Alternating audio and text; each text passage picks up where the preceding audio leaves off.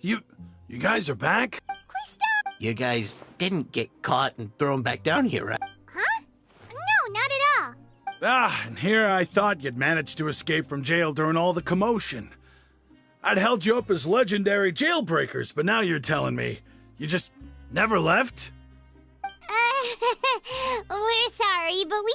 All right. There's no need to get caught up in the details. We're just relieved to see you. He was super worried about you, you know. Hey, it wasn't just me. Weren't you Something like that, yeah. I was also transferred to work in the kitchen a few days ago. I can still hear Quisto mumbling to the carrots. Are those two all right? Do you think they made it out alive? Whenever he'd say that, I'd tell him I'm sure they're fine. Wherever they are, they're kicking back with drinks in hand, enjoying the lovely scenery. Hey, there's nothing wrong with worrying about your prison pals. Is there? I mean, considering how they always love listening to all my gossip. These two, they sure are a lot warmer and friendlier than when Paimon first met them. Oh, well, if you say so. I'll be watching you to make sure you finish every last bite.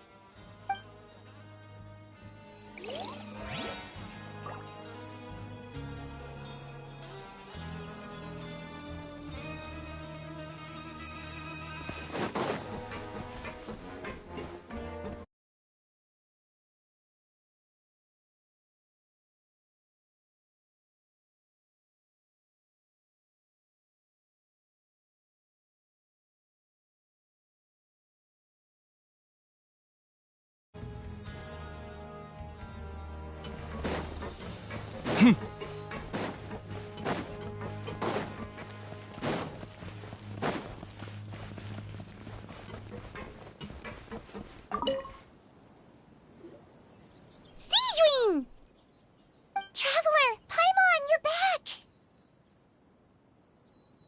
Are you still doing all right? Did either of you get hurt? We're fine, but what about you guys? It was such a huge mess. How bad was it? A few people sustained superficial injuries, but that's about the extent of the damage. Monsieur Nervulette paid us a visit. It was all thanks to him that we managed to suppress the crisis for the time being. Of course, we must also thank you for the help you provided. How did Nervulette know that he was needed here? Well, Monsieur Nervulette has strong resonance with the hydro element. When the water level rises, he can feel the waves produced. I ran into the bombshell bros while bandaging the injuries of the wounded. They were mumbling the whole time about how you just ran down without a word. I'm so relieved to see that you're both all right.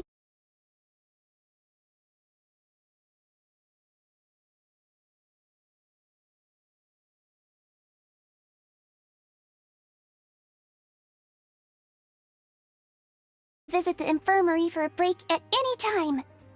I'd like to take the opportunity to spend some more time observing your facial muscles as well. Your happy smiles are quite contagious, you know. They're so memorable, and I've missed them immensely while you were gone.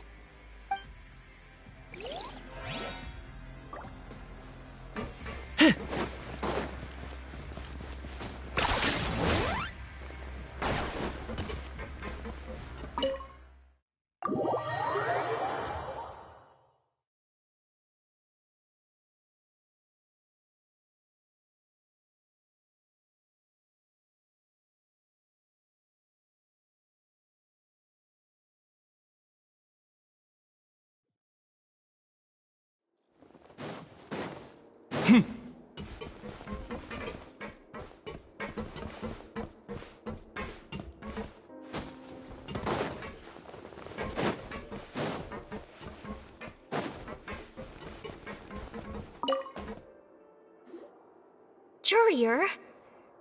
Miss Sijouin told me you still haven't eaten. Yeah, I was working on something, so I forgot. That's no excuse for... Huh? It's you two. Courier, Lurvine, we're back! Hello there. It's been quite the mess here recently. How have you been? And you? Are you still taking the secret passageway from the infirmary to work on the ship? Yep. That is still top secret, though. so don't say a word to anyone. It can be a bit annoying when there are lots of people in the infirmary, but I still prefer taking that route over the one from the Duke's office. I mean, the infirmary does make it easier for you to slack off. Oh yeah? Then why are you also here so much? You two really are just using your jobs as a cover for your relationship, aren't you? Not at all!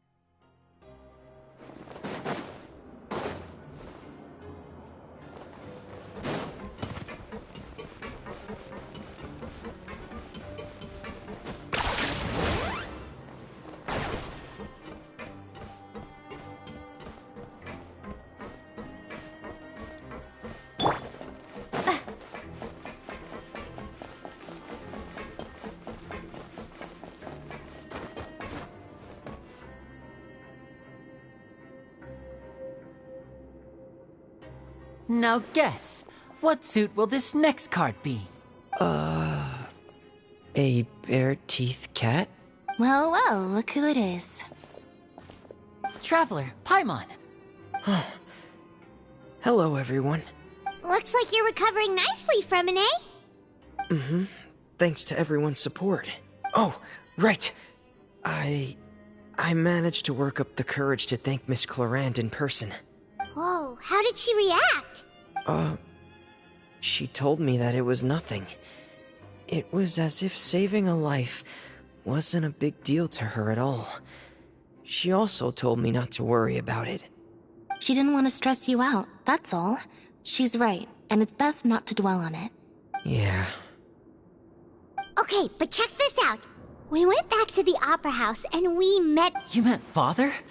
Did she say anything? She said a few things that were, a bit hard to understand.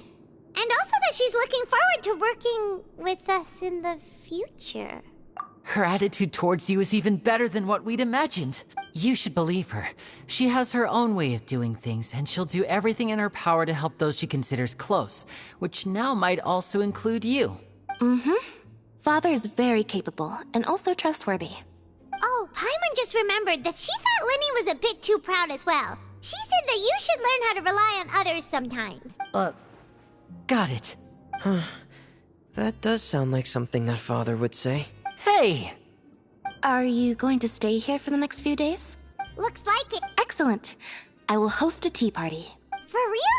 Then Paimon wants another serving of cake. Another implies that you were already served some delicious cake while you were up there. How lovely. Well, next time, you're going to have tea and snacks with us.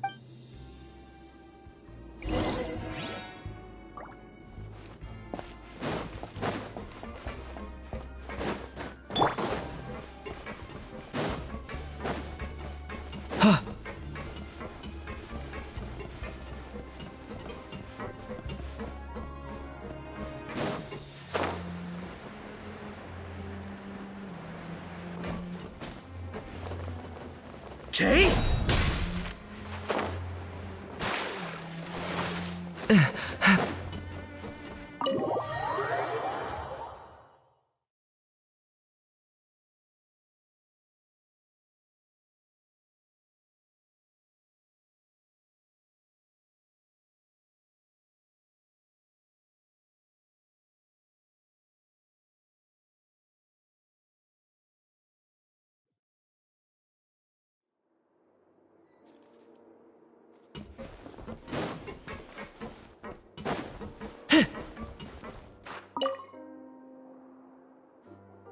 Do my eyes deceive me, or did I just see two inmates come back after making it to the surface?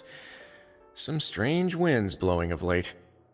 We wanted to see how the fortress is doing. Is everything still alright? We're fine, for the most part. Neuvillette came down and took care of the worst of it. If that's the case, why don't you just ask him to stay here? Oh, yeah, what a brilliant plan. Let's go convince the Eudex himself to exchange the Courts of Fontaine for a puddle of water in the middle of nowhere. He came here in a hurry and left without even stopping for a cup of tea. He did remember to take Miss Sigewinne's gift with him, though. He sure sounds super busy. Miss Clorinde has left as well. She also took her gift from Miss Sigewinne. Were the gifts milkshake? Neuvillette got the milkshake. Clorinde received lipstick instead. Those aren't even remotely alike. Well, it's Neuvillette's own fault for making Sigewinne worried about his health by working so much. But besides that, our head nurse is still pretty fond of picking out beauty products for the ladies. Oh, and I have some gifts here for you as well. Are these from Sigewinne too? Nope, they're from yours truly. You've already wrapped up your work at the fortress, so you can return to the surface at any time.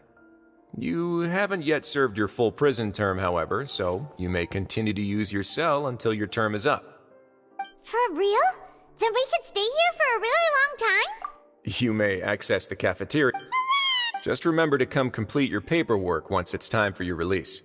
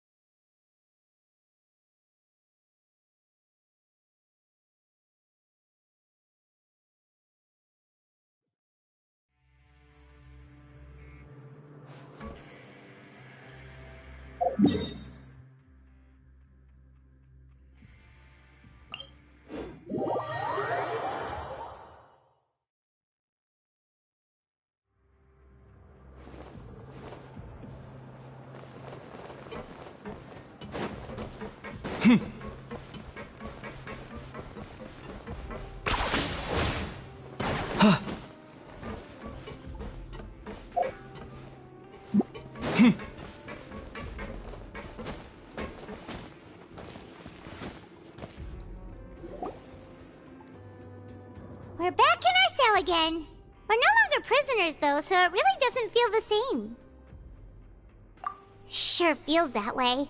But the truth is, we never did anything bad to begin with, so I'm not sure why we put so much pressure on ourselves.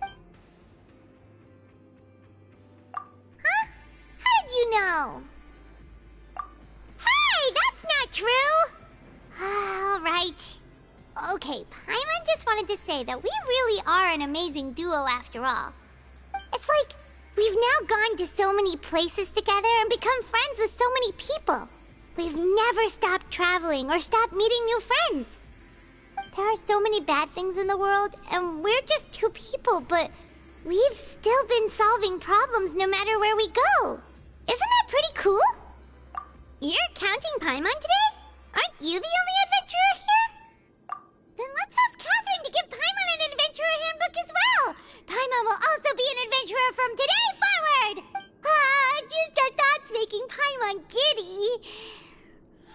Oh, Paimon's gonna crash, so you sleep soon too. The last time we fell asleep here, we woke up to a whole mess outside our cell. The primordial seawater nearly rose up.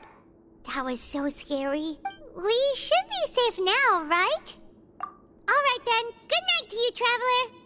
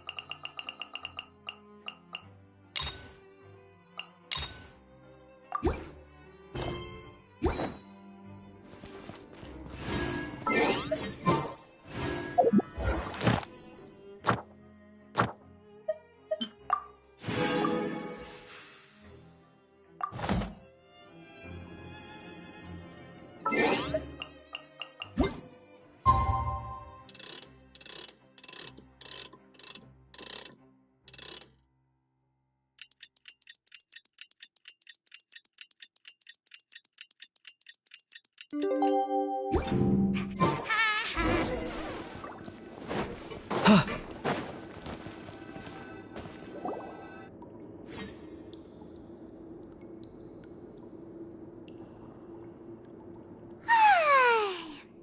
for a little rest after breakfast.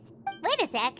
Isn't something important supposed to happen today? Oh, today's our big day! We're supposed to leave the Fortress of Mirapede! Come on, we've got to go complete the release.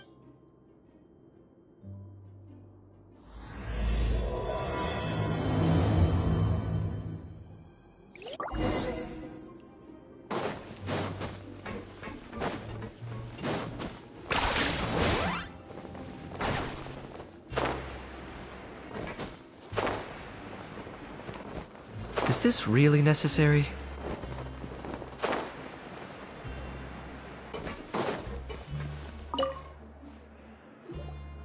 Please, sign here. This document will be effective immediately upon signing, and you two may exit the Fortress of Mirapede via the regular channels. It's been so long since we've been to the surface. Let's... Huh? What's happening?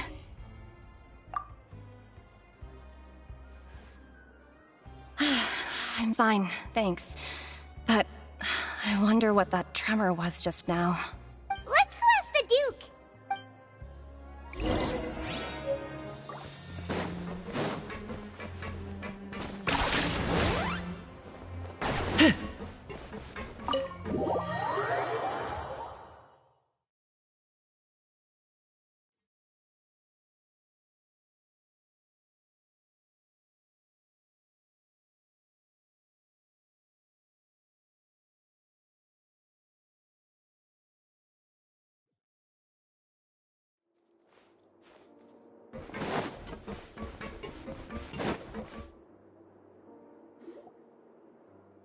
Your Grace? Ah, good to see you two. Is there something you wish to see me about? Yeah, what was with that earthquake? Ah, that. The tremor didn't originate from the seafloor. In fact, it seems it came from the surface. Over the years of serving as the warden here, I have developed a sense for distinguishing between what occurs on the surface and what occurs underwater. Besides, the seal that Monsieur Neuvillette set in place won't fail so easily. So the fortress is okay? If you recall our last incident, if there really were a problem, there would be crowds of inmates in a panic right now. Huh, you've got a point. Okay, seems we need to get back up to the surface and ask about what happened. By the way... I believe today is... Wait, seriously? Ah, yes. Have you... Yep. It's you two. Are you leaving now? That's right! Today is our last day in prison! But now that Paimon says that, it doesn't feel like we were confined here. It's actually been pretty nice. Oh yeah, Paimon feels fond of this place now. Then be sure to come back and visit. I'll miss you. If you've signed the release papers, then you're free to go. You're not going to see... I knew you'd ask. All right, sure. Let's go. Well, you actually agreed.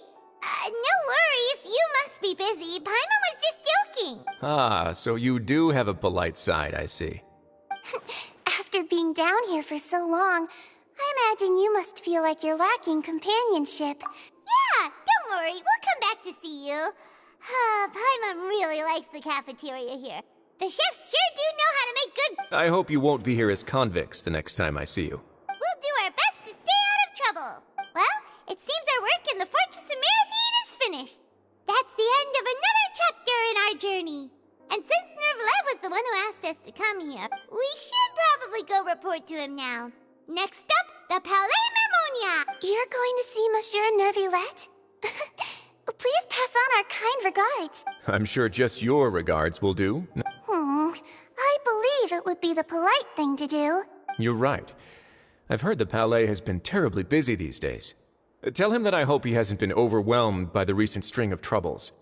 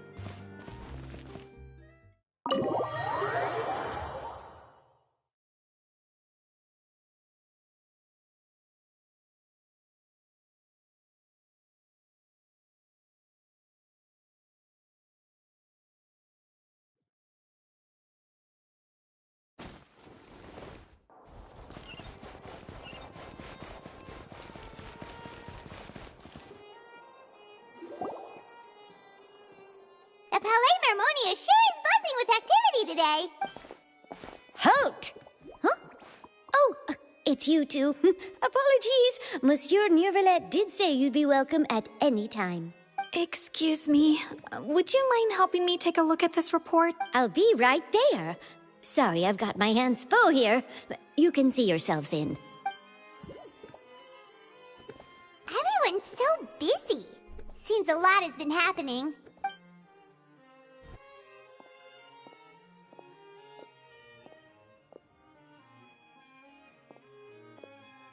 Neuvillette! Hello. You've come at the right time, but you'll have to wait for just a moment, as there are some urgent matters I must tend to first. In the meantime, please, have a seat.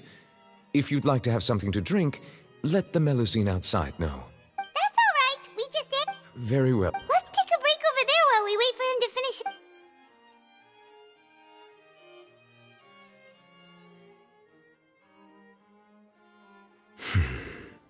All right. That should wrap things up for now. Are you done with your work? Yes, sorry to keep you waiting. Today should be the day you were released from the Fortress of Meripede, and it appears that you have managed to complete all the release paperwork. That's right, and we came here to see you right away!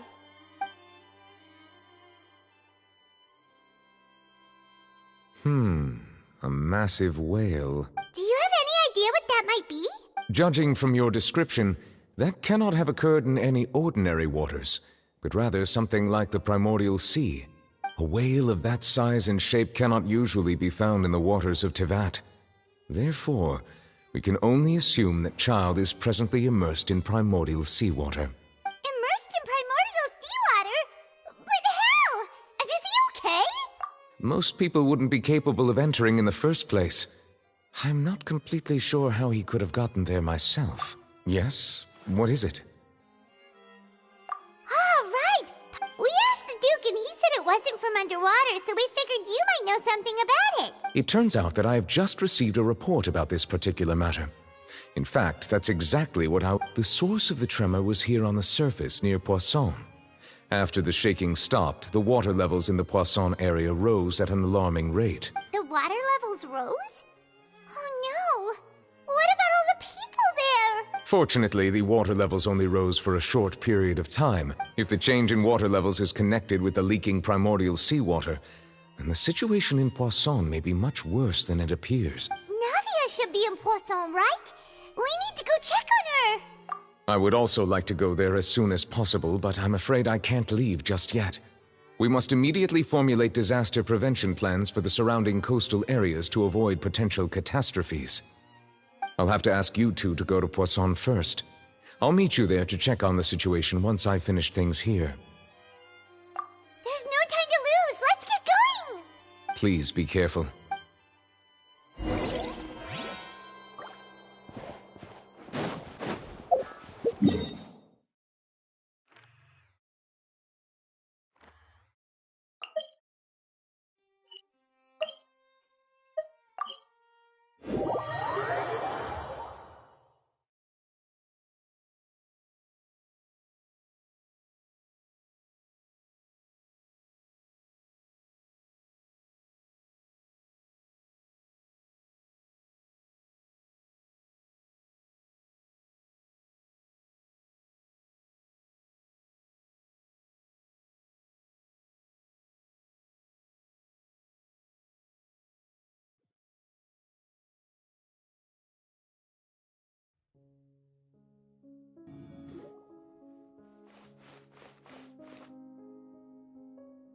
Oh no! What happened here?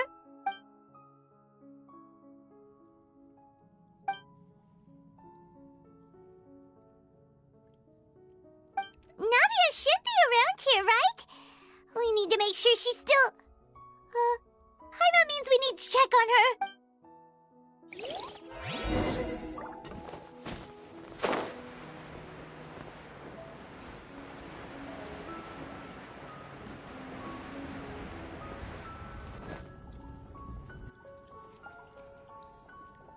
We haven't seen a single soul all the way here. What will I ever do now? Look, there's someone... Just stay put. We're coming up. Watch your balance. All right.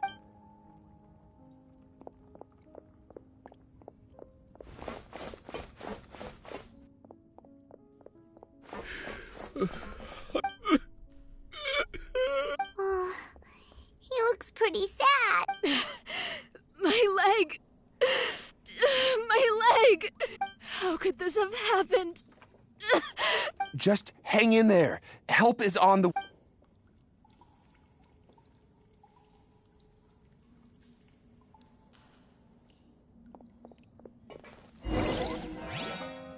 Oh,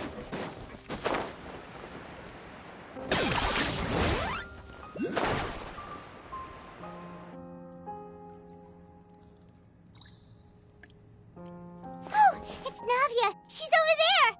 Hey, Navia, are you okay?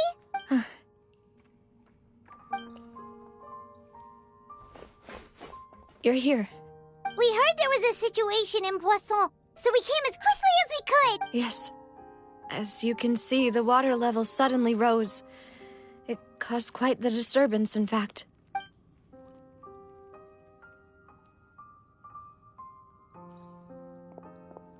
Demoiselle! There was a wounded resident next to a building southeast of here. We've already transported him to safety, but we've run out of medical supplies. He's wounded? How badly? He fell, so it's probably a broken leg. He's pretty shaken up. When the water level rose, he desperately climbed up to the roof. Once the water receded and he saw the ground, he became terrified and eventually... He jumped down then. Find the leader of Squad 1 and tell him to take the wounded resident to see a doctor. He should know where to go. Understood. I'll take over his search and rescue mission in the meantime. All right. You'll be in charge. I'm sorry. Where were we? The situation? Right. Allow me to explain. A little earlier, we suddenly heard a loud noise. At first, everyone thought that something might have exploded on an aquabus. But before we knew it, water started pouring out from everywhere. The rushing water seemed a little odd, almost like the unique color of primordial seawater. Some people didn't realize the danger and thought it was just ordinary water, leaking from somewhere. Everyone on the street who happened to be close to the water didn't have a chance to escape. As the water levels rose, they suddenly disappeared. They were all dissolved. Those who realized what was happening started to flee in a panic, desperately trying to get to higher ground. Many were injured in the stampede, and some people fell from significant heights. The Spina di Rosula initiated rescue operations as quickly as possible, but there have been a lot of casualties. Fortunately, the water began to recede after some time, and the chaos came to an end. The water that flooded the area contained primordial seawater, so the lower levels of Poisson are still hazardous. To ensure everyone's safety, I've asked the people there to leave as soon as possible. No one knows if this could happen again. All we can do for now is try our best to help evacuate the residents. We still haven't completed the head count, but we'll have some numbers soon. How awful. It was quite frightening indeed. I only wish that everything that just happened was a bad dream. Is there any way we can help, Navia? Thank you for being so willing to help in a moment of crisis like this. You don't know how much it means to me. I really can't express how grateful I am. Don't say that, Navia. That's what friends are for. Demoiselle! We've got a situation here! I'll be right there. Sorry, I need to go for now. And off she goes. Seems it might be a while.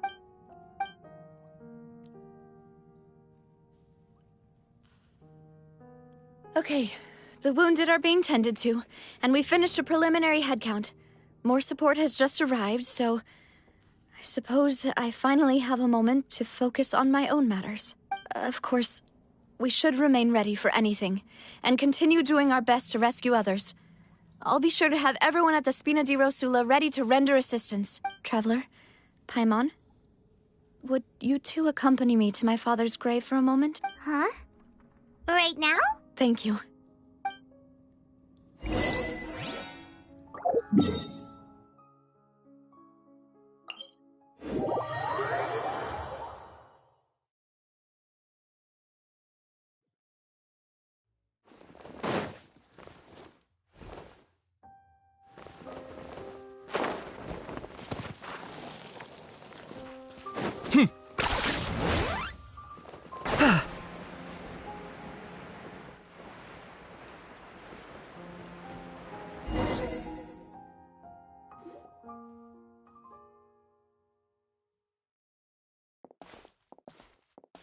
Not a lot of people here, huh? Well, given the time of day and the whole situation in Poisson, Paimon doesn't think there'd be a ton of people here visiting graves. Right. That's how things are now. The living are so exhausted that they've no strength to spare any words for the dead. Navia?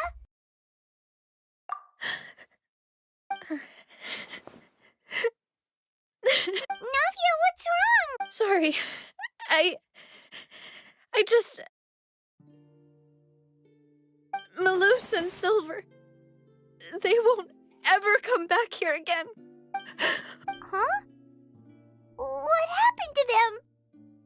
Everyone agreed on the rescue plan, but still... I was the one who initiated it. They were helping evacuate the residents, but they couldn't leave in time. And they were caught in the seawater. What should we do? I've known them for so long. And I know they weren't afraid. But I could at least hold a funeral for my father. And I know where he rests. But as for Malus and Silver, they're just... gone. I just can't...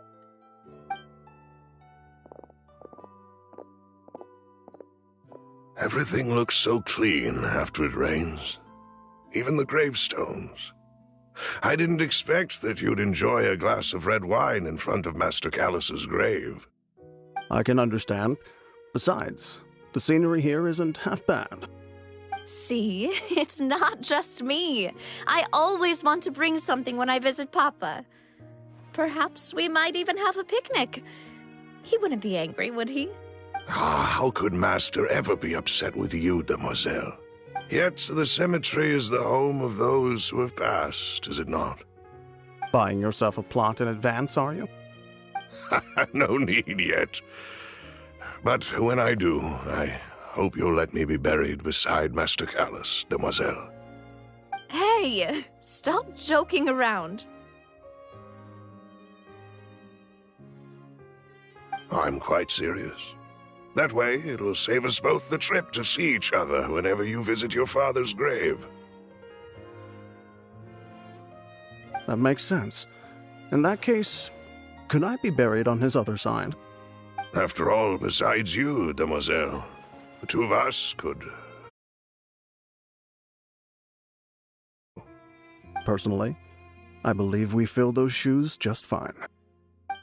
Why are you bringing this up all of a sudden? Seriously. All right. I'll remember your requests. But I'd really prefer not to talk about this stuff. And what do you mean by saving me a trip? I'd make the journey even if I had to visit you two somewhere else. I'd promised to let them rest in peace here. But here I am breaking that promise. I'm sorry for letting you see me in a mess like this. I don't usually cry, really. Paimon doesn't know how to help you feel better. But, well, she understands how you feel. I had always thought I could make my wishes come true. But now that I think about it, that never solely relied on me. Many things can only be accomplished with someone else's help. Malus and Silver have helped me so much. But by contrast, I could do nothing for them. I'm so sorry. You can spend as much time as you need here, Navia. We'll stay with you. Thank you. Right now, you don't know how much that means. By the way, you can have a look at this. It's a list of victims from the incident that took place here. Obena, Khan, Burnett, Giverny, Francine, so everyone else is safe. It's okay. I know what you're thinking. And you're right. We lost Malus and Silver. But we were able to save more than we anticipated. The overall outcome indicates that the cost was worth it. Right. Don't think that way, Navia. One person might be saved at the expense of another, sure, but that isn't something we should ever consider a trade. Malus and Silver were not the price for saving anyone. They're heroes. You're right. Thank you, Paimon. What you said just now was pretty amazing, actually. I'll remember your words. Oh, really? Seems you've become more eloquent in the time since we last met. The knave? What are you doing here?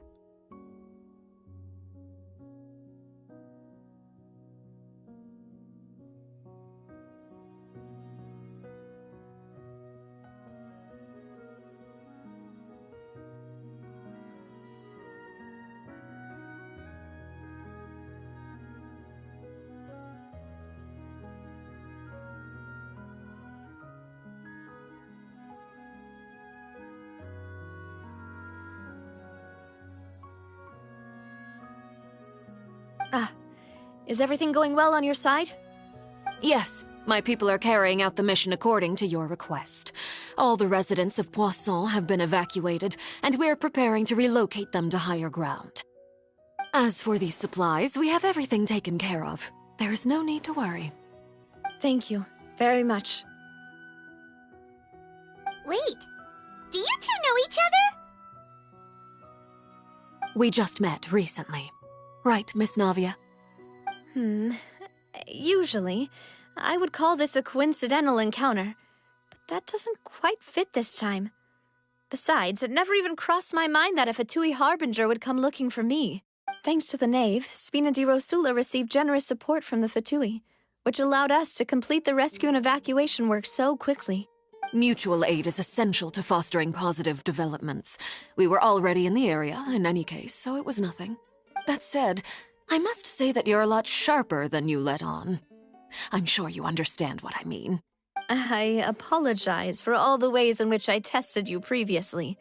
We've never worked with a Fatui before, and it's extremely important for us to know who we're working with. My subordinates have reported that Fatui soldiers have been observing water levels and taking head counts in various locations. I hear that they've also prepared a large amount of emergency supplies. I'm quite surprised. This is nothing to brag about, nor do I intend to. It is simply the way of powerful organizations to act forcefully, whether they are doing good or ill. You've witnessed that firsthand, in any case. As I've told this traveler before, I know of the prophecy, and I intend to prevent the impending disaster. Lending your organization a hand was a natural first step in accomplishing that. As such, do not be troubled by this token of our sincerity. Perhaps one day, you'll also be able to help me in the same way. Without your help, there would have been many more casualties. I won't forget your kindness. Furthermore, I sincerely regret what happened to Malus and Silver. I only wish that my people could have arrived a little earlier to prevent this from happening. Don't say that. You and your subordinates did everything you could. As Paimon said, Malus and Silver didn't choose to sacrifice themselves for any specific person, and they weren't the price paid for other salvation. They chose to become heroes themselves. I've never liked hearing people put it that way. It's like trying to relieve pain by saying some noble-sounding words. But right now, there's nothing more suitable. They really did become heroes. You're right. I'm sorry for your loss, Miss Navia. Water is life to Fontaine's people, and it also spells disaster. It's no wonder that people always say that prophecies represent fate. Fortunately, I've never been one for such opinions. So, you're one who will try to change fate, then? Of course. That is why I'm going to Hotel Bouffe de Thé. I still have some things to take care of, and the children need my attention. By the way, Traveler, Paimon, one more thing. Alright, then we'll just... Huh? This isn't right. Paimon thought you would ask us to walk with you for a moment so you could tell us something in private. That is a clever and useful conversation technique, which I do like to use when necessary. But there's no need today. It would not hurt to have Miss Navia listening in. Traveler, I'm sure you remember that I said we could work together when we had the chance. You and I both know that there may be issues with the Primordial Sea. Previously, it was the Fortress of Maripede's sluice gate, and this time it was the water levels in Poisson. These are both signals. Indeed. Allow me to share the latest intel I've received from the House of the Hearth's intelligence network with you. During some recent investigations, a child claimed to have discovered some ruins near Poisson. The ruins date back to ancient times, and seem to be worth investigating in many ways. Judging by the dating of the ruins, they may be related to the prophecy and the coming crisis. The situation is becoming more urgent, so any pertinent information will prove extremely precious. My people initially came to prepare for ruin exploration. Unexpectedly, this disaster struck, and at present, we're all busy prioritizing the rescue effort. So that's why the Fatui were already in Poisson. I wanted to take the children along, but unfortunately, Linny, Lynette, and Fremine have all been dispatched to higher ground to assist affected residents. Linny told me that outside of the house, the person they trust most is you. Which is why I want to give you this task.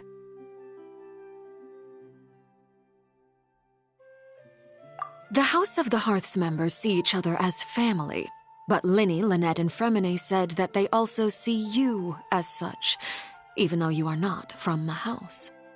I'm sure you already understand how earnest they consider their friendship with you to be.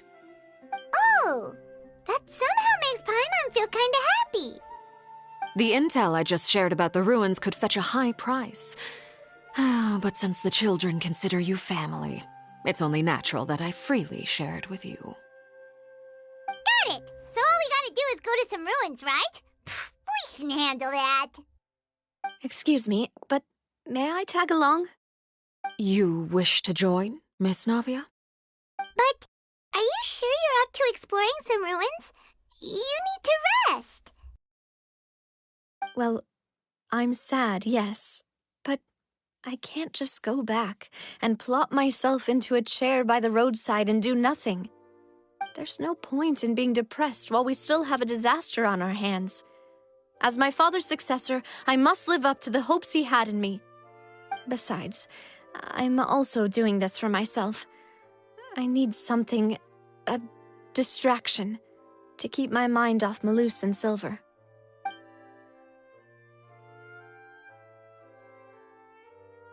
Since you put it that way, I have no objections. What do you say? All right. The ruins are to the south of Poisson. Here's the map. Okay, the three of us will handle it. Come on, let's pack up and get going.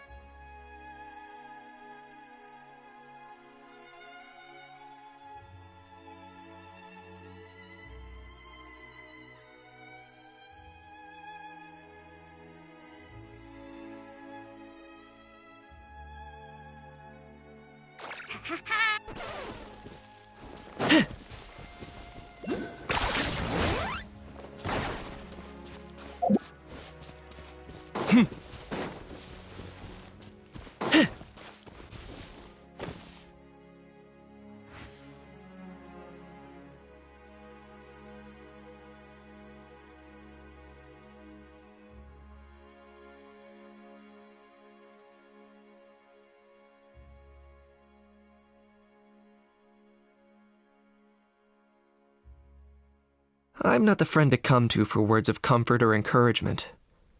But when it comes to weighing the costs of your actions, ask away.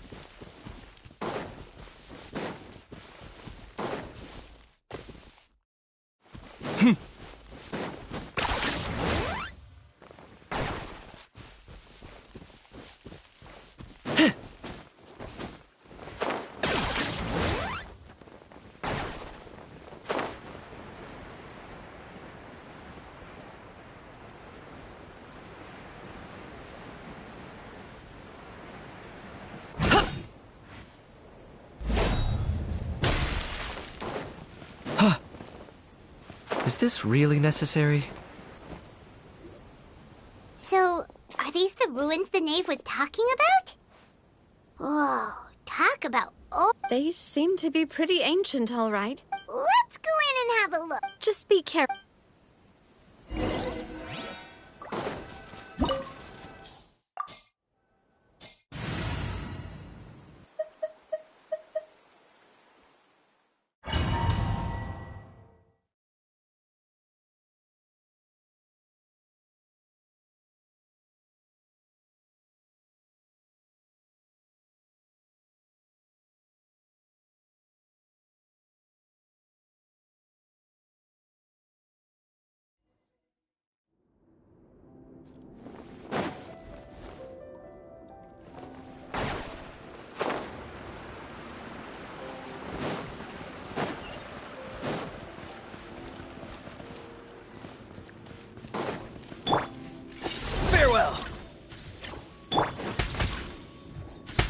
Target acquired.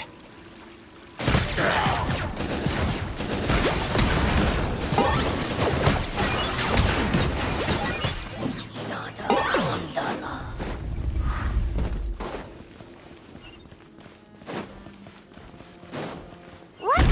Floor here isn't safe.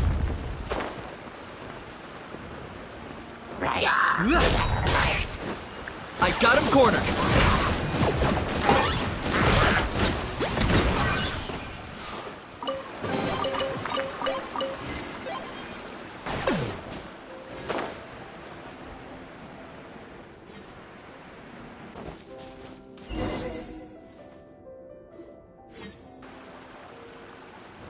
This place has also been contaminated by primordial seawater. Yeah. And a lot of it, too. A Fontanian would most likely dissolve the moment they... Right! You can't go down if there's primordial seawater. It's too dangerous and it won't... don't get by my wrong. We're not safe. No, you're right. I can't do anything in this situation. I'll leave this to you.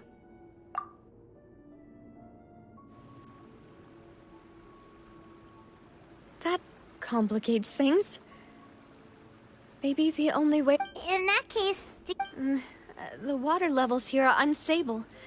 I'll go together with you. Perhaps we'll find the exit just up ahead. All right. Come with it.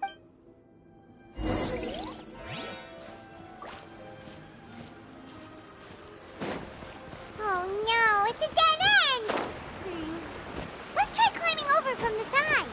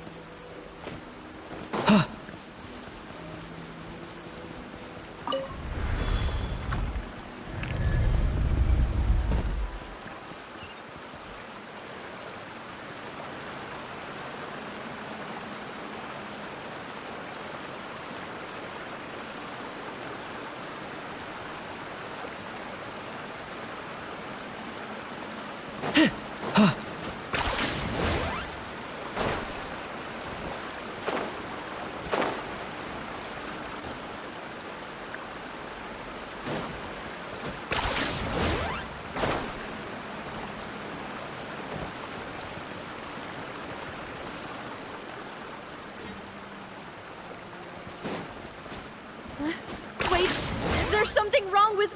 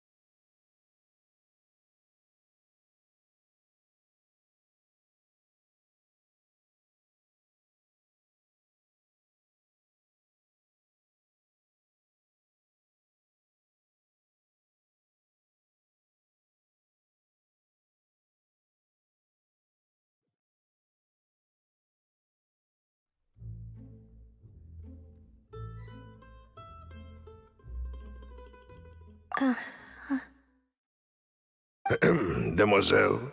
Huh? Demoiselle, what are you doing here by yourself? Would you be standing here till dark if I hadn't come to get you? Maybe she just wants some time to herself. Yes, it would appear. That's quite possible. However, you were the one that suggested we go out. Oh, right. It must have slipped my mind when I dozed off. I haven't had a nap today yet. This is a familiar feeling, yet Is something the matter, Demoiselle? Oh, no. I was just trying to recall why we came out. Do you remember Mr. Giverny? He'd requested our help before. We were headed to see how things were going with him at the moment. Ah, right. Yes. I remember now. Oh, Miss Navia. Ah, Mr. Malus. And Mr. Silver, too. It's good to see all of you. I've been great. Thanks to your help, those bothersome merchants finally realized that I wasn't the one they were looking for. Why, I wasn't even the guarantor for that person. They were knocking at my door day and night. Even my neighbor, Obina, was getting fed up with them. Sometimes force is required to calm someone down and get them to listen to what you have to say. That's right. Oh, by the way, Burnett, what was it that you wanted to give to Miss Navia again? Oh, yes. Miss Navia, these are some flower seeds that I prepared. Please take them. They're a very good variety, and they'll become very big and beautiful once they bloom. I don't know what we would have done without your help, so this is a little token. Did you cultivate them yourself? Thank you so much. I'll certainly take them. Malus, we do still have some empty flower pots at home, right? Why, we can have as many pots as you'd like, Demoiselle. Perfect. In that case, we'll swap out some of the decorative plants for some of Mrs. Burnett's flowers. Very well. Wait. Something seems to be off. Excuse me, madam. If I'm not mistaken... That's right. No, it's nothing. This is the first time we've ever met, but I've heard this name before. And why are there so few people around here? We must mind the time, demoiselle. We still have important things to attend to today. Huh? We do? Well, now... Miss Navia, here you are. I've been looking for you. Please, come to the Opera House. Your trial is about... My trial? Wait. Yes, she's right, demoiselle. It's just about time now, so... Oh?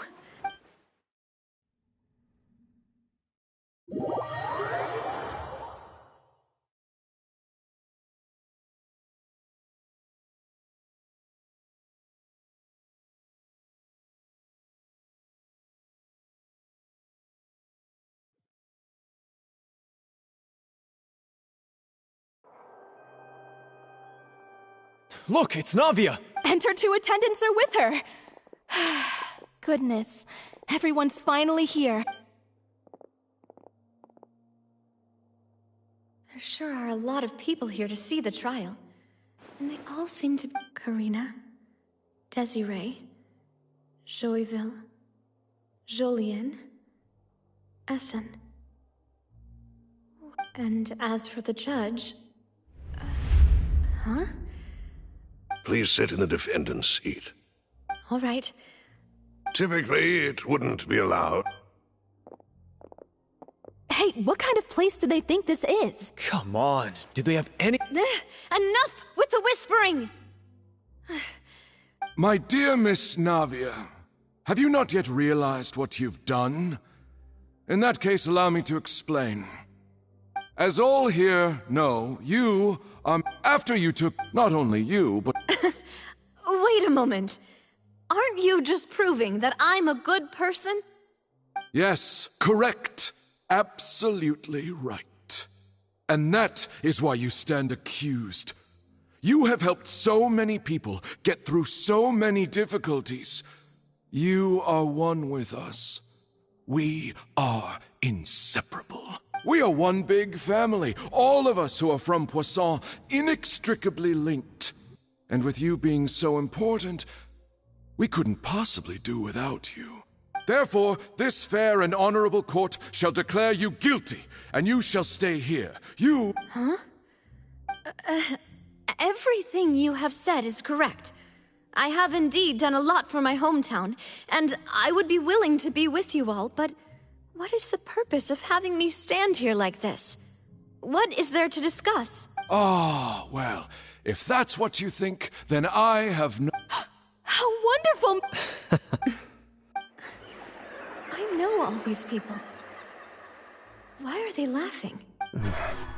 I seem to remember now. Yes, I get it. This trial is... Wait just a moment. This isn't right! Malus? What was that, Mr. Malus? Our conclusion is very clear and unanimous. Let the court judge her now. She's guilty. Stay here, Navia! You're one of us! Demoiselle, don't admit guilt. This trial means to keep you here forever. I wish to exercise my right to defend Our Lady. Mr. Joinville, you only know of Navia's goodness, but nothing of her utterly independent mind. She was born a free and independent spirit. She has... Her actions cannot serve as proof that she identifies herself as part of any group. She merely acted as an individual, extending her hand to help others. Please do not mistake her actions as being otherwise. Really? As an individual, you say? Don't forget, we are all Fontanians here. This is the nation of justice, the nation of Hydro. Even if Miss Navia only voluntarily rendered her assistance, that doesn't change. Everything is Now I speak for everyone. Our opinion is consistent. Navia should stay. We and Navia are... And you would call this justice?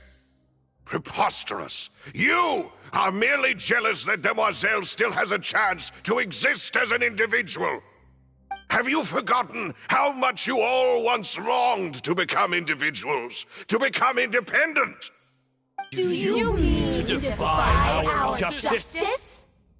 If your justice is flawed, then why should we acknowledge it?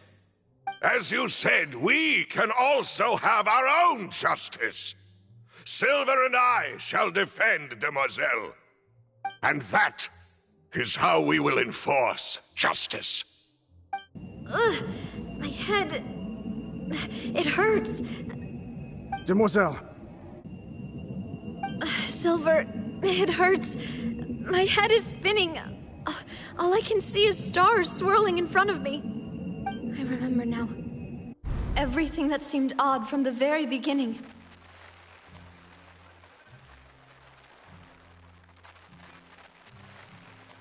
Karina, Desiree, Joyville, Jolien, Essen, and Mr. Giverny and Mrs. Burnett, who we met earlier. Even Malus and Silver. I don't want to admit it, but they're all dead. Don't be afraid, and don't admit guilt. We will protect you to the very end. Absurd! Who are you to say that she cannot be judged? We are the majority, and in the nation of trials, the majority is absolute justice. We are the will of all. Don't let them escape! Mr. Malus and Mr. Silver, must you be so stubborn? How could the two of you possibly hope to stand against the collective? Do not resist. This judgment is fair and just. Navia belongs to us. After all that happened, she should not be left alone in Poisson. What are you saying? No more excuses! He says we're jealous. Jealous? How could she possibly be an independent individual? What's with these people? Who's jealous of her? She belongs to us! Miss Navia, she... Silence! That's...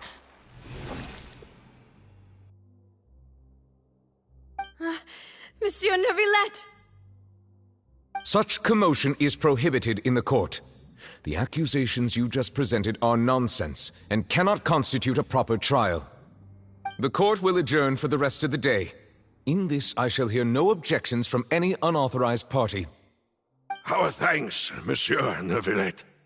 Please leave with me, Miss Navia, while there is still time. But... Go on now, Demoiselle. This is your only chance to leave this place. What, can't bear to leave us behind or something? Malus. My apologies. I couldn't resist making one little joke once I realized that this shall be our last goodbye. Malus... Silver... Quickly, you must come now! Goodbye, Demoiselle. Farewell.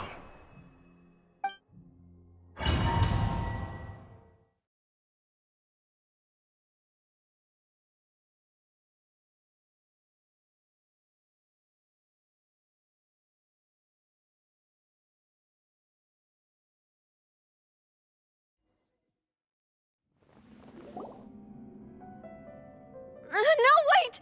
Just a second! Navia? You're awake. Good. I must have been dreaming. Malus and Silver were still alive, and they were defending me at some insane trial. It looks like you're all right. Did all the sad feelings cause you to have a nightmare? Paimon could give you a hug. The ruins you were exploring suffered a cave-in.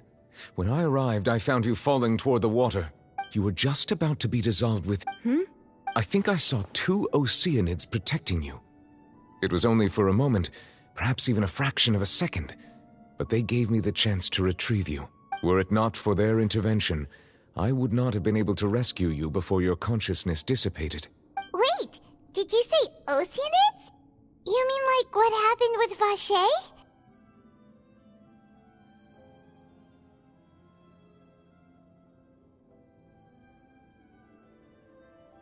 Perhaps those two Oceanids were the people you saw in your dream.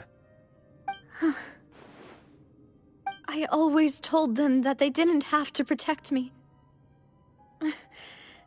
To think that they'd keep doing so even after death. Please come with me.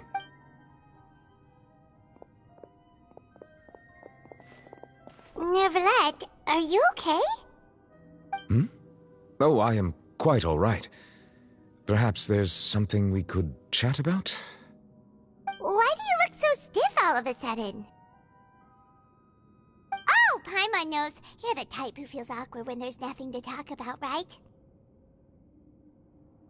I merely thought that we should give Navia some time to herself. Huh? Why didn't you just say so then? Don't you think it's even more awkward to call us over like this and then have nothing to talk about? I suppose so. Ah, Sigewinne. I hope all is well with her these days. Her work in the Fortress of Meropide has not been... No way! Don't worry. She's doing fine down there. She's... I see. Well, that is good. I have always worried that Sigewinne would need a lot of time to understand the world of humanity, just as I have. Oh, and the Duke also says hi! Even though Sigewinne made him do that. He hopes that you haven't been overwhelmed by all that's happened lately. Thank you. I have indeed been busy lately, and I also hope that everything is going well in the fort. He still doesn't know what... So, Neverlet... This isn't going anywhere. Let's try something else. Yes, in fact. I had arranged to meet you in Poisson, but when I arrived, I discovered that the Fatui were helping the residents evacuate. They had even transported a large quantity of supplies to the... Amid my astonishment, I ran into the knave, and we had a chat. She informed me that she had asked you to investigate the ancient ruins here. Yeah, we originally planned to meet up with you, but we thought you might still be busy with all those official documents. We didn't think exploring the ruins would take very long, and who would have thought you'd wrap things up so quick?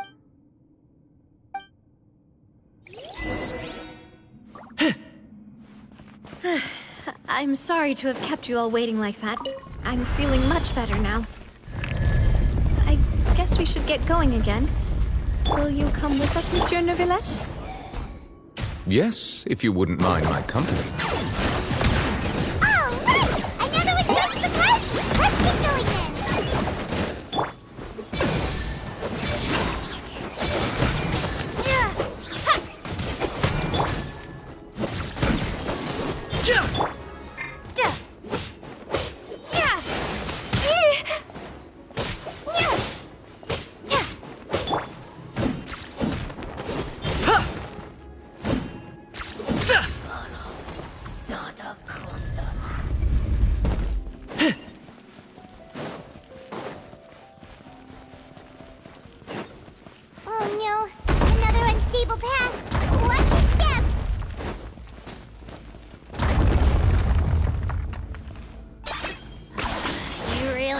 One-trick pony now.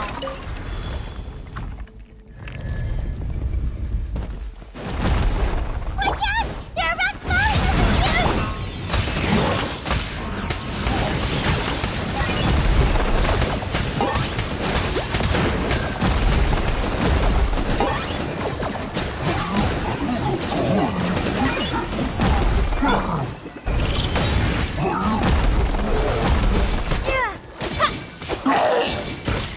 Target acquired.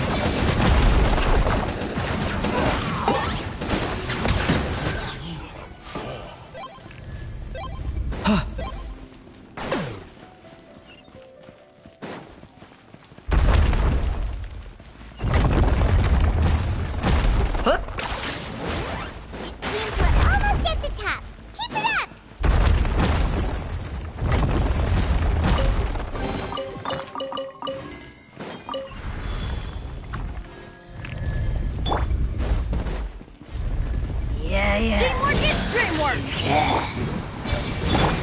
Hi! Claim these souls!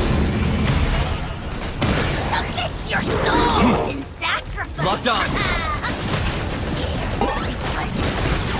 Forever hold your peace.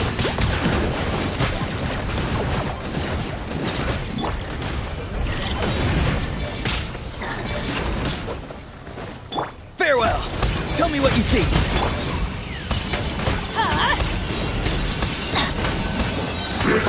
Going in!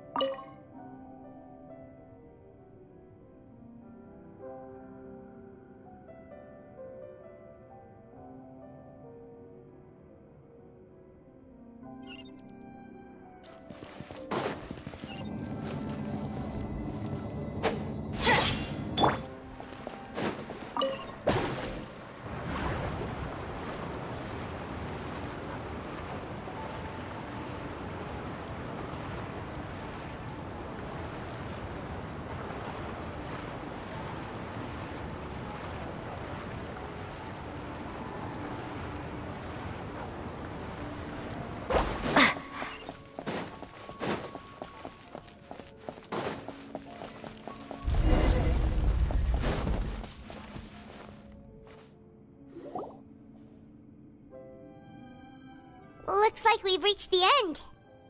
This is the place. There should not be any other hidden space. The path sure had some twists and turns, but it turns out that this place isn't actually that big.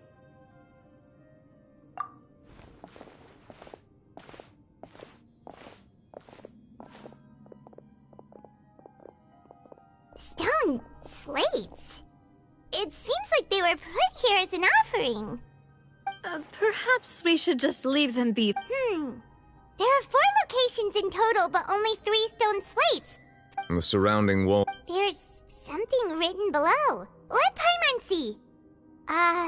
Reason dictates that this nation be destroyed. I shall record the history of its future here in its past. Say what? It feels like someone left these slates and these words here for a purpose. But does he mean that... That would fit the circumstances dictated by the prophecy, yes. Indeed, the slate's contents correspond to it. There's a person kneeling here. She seems so dedicated. And there's a whole bunch of other people behind her doing the same. She's facing this... what is this? Some kind of island in the sky? And is that Lady Farina in the third image? Did the Hydro Archon fall into the water? And is that a ring of people around her? The fourth image. I know this one. This exactly matches the content of the prophecy. The people will all be dissolved into the waters, and only the Hydro Archon will remain.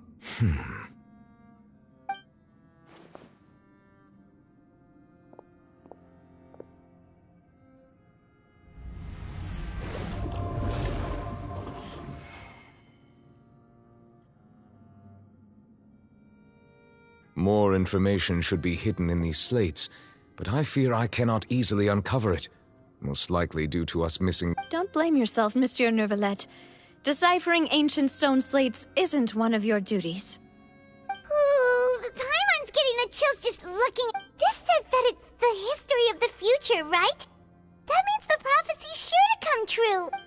I really hope it doesn't mean that. Still, Paimon feels like these images are kind of weird when you look at them together.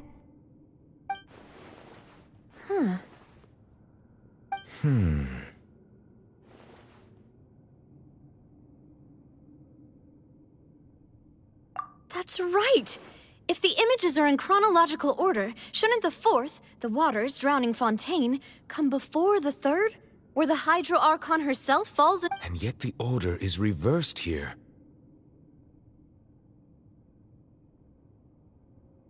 If we go by timing, Lady Farina only emerges in the third image.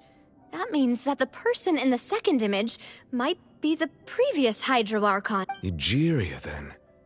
I had never met her, but her appearance here does match the record. The previous Archon kneeling before the floating island in the skies, as if confessing a sin. Did she herself commit that sin?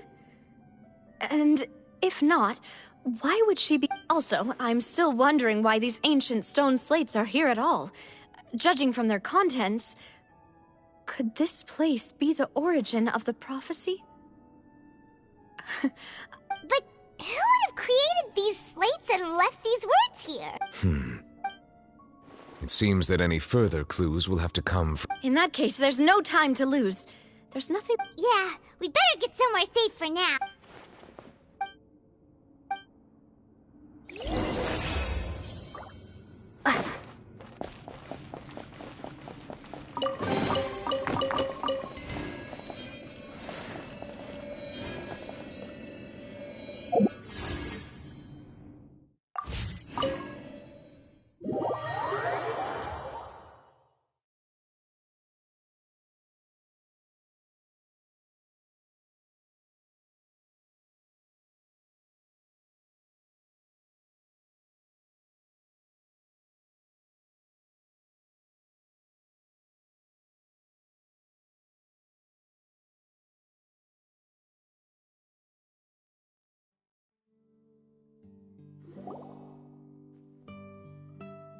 Let's split up here.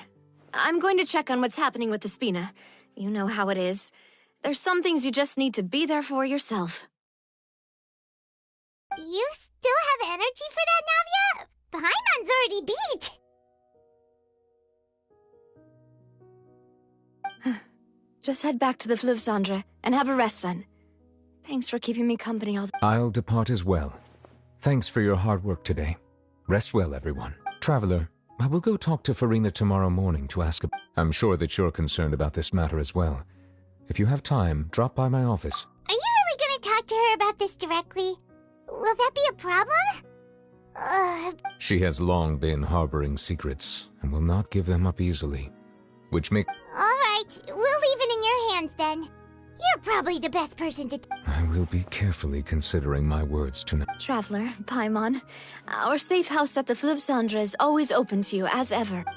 All right.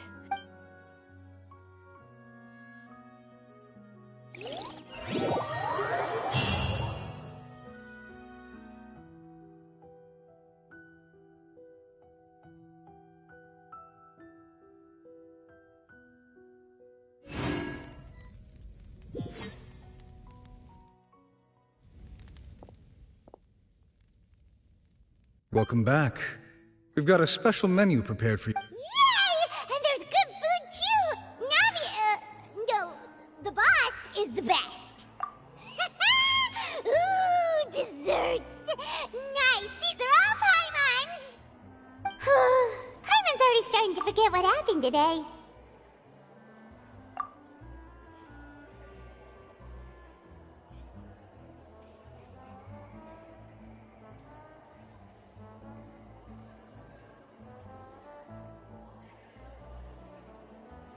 Oh, that voice. Is that who I think it is? Huh? It's you two. What are you doing in Fontaine?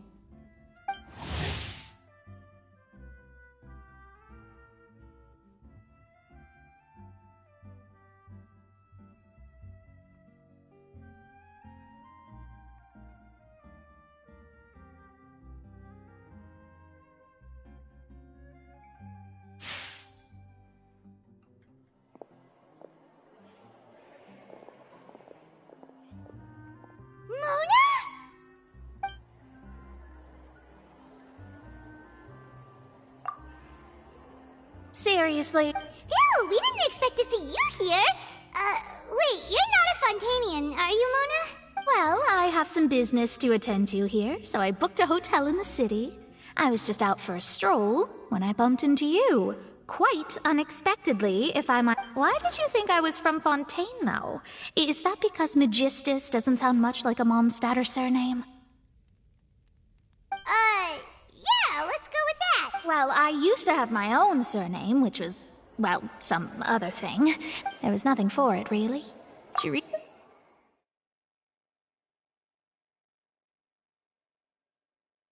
my surprise, however, Magistus is not the name of some ancient house or clan. It is... Nope. Although it is used by us in place of surnames, it generally just means great. Wow! Imagine including a boast in your name. Wait, are you gonna have to put that into your genealogy as well? I reckon so. In any case, I'd give my disciple a name like this as well, if I were to take one. Astromancer Barbeloth Trismegistus. Whoa, that's a long one. My name means Mona the Great Astrologist. As for the old hag, hers is, in plain speech, the thrice as great Scholar of the Stars. Just take it as a title specific. Thrice as great? That's so... I know, right? That's just how she is.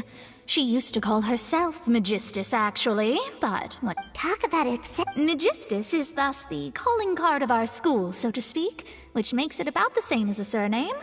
It's all right if you don't get it. You can look... That sounds terrible!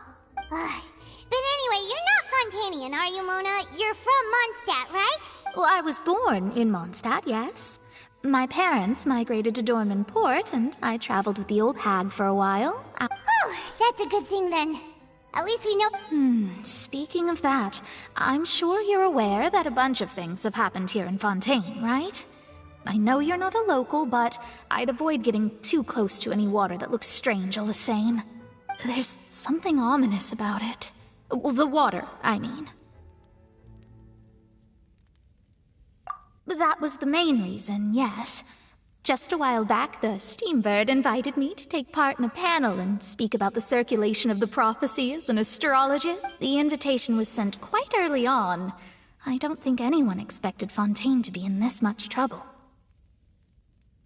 What do you make of that prophecy, Mona? Just tell us what you think as an astrologist. Your word would go a long way to make things more certain and less... scary. What I can tell you is that I'm an astrologist. I'm afraid that this is not something that just anyone can do. If I could do it, you would no longer call me an astrologer. But on the flip side, the prophecy is so huge and powerful that it must surely come from a powerful visionary. Its contents involve the fate of the world. Disregarding it would be a mistake. A visionary? Sounds really powerful and all, but does such a person really exist? Of course. The old hag could do it, and I'd bet there are others amongst those hex... Huh? Are you sure? All right, I'll help you. It isn't often that I see you with such a serious look on your face. I'll tell you once I hear back from her. Thanks, Mona! You're amazing! Oh, well... That's the greatest of astrologists for you! Of all the people we know, you know the star's the best!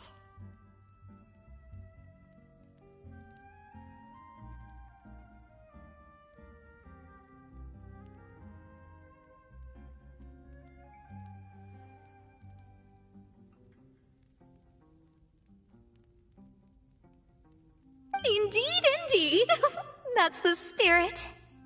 Oh, sorry. I came to see what all the commotion was about. If there's anything you need, do not hesitate to inform the Spina di Rosula. Oh, whoops. Guess we were getting a little too carried away there. Well, I'll go tend to my own business now. If I receive any news, I'll be sure to come find you two again. And there she goes, quick as rushing water. And here we are with the Spina guy giving us suspicious looks. Right, but we were able to recruit Mona's help, didn't we? Our Fontanian friends will think us some...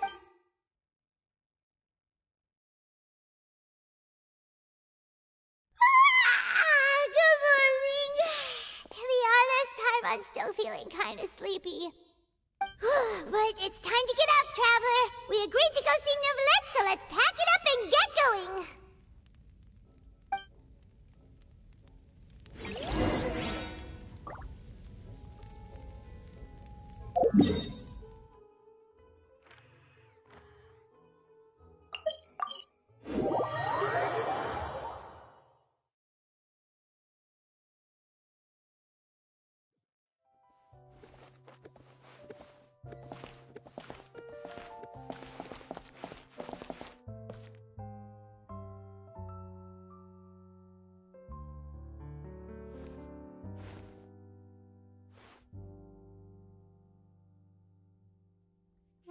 I have to keep an eye on the deployment of guards at all times.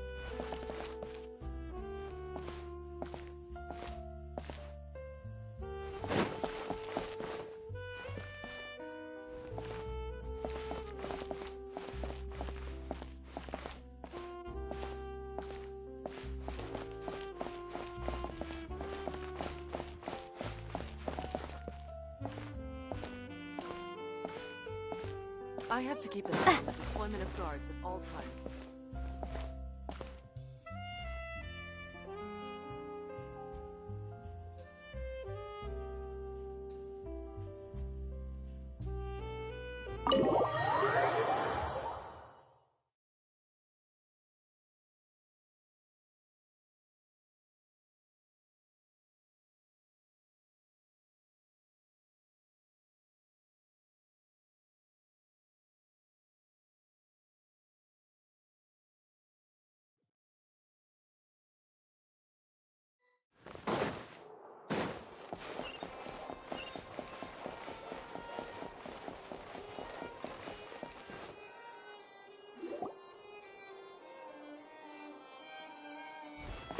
You're here!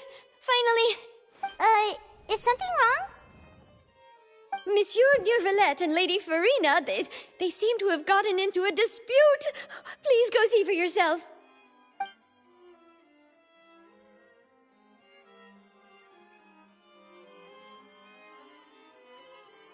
Like I said, I've already explained everything. And yet the problem has not been properly solved. There is little space for excuses between us.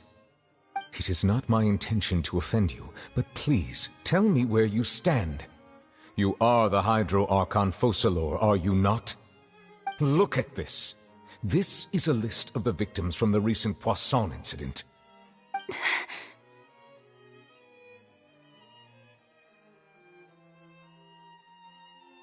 You mean... they're all... We did not arrive in time to avert this disaster, and I will not have it happen again. I will say this once more. You must tell me everything you know.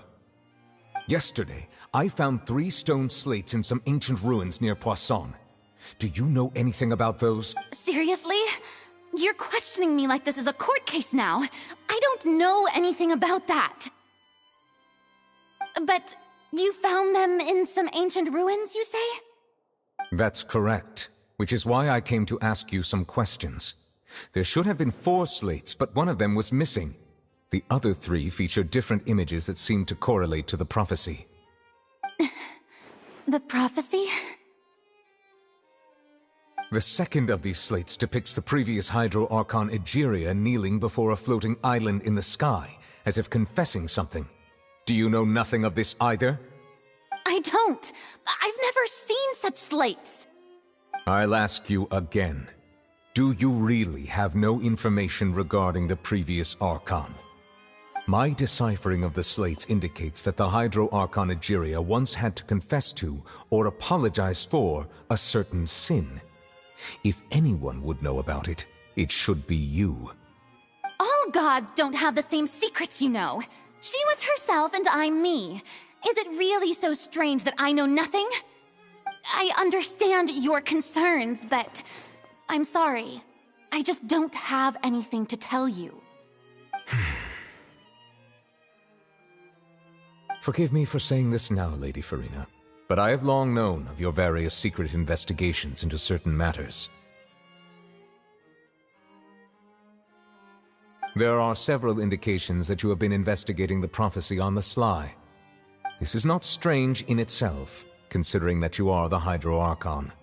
But it is strange that you should also claim to not know any of Egeria's secrets, as well as do nothing following your inquiries. You have never been as superficial as you have presented yourself to be, nor are you a fool. And yet, your behavior is very inconsistent.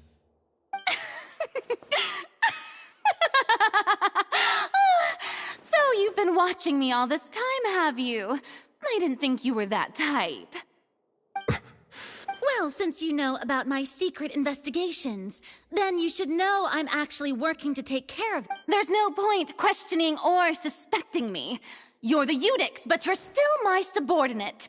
You should be following my lead. Just trust in me, you're Archon, and do as I say. Never mind whether you can truly convince yourself to or not. It'll all turn out fine. That's all I have to say. We do not discuss this matter again. Oh, the opera's about to start. Toodles!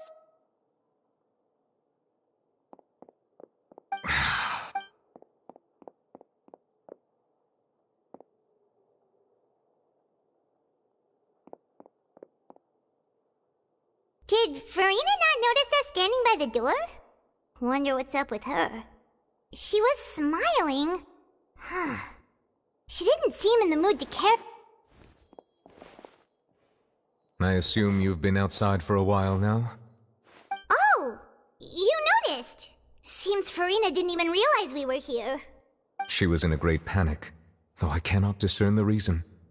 Our discussion reached impasses time and again, a state of affairs that we cannot allow to continue.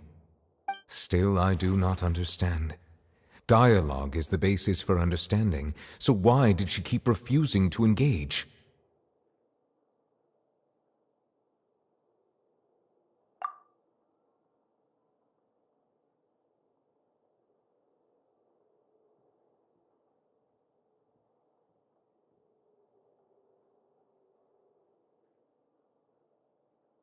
Everyone in her inner circle has noticed that she is hiding some secret. The issue is her attitude. I fear that she will not reveal anything unless absolutely forced to. We may have to create a situation in which she will have no choice but to speak. Oh? Normally, people will only reveal the truth when standing trial. Perhaps we must have the But Farina's seen so many trials, and she's really good at dodging questions. We will need to consider this thoroughly, join forces with various parties.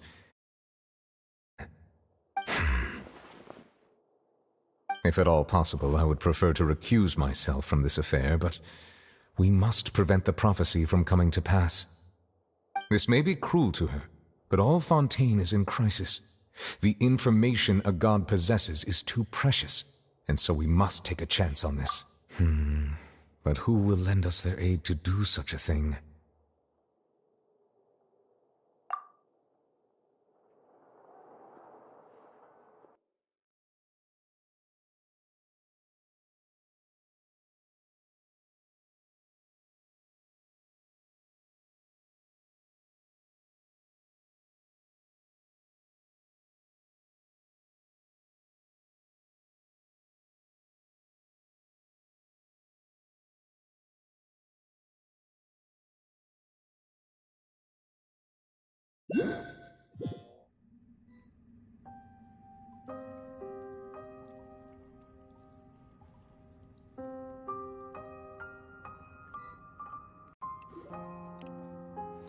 Well, that's everyone, huh?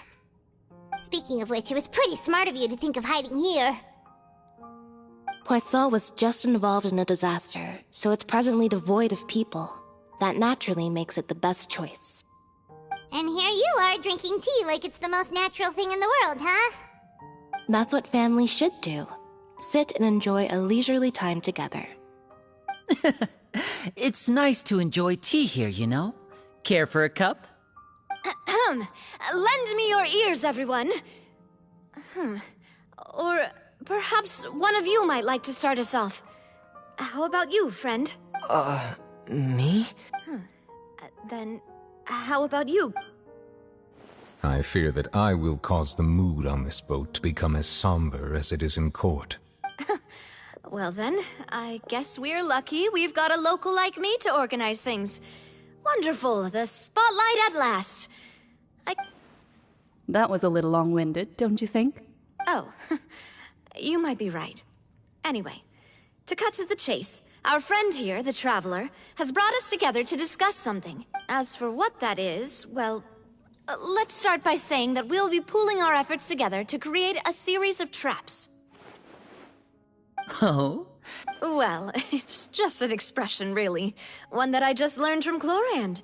And used on the spot. So, let's invite her to explain in detail. Huh? Didn't you say that you would be facilitating this? Oh, come now. Your work doesn't involve much public speaking, right? This is a good chance to practice. You might even pick— I see. And what does my boss say? He is glad that you consider him your boss. Do go on.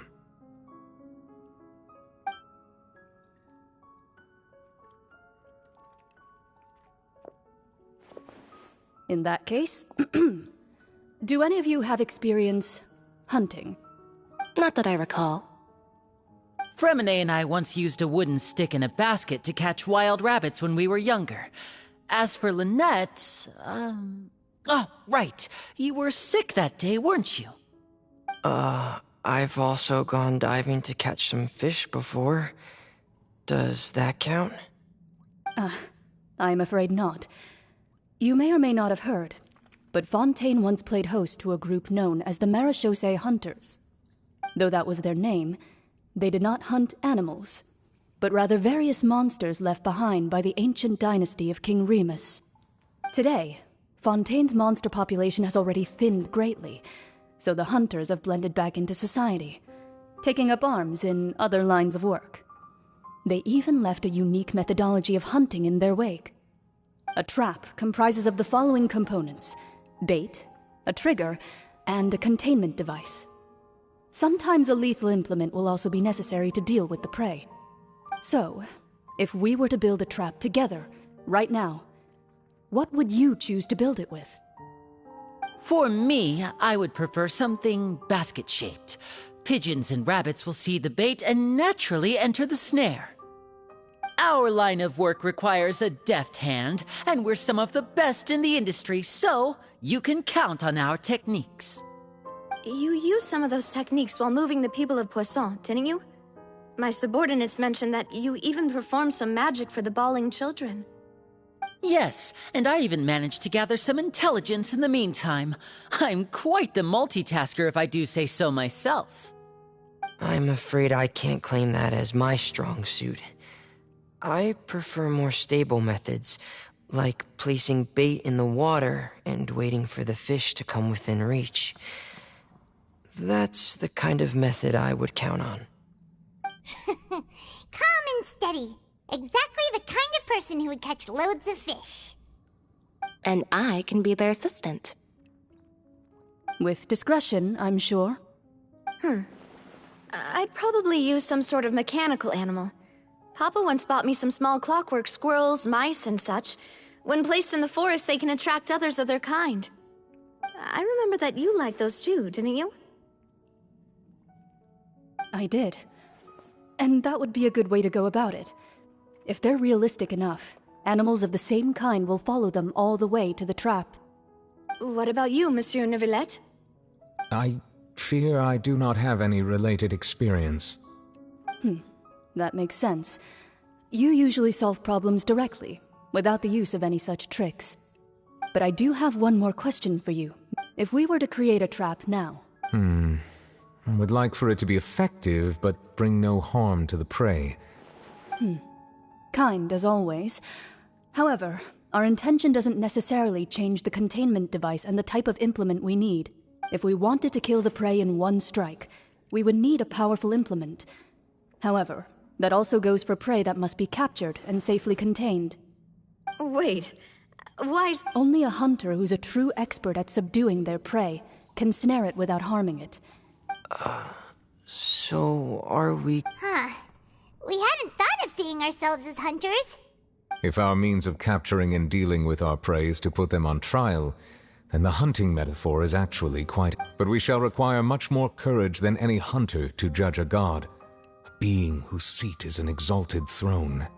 Oh, so that's what's going on. Sounds very interesting.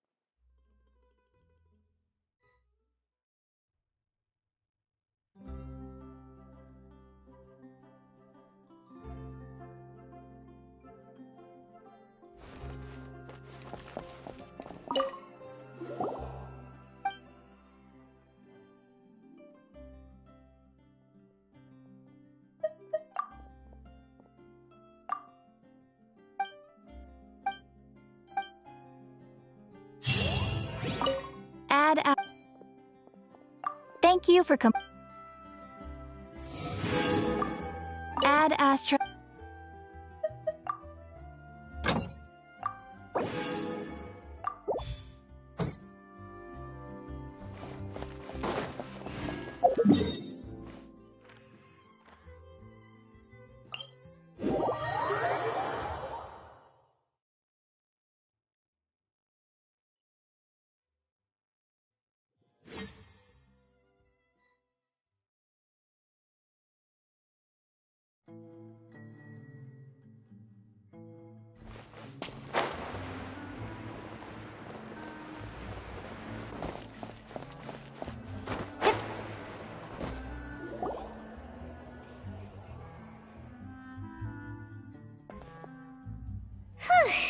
It's been a tough few days, hasn't it?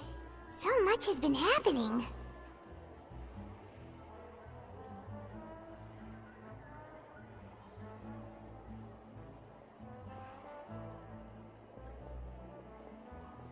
Paimon didn't think the meetings would go on for so long, but everyone seemed pretty fired up, huh?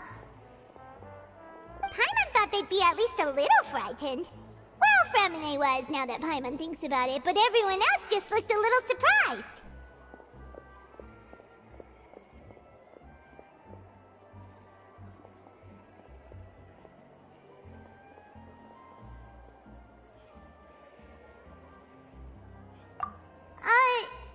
It's hard to say.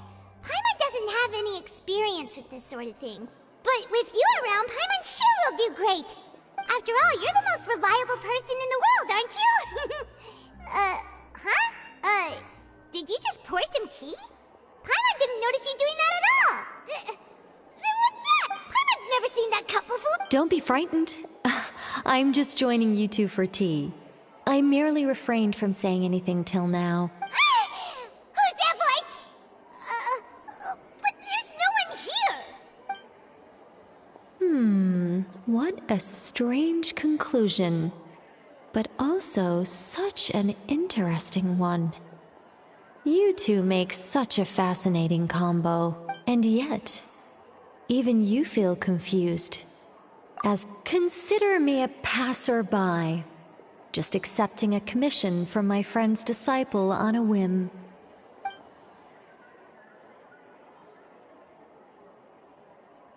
Precisely. Call me in, a mage who wanders the world. At least, that's how my friends have suggested the prophecy. Yes, what has been prophesied will be fulfilled. You may... What? Then... People call such things fate, and it is written in the stars. It cannot so easily be altered.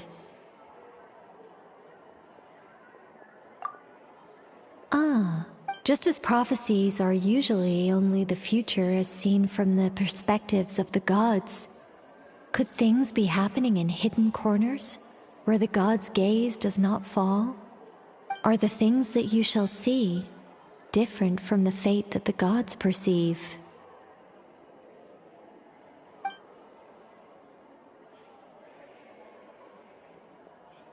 What is she talking about? It all sounds really impressive and important and stuff, but it also sounds kind of scary.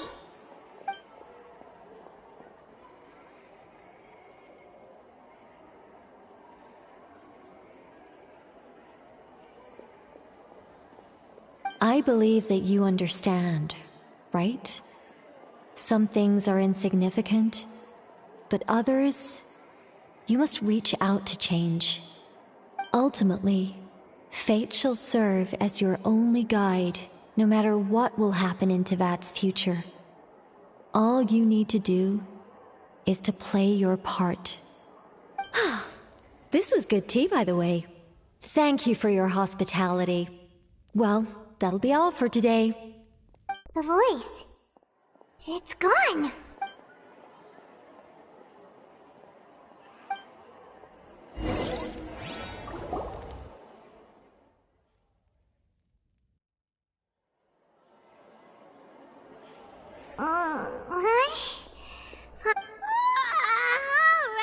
Alright, coming!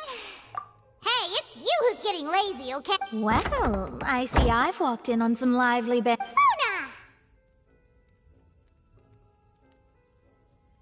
Fine, just fine. I went to take part in that Steambird panel.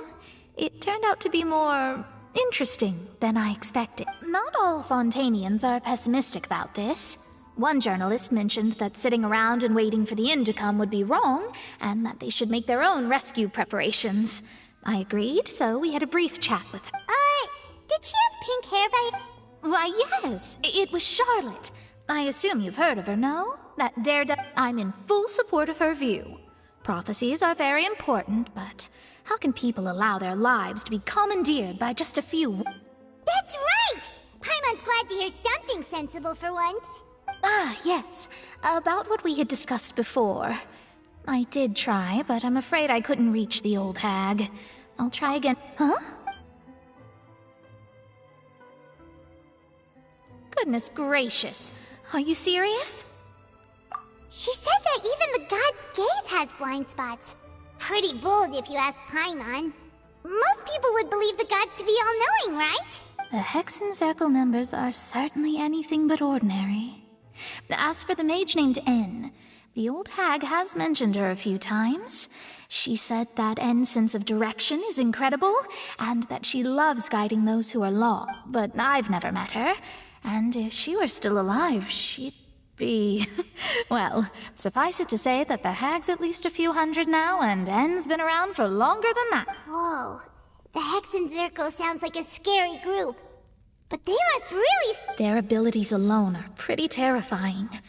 If she came to see you personally, then the problem you're facing must truly be of great importance. Well, it's not like Paimon could understand anything she said. Yes, she was quite cryptic, but I suspect she means that there is still a way to turn things around. She didn't say when or what that would be, though, so... Perhaps it is something that you cannot know right now.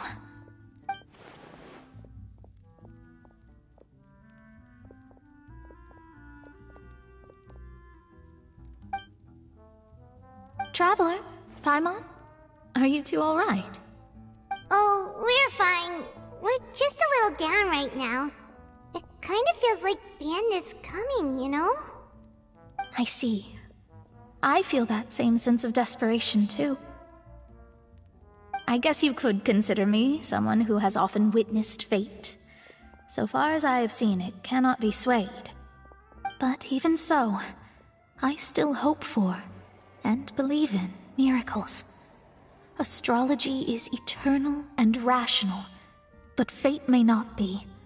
It is cruel, but it can also be beautiful.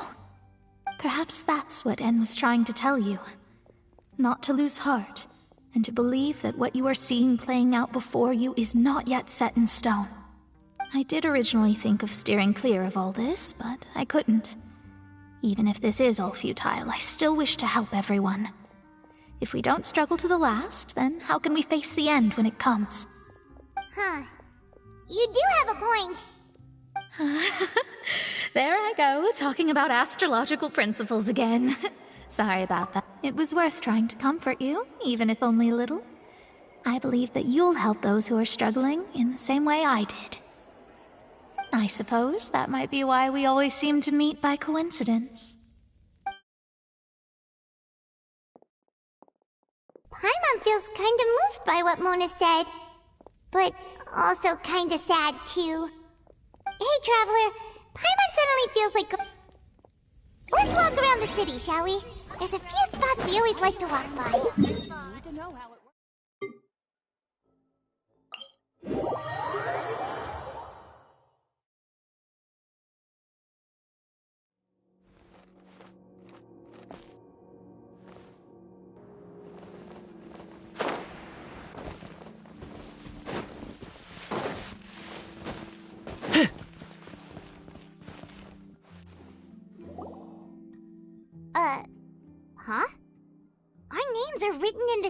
paper.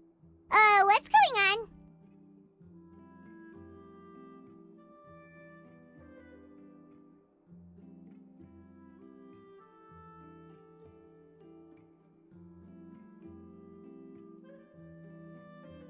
Let Paimon see! The underwater stronghold, the Fortress of Meripede, has continued in its noble autonomy, but that does my recent attempts to enter the fortress bore little fruit. Huh. Guess Charlotte still hasn't given up on that.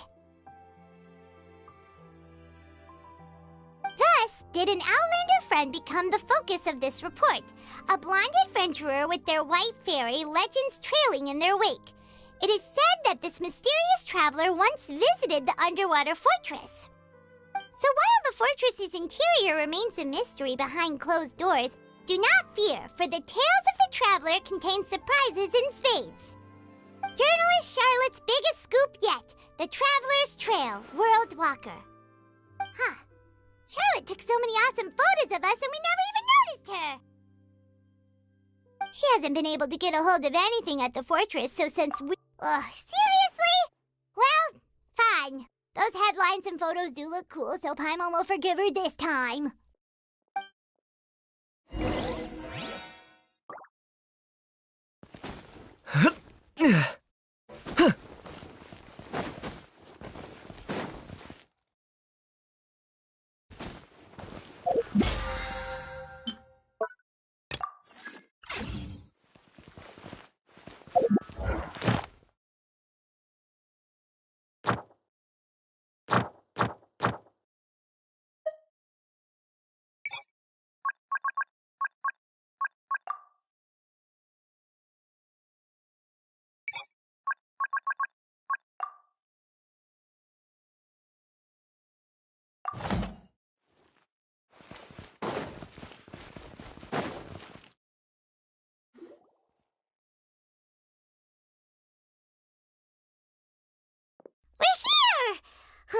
Paimon's hungry. Should we go in and get something to eat?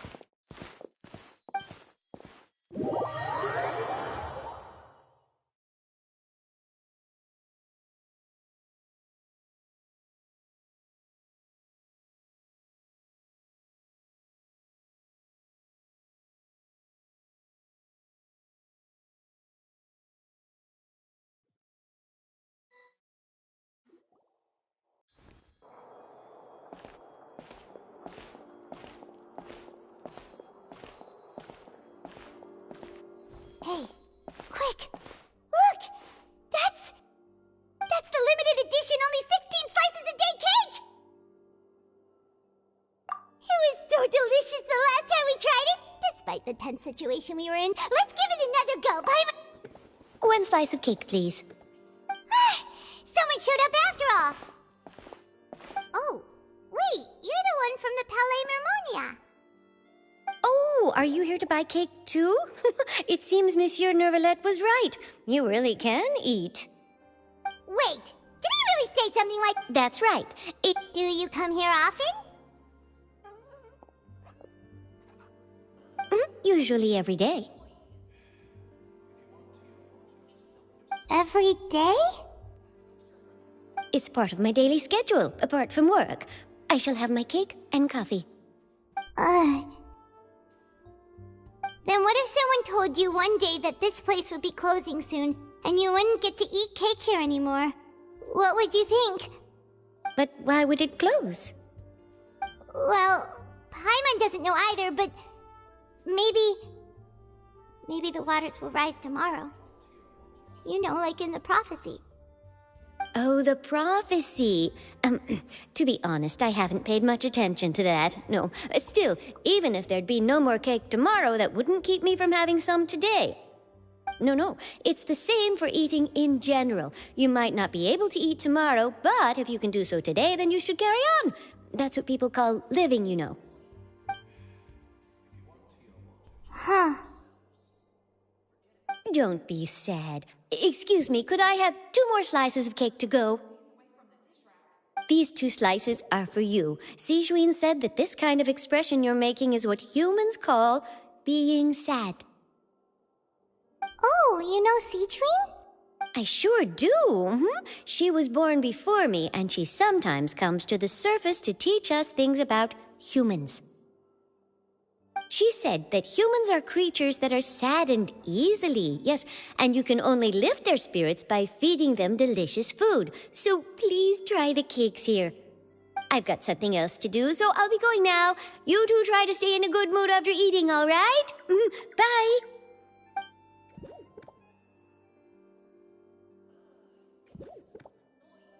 And there she goes.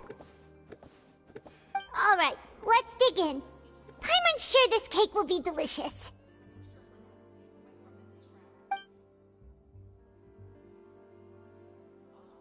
It's more delicious than last time, and the flavor gets even better with a sip of tea. It sure would be nice if we could come again tomorrow. Sure would be nice if we could always eat delicious food here.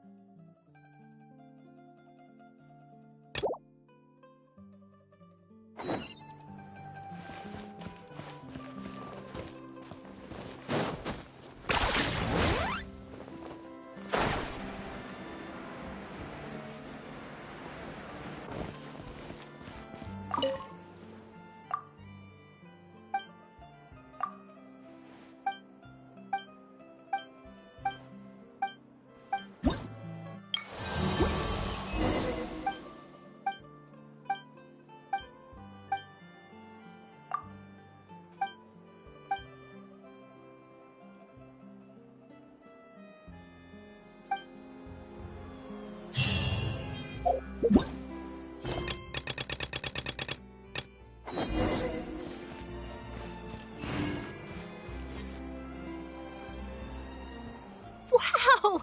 If it isn't the Traveler and Paimon! Oh, have you seen the article I wrote about you? Ha! You've got some nerve! You just used us to make some quick mora! Oh, you needn't worry about that. I heard that you were in Poisson some time back, so I sent you a letter to discuss just that. It appears you didn't receive it, though. It's all right, though. I've set aside the amount intended for you. I've even set the table with... Really?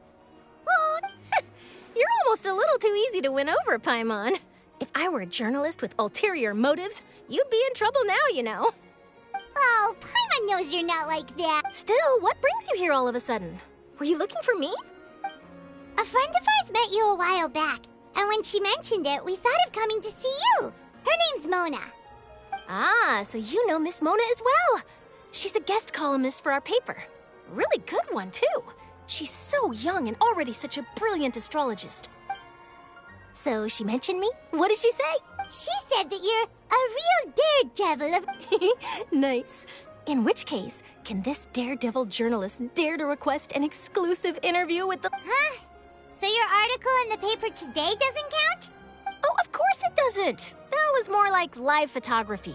What I'd like to do is dive deeper and ask you to talk about the things you've seen and experienced. Yeah, are we even qualified enough? Why not? If I say you're worth an interview, then you're worth it. But not right now, of course. I'll need a few days to prepare. Oh, in that case, we'll just chat when you have the time then? Oh, so that's a yes? Ooh, splendid! I'll tell the editor-in-chief immediately. I'll have to apply for lighting, a venue, some props. Whew, so much to get done now. Wait, Charlotte, Paimon's still got a question for you. And what's that? If, just for example, Fontaine were to be flooded tomorrow, what would you do today? Huh, that's the prophecy you're talking about, isn't it? I mean, I do hear about it often, but I've never once thought that the day could be tomorrow. If you're seriously asking, then I might try and think of a way to leave Fontaine. Oh, but I'm still a journalist first and foremost. That means I have a duty to be reporting from the scene. And secondly, I wouldn't forsake my homeland that easily. From what I've seen, most people don't know what they'd do should the worst come to pass.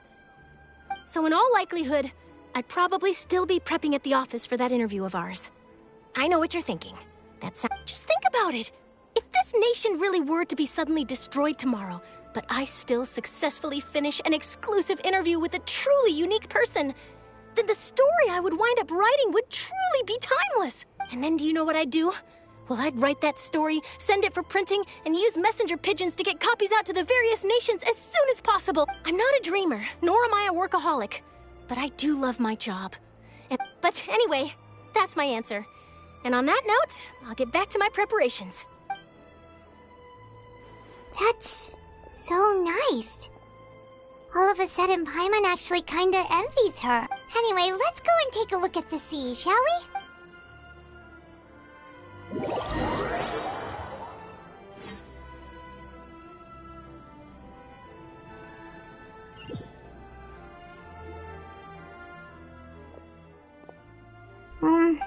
Paimon's been thinking. If it wasn't Fontaine, but all of Tevat that would be destroyed tomorrow, where would we go and what would we do? No, Paimon should ask if We've always been moving to the next destination, so we haven't spent much time thinking about these kinds of things.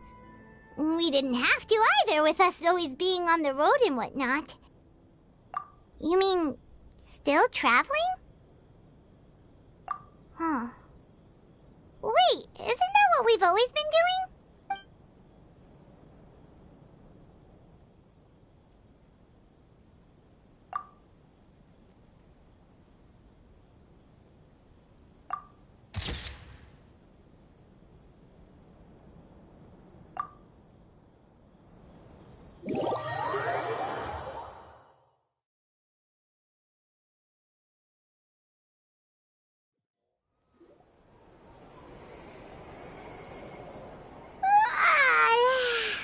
Feels like you'll grow mold if you stay here long enough. But it's still better than the Fortress of Meropide, that's for sure. It's not only damp there, but salty too. Ah, so the two of you are still here. Wonderful. Oh, you're from the Palais Mermonia, aren't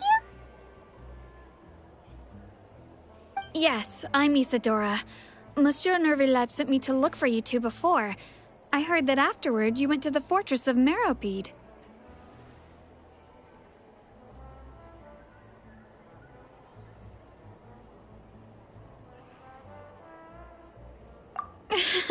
Not at all. I'm well aware that you're friends of his. Actually, I'm here to pass along a message from him. Yes, inside the Opera House. The Maréchaussée Phantom has declared the incident a small-scale riot. A riot? Well, that said, I don't personally think it was that serious. Lady Farina was watching a performance at the Opera House, and while she was resting during an intermission, some other audience members suddenly started harassing her, loudly accusing her of doing nothing about the prophecy crisis. And before she could respond, others started to join in. The crowd continued to grow, and protests against the Hydro Archon started to break out. So people have started to put the blame on Farina. Guess they finally found an outlet for the pressure they've been under due to the prophecy. I agree. People will naturally rely on gods, as is customary. But the moment people feel threatened, gods are also the first to be blamed. So what happened after that? Is Farina okay? Seeing that the situation was spiraling out of control and that further argument was pointless, she claimed that she'd gotten tired of this and left in a hurry. The Marechaussee Phantom had their hands full maintaining order and did not catch where Lady Farina had gone. Only when things had stabilized did we realize that she had gone missing. So, you mean she's still missing? That's right. The Marechaussee has dispatched many people to search for her, but we don't have any leads yet. That said, I don't think there's much to worry about. She is a god, after all. Even if she were to fall into the hands of rioters, what could ordinary people do to her? Good. Monsieur Neuvillette sent me to tell you about the situation, but he didn't say anything else. Don't worry, this is more than enough to go on. Thanks for keeping us informed. Ah, is that so? Well, all right then. In that case, you two take care. I'll be heading back to the Palais now.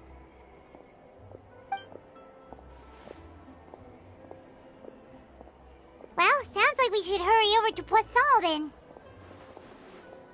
If we know Farina, she won't try to fix things in this situation. Instead, she'll look for a place to wait out the heat. And, as we also know, she may be loud and dramatic, but she doesn't have a heart of stone. When Neuvillette was talking to her in the Palais Mermonia, and she heard about Poisson, she couldn't hide her sadness and remorse. It would be hard for her to ignore being accused by the public today.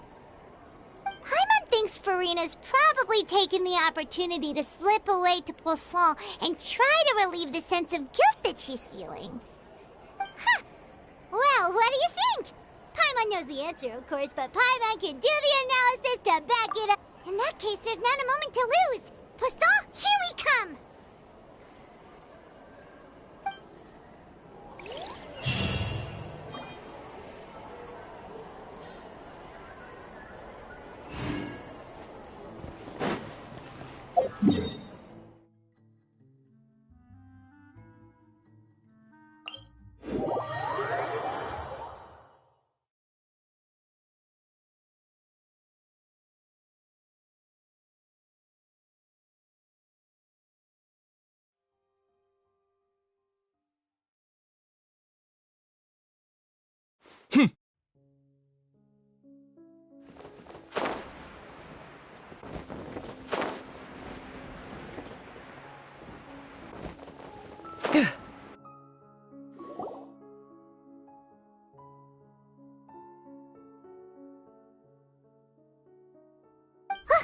That's Farina, right over there! Should I just give what was meant to happen did happen after all? I'm sorry. I am so sorry. Give up, Farina. There's no point in holding out. I'm sorry, but what can I even do other than to repeat meaningless apologies over and over? Who's that? Don't worry, Farina, it's just us. So it is you, blonde traveler from another land. Why, I almost thought you were someone from that mob of my ignorant subjects, come to kneel and beg for my forgiveness. Farina, you were crying just now, weren't you? The tear stains on your face are obvious. What do you mean, tear stains? Oh, I remember. The show at the Opera House earlier this morning was so moving. Who did that uncivilized rabble think they were, disturbing my enjoyment of the arts? They even dare to tout their archon. I must teach them a lesson. I can just imagine their twisted and frustrated faces once they realize that I'm nowhere to be found. Oh, and I'm sure Neuvillette and those people from the Marechaussee Phantom are freaking out right next to them, too. Hey, there she is! The Hydro Archon's over there! Quick, after— Farina, those people seem to be after you. They are... That's against the rules. I can't let them get their way. Farina just ran off! Quick, we have to catch up!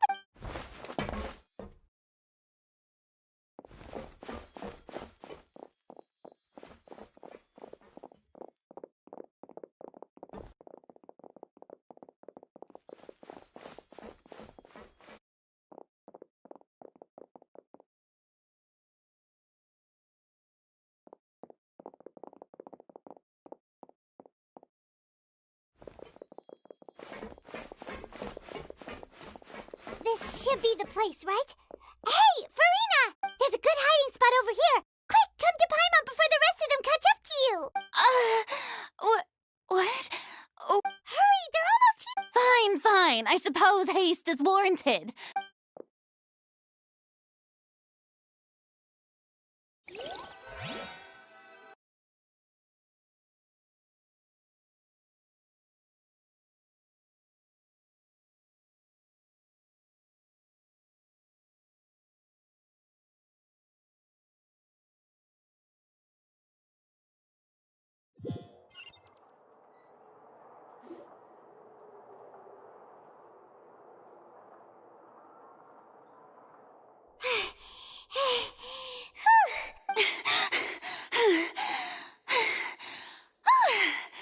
I'm so tired. I totally thought they had caught me. No, I merely gave in to the sheer enthusiasm they displayed. Yep, that's a good girl. What's happening? The ground's shaking. Yeah, a quake of this kind preceded the flooding in Poisson. It can't be. It's happening again. Well, there's no need to worry too much about that. Neverlette's made some emergency plans. Yeah, I hope you're right. But the people of Poisson, they've already...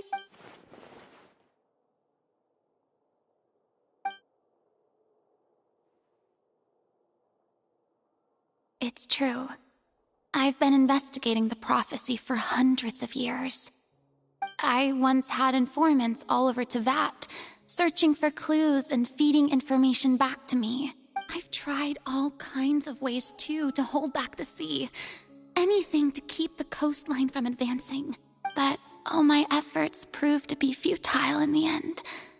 Really, the truth has been clear to me for a very long time. We cannot make an enemy of the divine.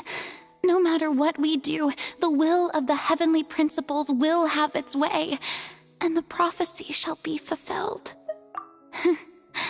Give up. I do love the sound of that phrase.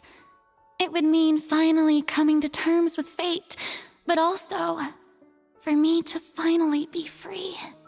Indeed, I've thought about giving up so many times, especially after we almost lost Poisson. Fate is really unreasonable, isn't it? It has no heart and obeys no rules. The prophecy has only just started to come true, and so many people have already lost their lives.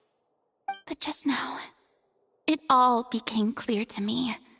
I still don't have the right to come to terms with fate on behalf of everyone else.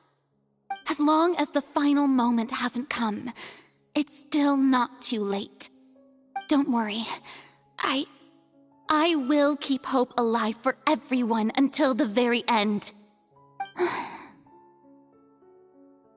Well, that's enough for now. I got the impulse to play the stricken maiden, but honestly, considering my rank and station, that wasn't a good fit at all. Don't take any of what I just said seriously. How could I possibly let Fontaine fall to the whims of trivial prophecy? Come on! Paimon could have sworn you were actually being honest just now.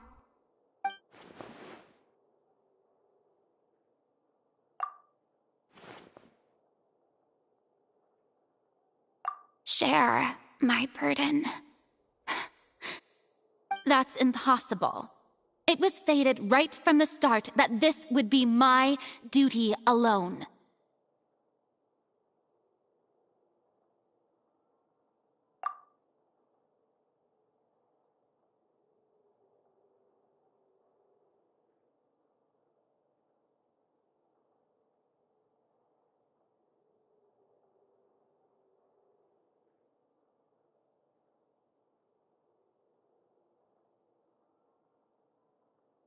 A witness. Yes, I've heard that you came to Tevat from beyond the stars, yes. In other words, you never belonged here. And if Tevat is, in its entirety, a show on a stage, then you're just a spectator, aren't you? If that's the case...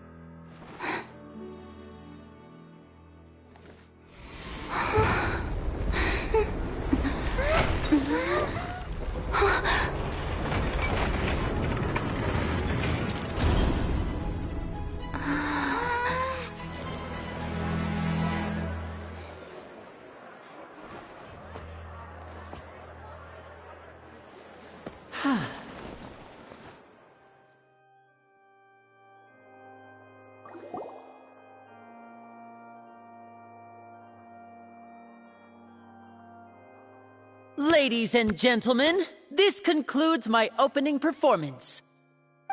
Now, without further ado, we may proceed to the trial of our god. So do not forget, however, that I am Focalor, the god of justice, the embodiment of justice itself. Does it not strike you as even the least bit absurd to bring the very concept of justice to trial? May I interpret these words as your refusal to stand trial? In that case, you will have the opportunity to defend your honor through... You would draw your blade against a god? I see. It seems like you have made up your mind.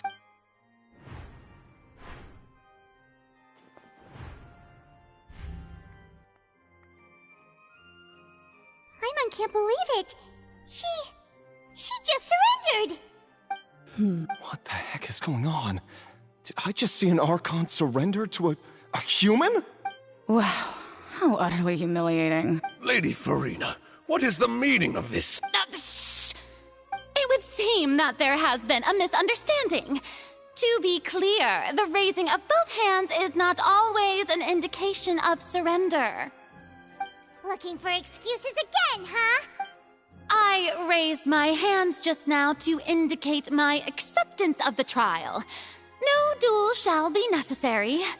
I will admit that I've been running away for a long time. I'm sorry, everyone. I was unable to protect the people of Poisson. It is my duty to stand trial for my crimes. You are not the only ones to be disappointed in me. I, too, am exceedingly disappointed in myself. But now, it is time for the Hydro Archon to show you her courage and resolve. I, Farina, will use this trial to show the world the true meaning of justice! This time, I will protect you. Applaud and rejoice! One of the most outrageous and fantastical arcs known to the opera epiclese is now unfolding before your eyes. Mark my words, this shall be one of the most exhilarating and brilliant shows ever to grace the stage of Fontaine! The trial of the Hydro Archon, Focalor, will now begin! Woohoo! Oh, now we're making history! Why does it Furina just took over the whole thing. Like, come on! Didn't she just get forced to stand trial for her crimes? Also, even though she's still acting super dramatic, she is taking this serious. All right, then. Who? The court asks the prosecutor to please take the stand. Is that so? Very well. Then please speak, witness of Tivat, my accuser and fated opponent.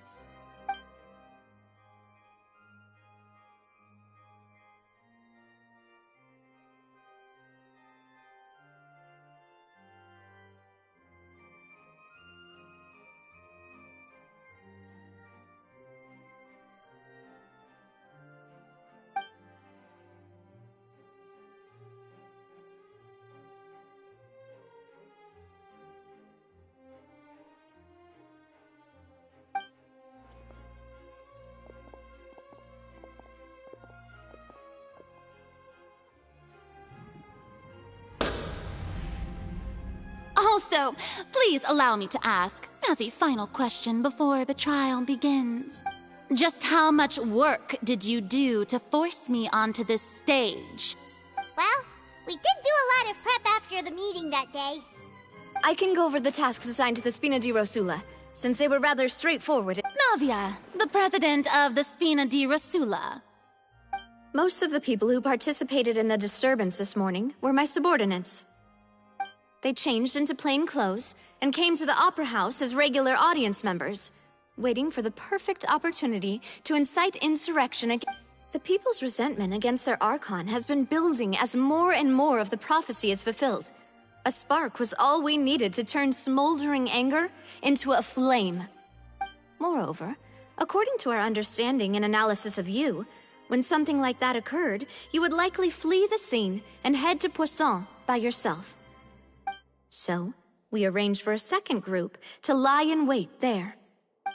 So, you mean, the ones who scoured the settlement for me were also from the Spina?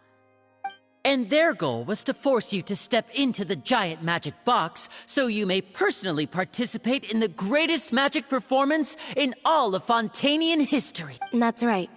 That house was a magic box, rather than someone's residence. As the super ultimate version of the setup that I used when I first performed at the Opera Epiclese, the volume of the box was increased by a whole order of magnitude, and the distance it traversed was the entire gap between Poisson and Aranias. Its cargo, of course, was an Archon instead of a human. My thanks, Furina. Without your help, we could never have pulled off such an extraordinary performance.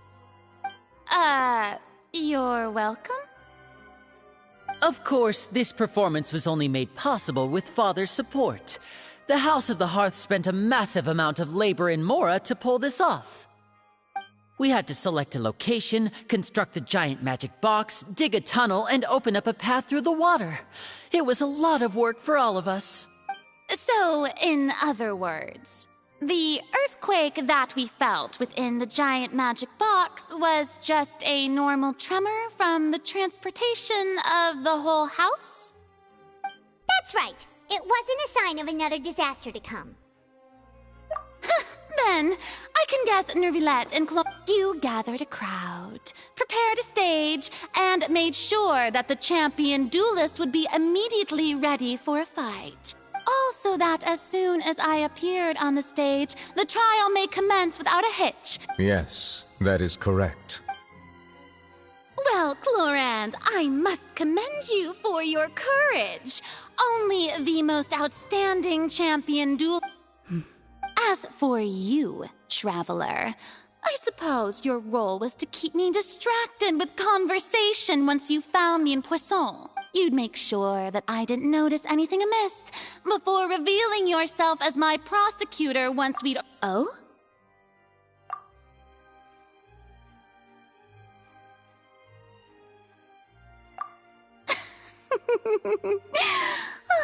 Is that so? Then I suppose I must have missed my final chance. It's fine. It matters not. What's done is done. The stage is already set, so there's no reason to disappoint the audience.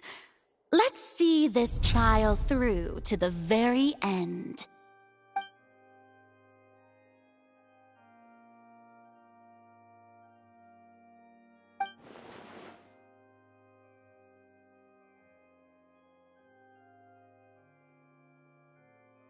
Madam Prosecutor, please allow me to pass this along. This is a document that Miss Charlotte applied for and received permission to share with you during the trial. According to her, it should speed up the proceedings. Huh? Charlotte wanted to give us something? Oh, so she's here too! Hey. Oh, let Paimon see. Isn't this the exclusive interview that she did with us before? So she's already finished it, huh? Wait. Then that means this document is a perfect timeline of everything that's happened ever since we stepped foot in Fontaine! So in other words, we can refer to this anthology of evidence every time we want to use something from our journey as evidence for an argument! Let's quickly confirm the information in it. Just think of it as a refresher, alright? You defeated the Hydro Archon in the I didn't think that you'd wind up getting to the bottom of the case I'd been... I didn't think that you'd wind up getting to the bottom of the case I'd been following all this time. I guess you could also see this as a happy coincidence. A Fatui Harbinger. She's an extraordinary person. Her instinct must mean something. The Fortress of according to... I nearly lost my awesome friend Navia. To be honest, that still gives me shivers. The words of someone as extraordinary as a witch. You defeated the Hydro Archon in the very first duel you took part in at the Opera House. That's one for the history books, all right. I didn't think that you'd wind up getting to the bottom of the case I'd been following all this time.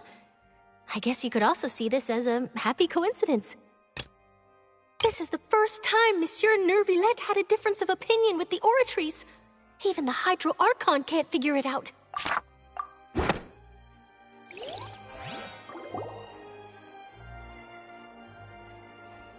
The prosecution and the defense are both in position. The trial shall now begin. Oh, come on, Nervillette. There's no need to repeat all the unimportant legalese. Just fast forward to the part where the prosecution lays out my offenses.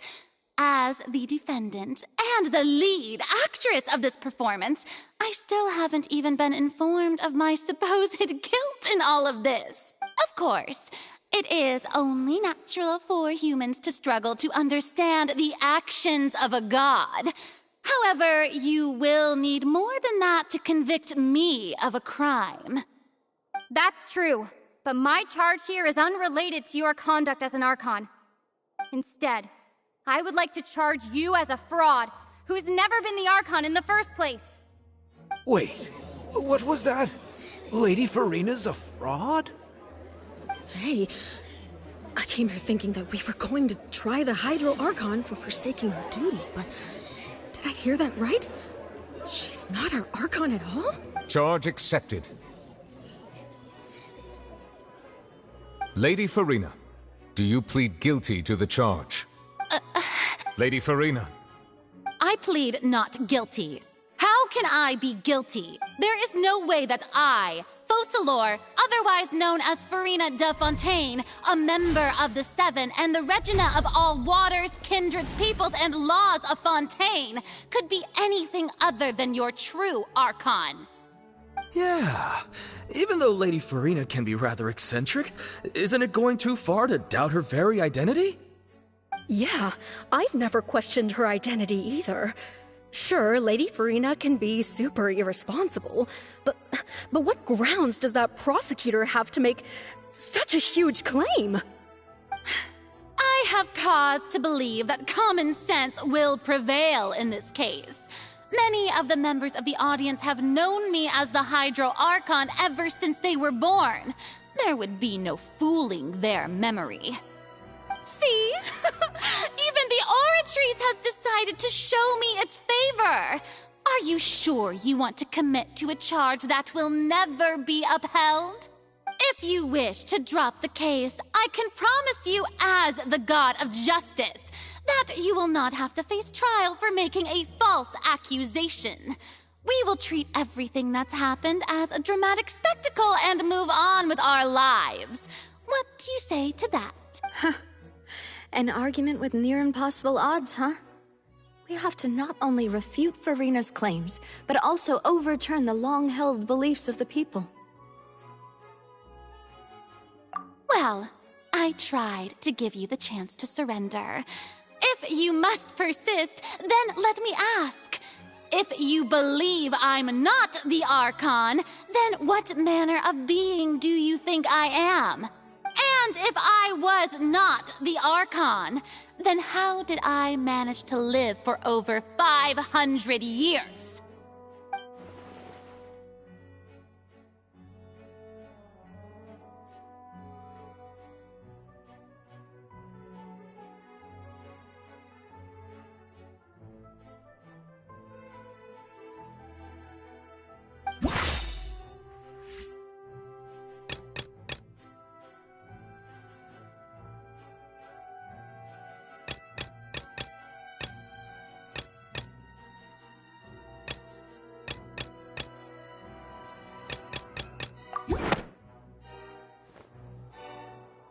First of all, you may be a member of another long-lived race, which would allow you to naturally possess an extended lifespan. And second of all, even if that wasn't the case, there could be other ways to extend your life.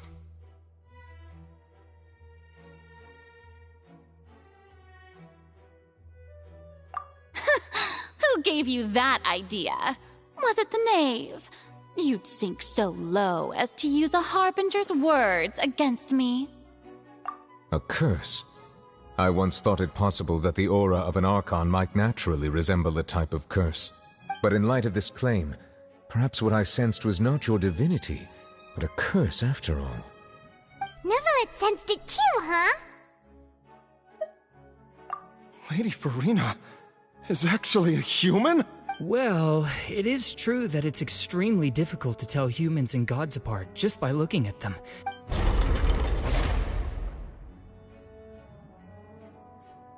Well, don't start celebrating too early now. Even if I have been carrying a curse like you said, how does that prove that I am merely a human being? Besides, everyone knows that the main difference between a human and a god is the possession of authority. Gods can do what humans cannot. That's why they're worshipped as gods. For centuries, manifestations of my authority have served the nation of Fontaine. One need only to turn their eyes towards the Oratrice Mécanique d'Analyse Cardinal in this very opera house, or consider the indemnitium that is used in every aspect of life.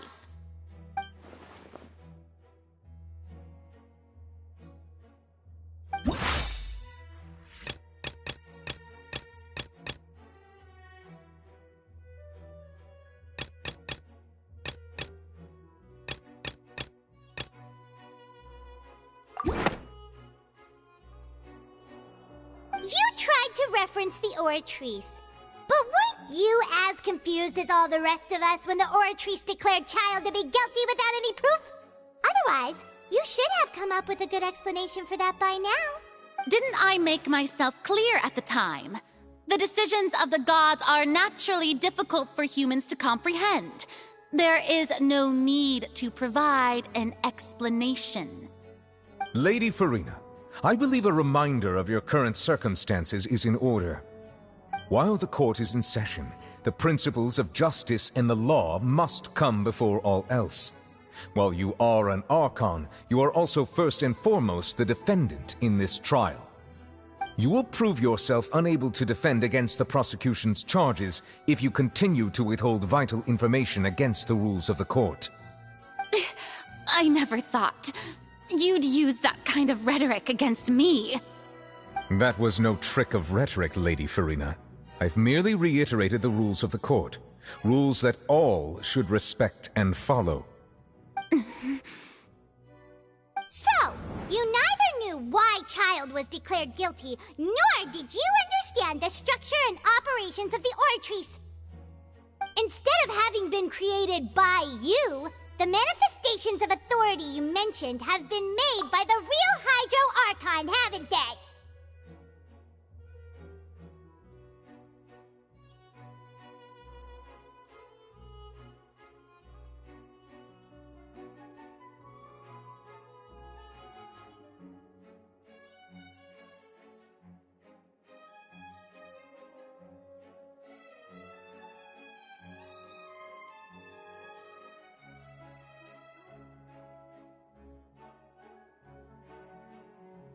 The real Hydro Archon. Well, now you're really losing me.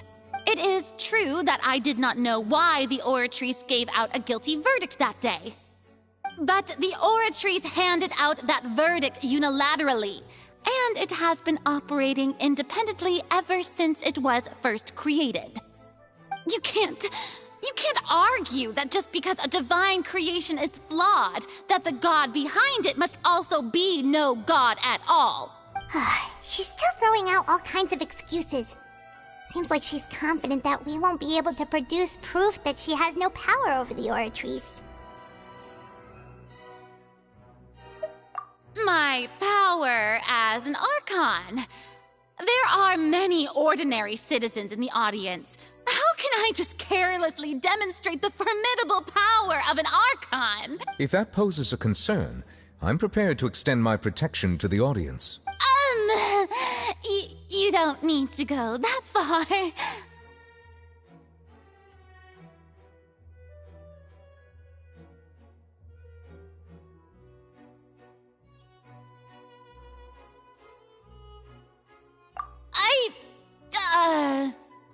Aren't you the Hydro Archon? Or is it that you can't even wield the power of Hydro, much less the authority of a god? Indemnitium! Yes! It's all because of Indemnitium! All Archons derive their power from the faith of the people, and I've converted the people's faith in justice into Indemnitium! Thus did I give up all of my divine power to provide everyone with energy for their daily lives. Have you ever seen a more magnanimous god? Isn't that a huge stretch? Yeah, no matter how generous an Archon can be, how could they give up all their power? Can a god with no power even still be called a god?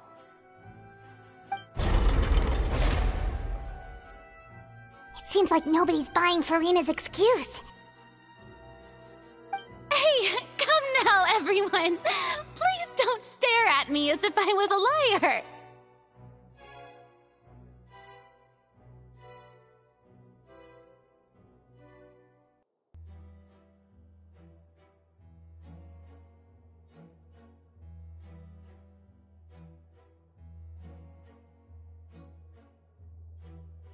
I'm still the same Furina you knew, right? The one that you loved. Shouldn't you want to believe in me?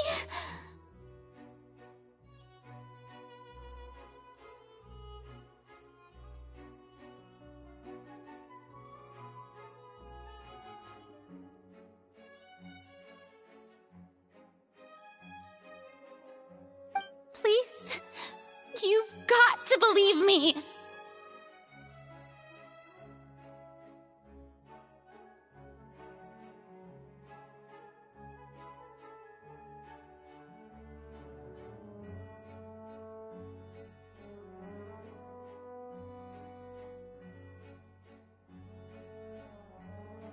If what the prosecutor said is true, she really has committed a grave offense. Did she deceive all of us? And all of our parents and grandparents too? And all of our ancestors? Ever since they were born? Enough! That's enough. Tell me then, if I'm not the real Hydro Archon, if you have no evidence of another Hydro Archon's existence, nor can you find anyone who can back up their claim to be such, then what grounds have you to say that I'm not actually the real deal? Wow, she came up with yet another argument. How can we refute her now?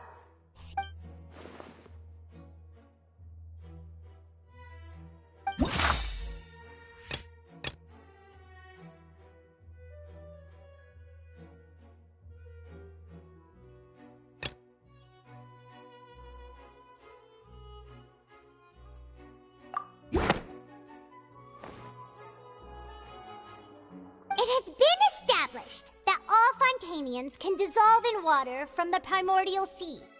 And that means... Since you insist on claiming to be a god and not a human, then there's a method that you can use right here and now to eliminate all suspicions of you being the latter. Miss Navia, please apply to serve as a temporary attorney for the prosecution before addressing the court. Though you act in partnership with the prosecutor, you must still adhere to proper procedure. Super sorry, Monsieur Chief Justice.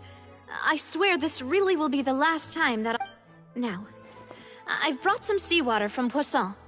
As everyone knows, a massive flood struck the area not long ago, including those of some of my closest friends. So, Miss Farina, if we are to believe that you are indeed the real Hydro Archon, touching the seawater would have no effect on you. All it should do is strengthen your case. But if you don't dare to touch it, then we would have basically proved the reverse. Oh, and I must remind you that after the disaster at Poisson, nobody wants to see any more people dissolve. I do hope you'll act prudently and choose the simpler path of admitting guilt. Navia from the Spina di Rasula. The Spina has governed Poisson for many years. I guess her suggestion is valid. If Lady Farina is indeed just a human, she's probably Fontanian like all the rest of us. Would she really dare to try?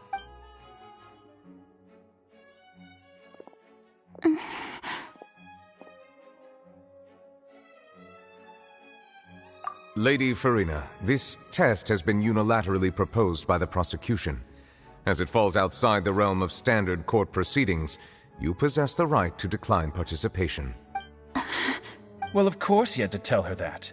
But refusing to participate is basically the same as a confession of... She's just staring at the water without saying a single word. What's going on? Is she really planning to... that's not what we thought she would... Due to the inherent risk of the test, Lady Farina, you... Hey!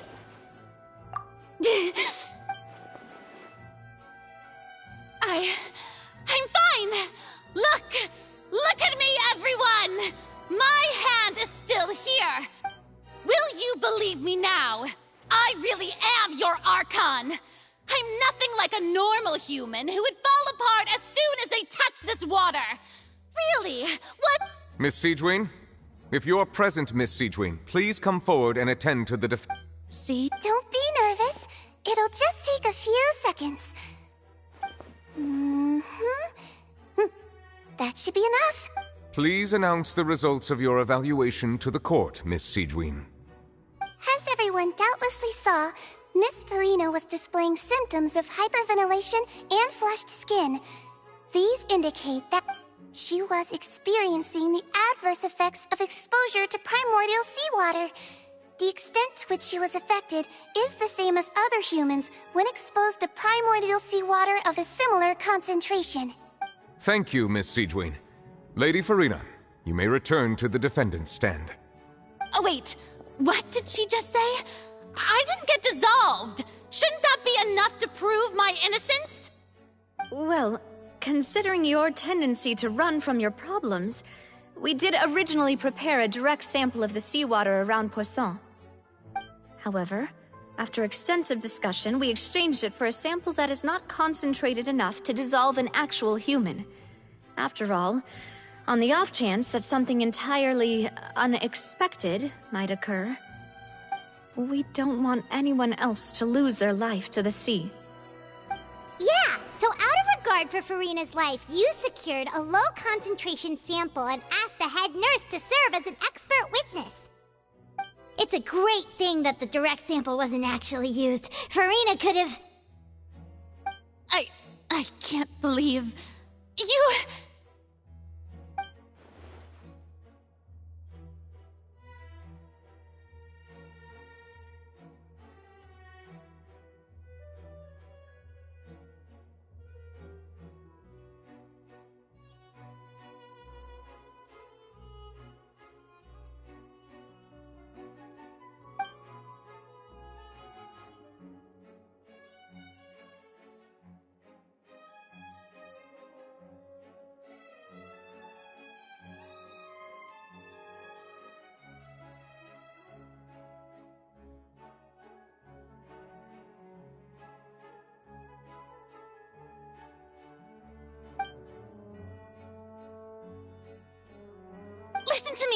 Listen to me, everyone. Please don't give me such cold and disdainful looks.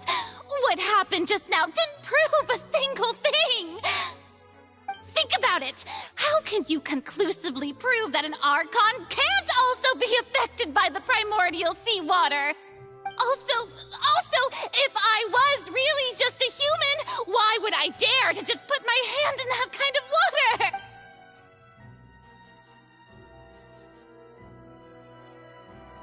Please, anyone, just listen to me.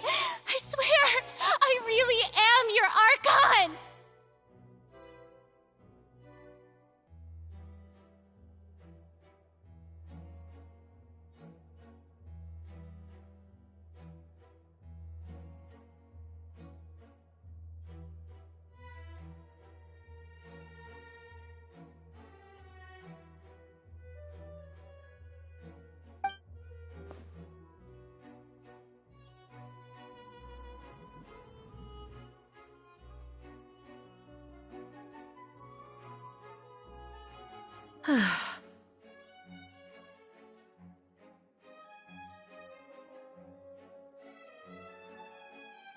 I don't think anything she says at this point will sway anyone.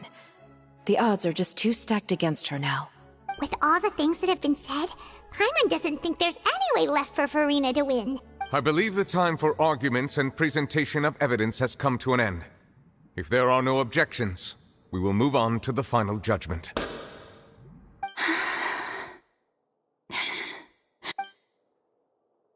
I don't think anything she says at this point will sway anyone. She's too stacked against her now.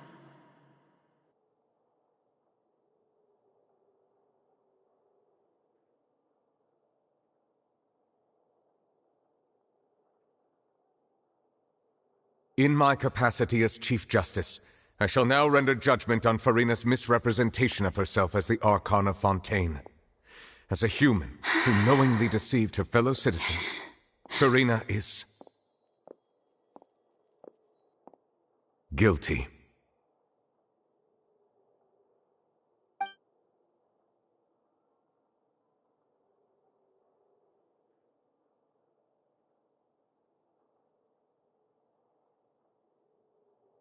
We shall now turn to the Oratrice Mécanique d'Analyse Cardinale to render the final verdict on the charges.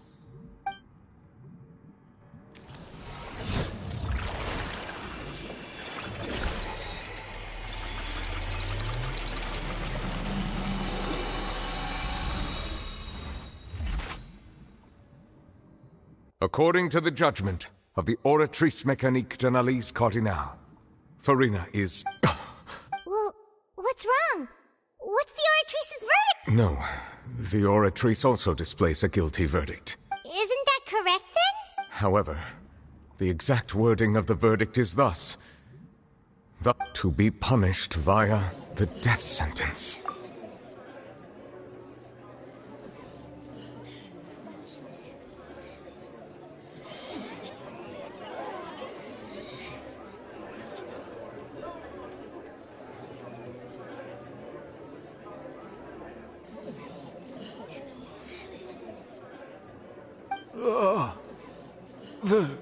The death sentence?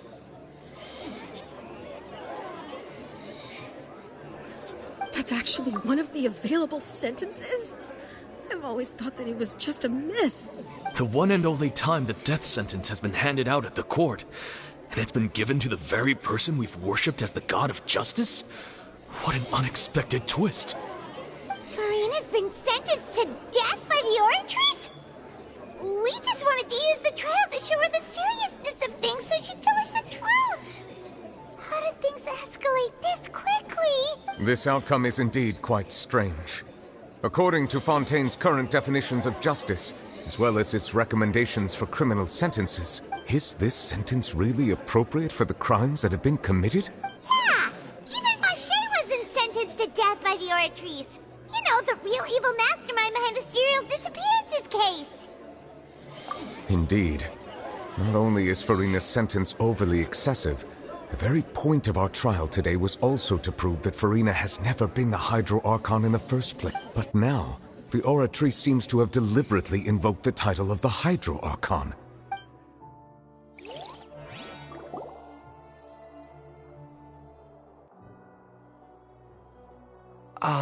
Excuse me, if I may interrupt. Is the trial still going? Fremine! Oh, you finally made it. I assume this means you've completed— Mm-hmm. Any mission Father assigns to me will always be top priority. Is that the first prophecy slate? Huh. So the knave privately arranged for Fremine to try and find the missing slate. I looked everywhere and finally found it at the bottom of the sea. It took me a long time to get around some dangerous stretches of water. But has the trial already concluded? Then doesn't that mean I've come too late? Oh no. Thank you for your hard work, Mr. Fremine. Please allow me to review the record left on the slate. Traveler, I believe that you have already seen the other existing slates, and would like you to come here and confirm their contents. Huh? So what do you see? What is it?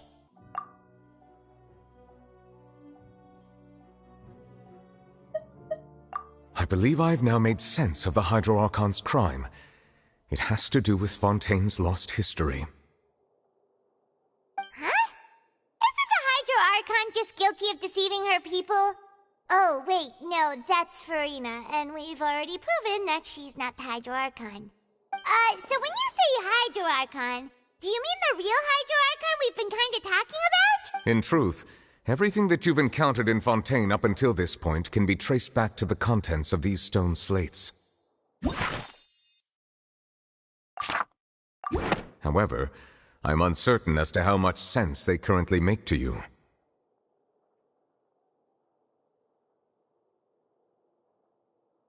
Okay, let's try to recall the contents of the other 3 stone slates.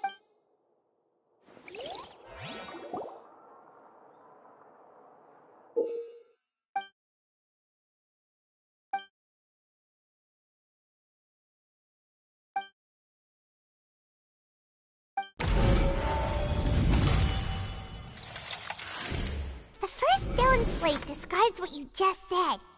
It seems to show the previous— Does that mean that Fontanians are transformed Oceanids?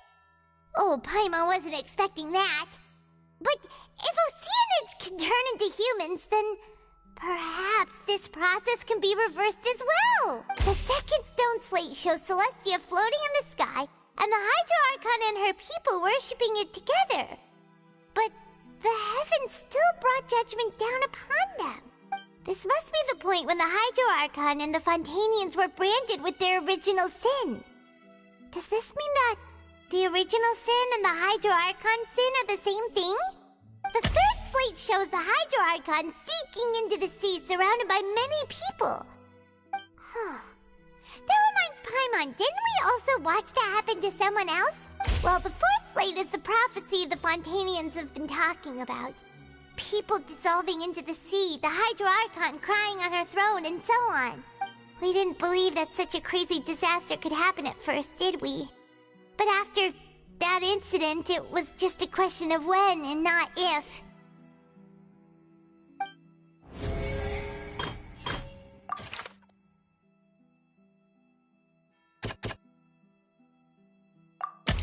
We know from the case of the serial disappearances of young women that Fontanians can be dissolved in primordial seawater.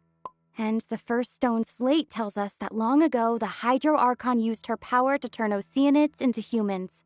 This might be the reason that Fontanians can dissolve.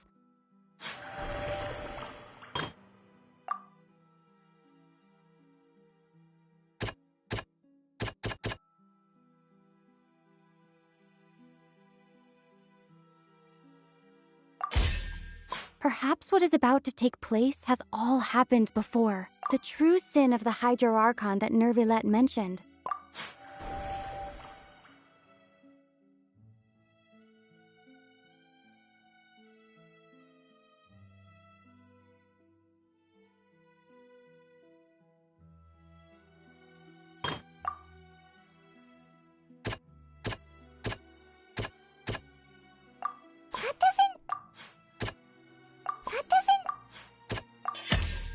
not as simple as falling into the sea. When Navia fell into the sea, her consciousness was subjected to judgment. The stone slates show the people gathered around the Hydro Archon in the sea. Could that be alluding to the same thing?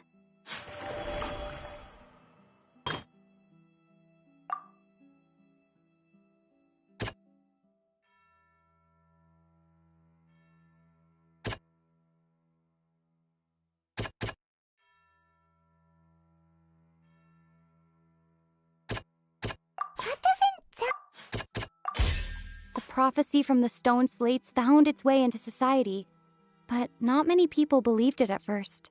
If we hadn't dealt with it in time, things could have gone very badly. They'll dissolve into the primordial sea but won't cease to exist. Their essence will flow in the seawater, converge, and take the form of an Oceanid. The Hydro Archon was sentenced to death in court, shocking everyone present.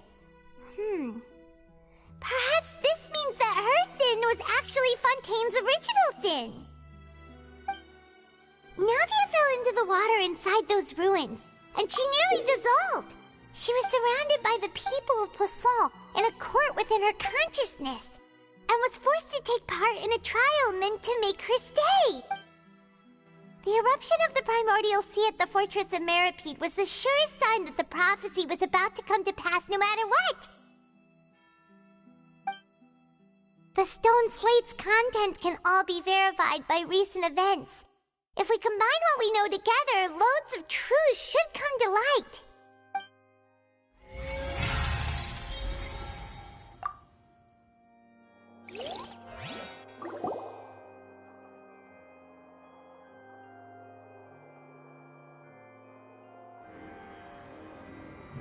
Huh?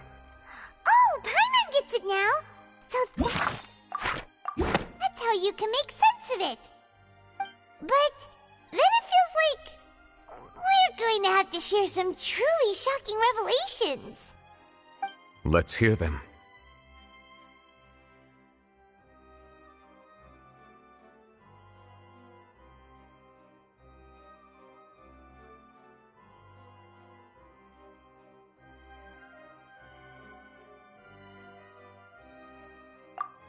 Incredible! Linny, did you hear that? We're not real humans. All Fontanians were originally created by the late previous Hydro Archon, with Oceanids as their basis. The evidence for that can be found in how only Fontanians could dissolve in primordial seawater, and how all the girls Vacher dissolved were also turned into Oceanids. Oh, and according to Navia, when she was about to get dissolved, she also saw everyone gathered around for a trial, all of them in the shape of Oceanids. Indeed. Yeah, and it follows from the content of the first slate that she probably angered Celestia by creating humans without prior permission. That could also explain why the Oratrice judged the Hydro Archon to be guilty. It's to account for that ancient sin. The Hydro Archon's true sin was creating us? And yet, after many hundreds of years, the Hydro Archon's creations have turned around to try to judge the Archon within the Opera Epiclese. The twists of history are often the most unexpected of all. Yeah, isn't the image here just like when Navia fell into the sea? So wouldn't it be trying to show the image of the Hydro Archon also falling into the sea once the prophecy has been fulfilled in the fourth slate? In the end, the people will all be dissolved into the waters, and only the Hydro Archon will remain weeping on her throne. Only then will the sins of the people of Fontaine be washed away. Did Paimon get all that right? You've made some keen deductions. I must say, given how much you still don't know, it is impressive that you've already managed to connect so many pieces of the truth. However, while you were able to decode all the information on the slates, they've also been etched with an additional layer of hidden information using a different power source. When we were at the ruins, I tried to decipher the hidden information recorded in the slates. But since we only had 3 slates at the time, I was unable to come to a full conclusion. Now that the slate collection is complete, I shall make another attempt to decipher the narrative recorded within. If everything goes well, we should finally be informed of the unadulterated truth.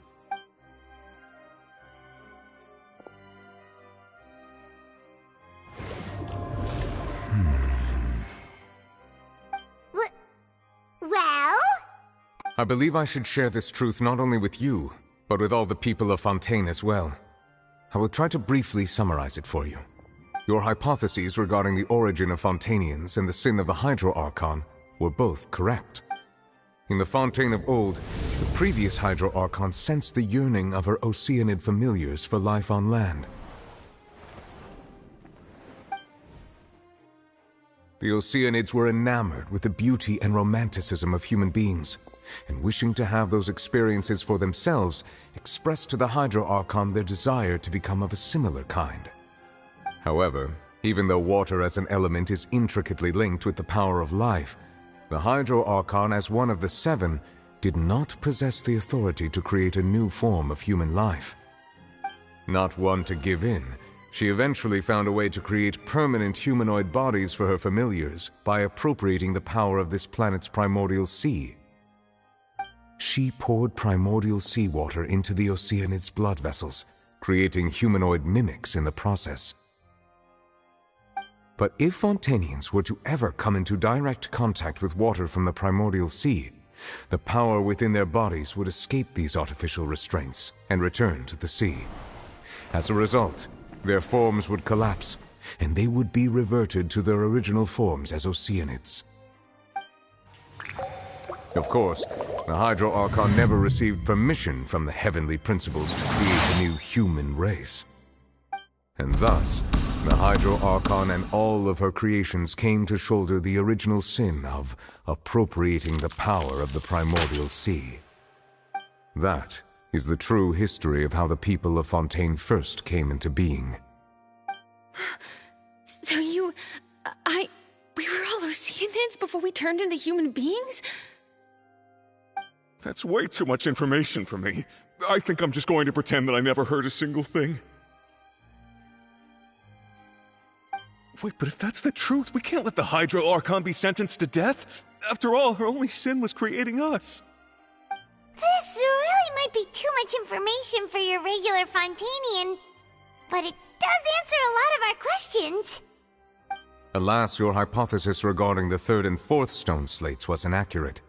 The slates' respective positions are, in fact, correct.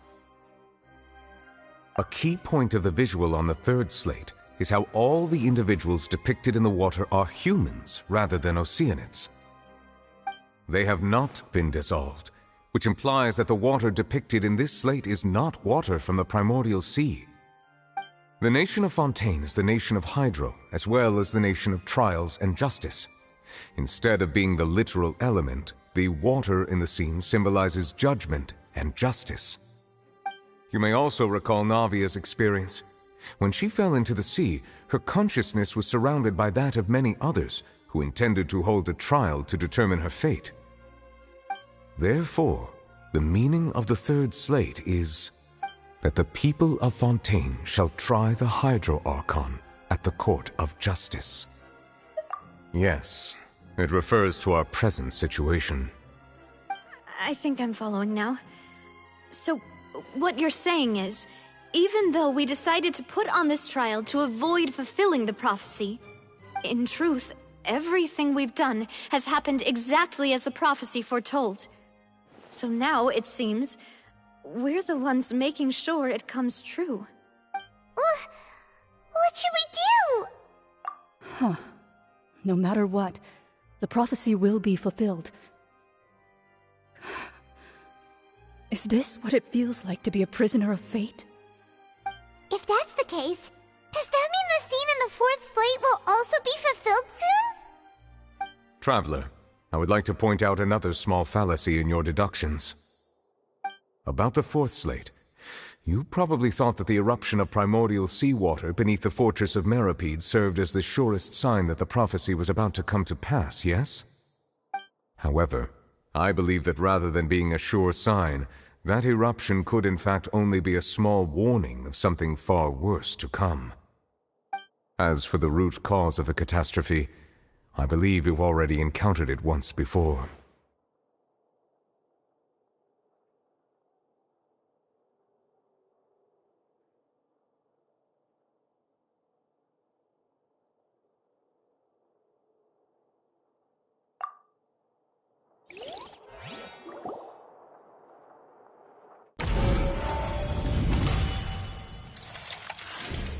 This eruption was just a small warning of the things to come. We must find the root cause of the disaster.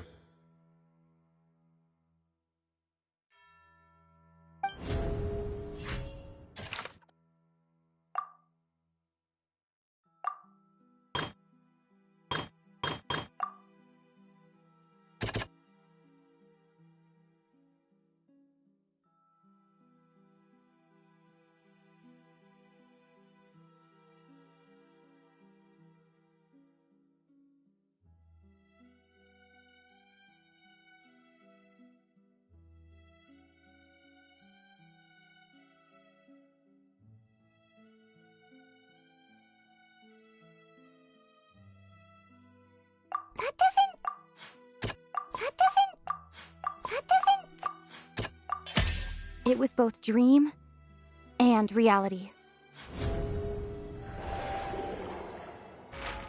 If we're talking about a true culprit, that could only be that thing inside the primordial sea, right? The truth, the original sin, the trial, and the root cause of the disaster.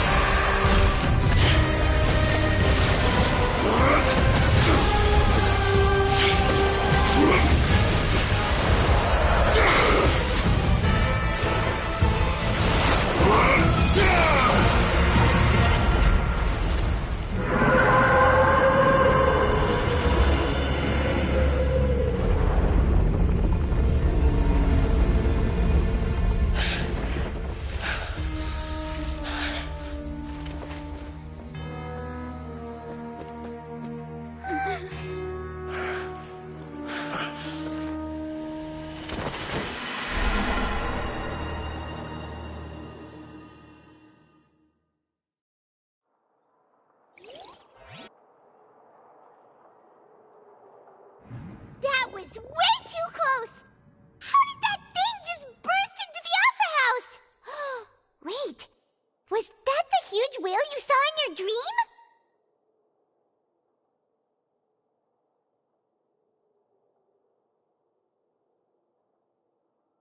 So we've met it at last. I understand very well why it has chosen to make an appearance here. That whale does not belong to Tevat. It is a monster that has traversed the stars, weeping all the while. It has been greedily consuming the energy from the planet's primordial sea, using it to grow. That is the main cause for the rising sea levels. And once it has finished consuming all of the energy contained within the sea, its next step will be... You said that when the Hydro Archon first created Fontanians out of Oceanids, she filled their blood vessels with primordial seawater. Precisely. That whale finds the blood of Fontanians nigh impossible to resist. Therefore, when it left the primordial sea, it decided to make its next stop a packed opera house full of food. Food in the form of Fontanians.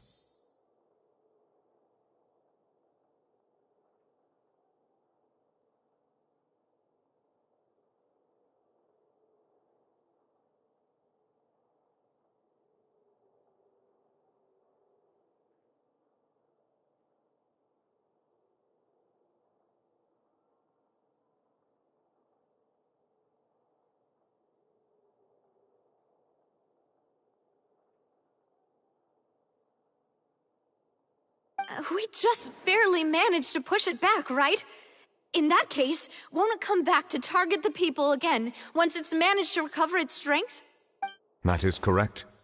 Indeed, it is more accurate to say that we should thank that Harbinger for buying us some time. Without him, the whale would have likely come onto land far sooner. From the way he looked, he must have been fighting the creature for quite a long time. That battle maniac. We've always known that he had a special connection with that whale, but we definitely didn't expect it to help us out like this. Anyway, now that we know that this whale is the actual cause of the disaster recorded in the prophecy, all we need to do to stop the prophecy would be to find a way to beat it up, right? It is too late. It had already absorbed too much of the primordial sea's energy before we could notice it. At this point, it has become practically integrated with the sea itself. Even if the entirety of Tevat were to be destroyed, it could still survive and swim off towards some other world. That's not something I will accept. We've already done everything we can, and we even found the true culprit. We've come so far. You can't just tell me that the last hurdle is some impossible foe. That's just not fair. Indeed. That's not how a grand performance should end. I'll fight it to the end. No matter what. So the prophecy will be fulfilled no matter what, huh?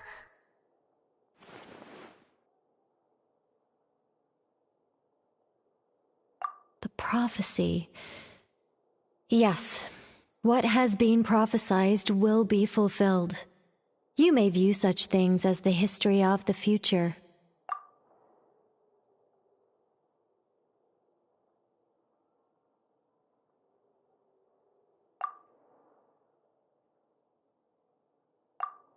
Just as prophecies are usually only the future as seen from the perspectives of the gods, could things be happening in hidden corners, where the gods' gaze does not fall?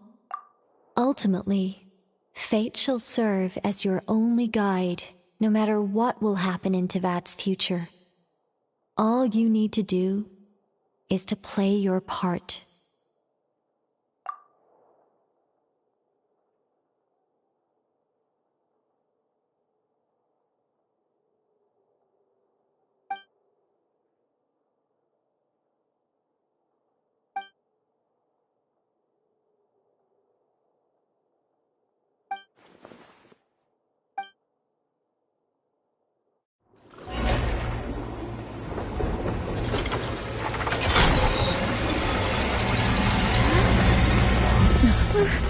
What's happening with the oratories?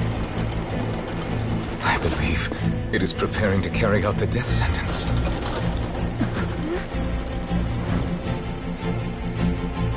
Farina!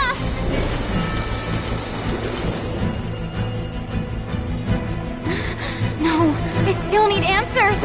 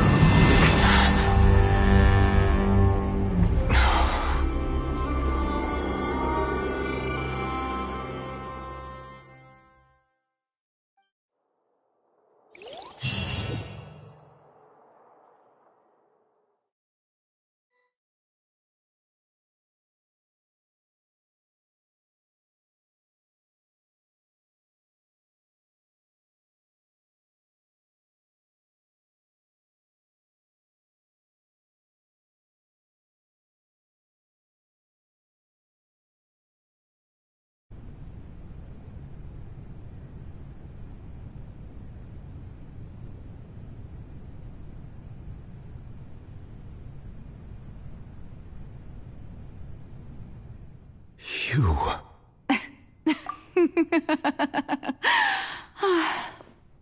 Sorry. That shocked expression on your face is just too amusing. I couldn't help myself. You are not Farina. Who are you? The sweet sound of bewilderment. Marvelous. A sure sign that my attempt to deceive everyone was a resounding success. But to answer your question, I am Focalor. You know, the god. Focalor? Why did you deceive us? Oh, that wasn't my goal, of course. Goodness, no. But I had to fool everyone else too, if I was to stand any chance of deceiving the heavenly principles. Deceiving the heavenly principles? It's all because of that pernicious prophecy. Dreadful, wasn't it? Everyone doomed to dissolve. Fontaine condemned to be flooded. One was not amused. In fact, one was positively bemused when that problem was thrust upon me by my dearest predecessor. That's the former Hydro Archon Egeria, for the uninitiated. It hardly gets more disastrous than a preordained national catastrophe, now does it? She knew full well that the prophecy would surely come to pass. And as one of the seven, she also knew full well that one defies the heavenly principles at one's peril. So yes, as you have no doubt surmised, it was a rather impossible situation that I found myself in. I spent a terribly long time mulling it over, alone on the ocean floor. And I was almost growing barnacles by the time I finally realized there was only one possible solution to this confounding conundrum. I had to outwit the heavenly principles, allow the prophecy to be fulfilled, ostensibly at least, while saving everyone at the same time. I'm a genius, I know. I can only assume that's why Egeria chose me as her successor. Although, looking back now, it was hardly the inheritance one dreams of. Between the task of saving the nation, the quotidian duties of the Hydro Archon, and not to mention the original sin of creating a new race of humans, I dare say she left me quite a colossal mess to clean up. But one can only play the hand one is dealt. I did not choose this, any more than I chose to be one of her Oceanid familiars. So you were also once one of the Oceanids, transformed into a human by Egeria's hand? Yes, I was. I always dreamed of becoming human. And I still do, even now. In my eyes, to be human is to be part of the greatest opera ever known. After becoming a god, I separated my divinity from my body and spirit, leaving behind only a self that was as naive and bewildered as my past self on her first day as a human being. The me you see before you now is that divinity. And the human counterpart I left behind, I named Farina. She could feel joy, sorrow, and everything in between. She could be as vain and conceited, or as meek and vulnerable as she wished. Her strengths were of a kind only a human could possess, as were her shortcomings. But in my eyes, Farina's humanity was what made her perfect. She was perfectly human in every way. The person I always wanted to be. Anyway, so then I cursed her. All part of the plan, of course. The plan to deceive the heavenly principles.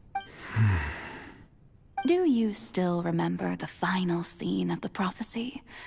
The Hydra Archon alone, weeping on her throne. In order that the prophecy might appear fulfilled, I invited Farina to be an actress, to play the part of the Hydro Archon in the prophecy.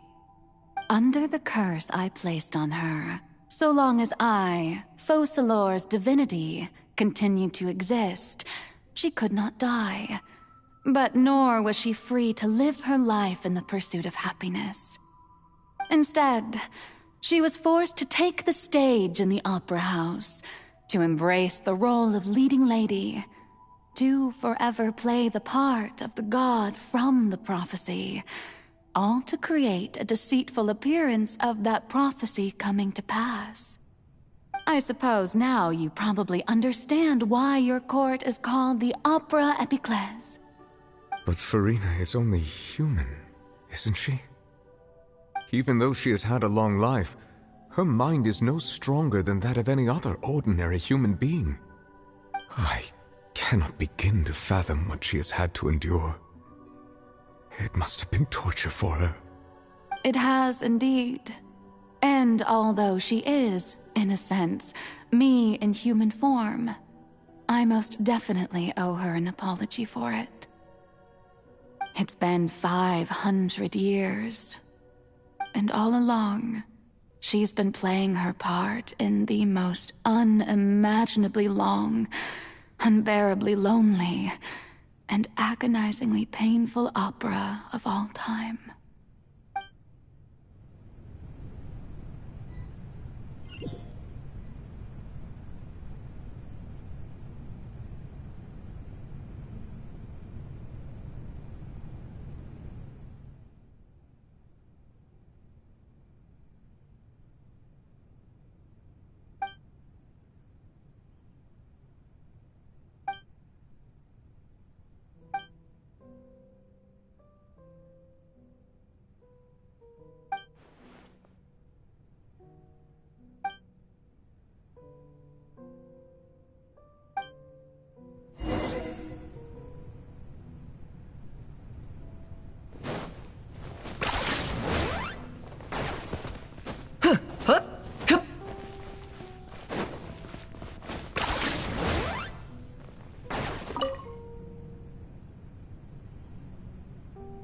Oh? Who permitted you to come onto this stage? Now, I understand your admiration for my... All right. It is not my intent to reprimand you. There is no need to state your name. Just be off with you. Do not distract me from my performance. Oh, do not jest. Can you not feel it? I am Focalor. The eyes of countless Fontanians are upon me. I must, at all times, display the utmost elegance and nobility.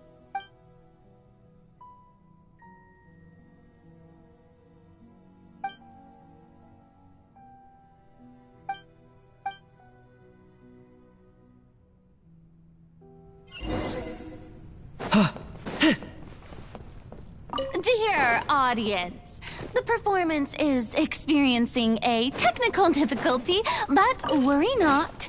The guards shall resolve it soon.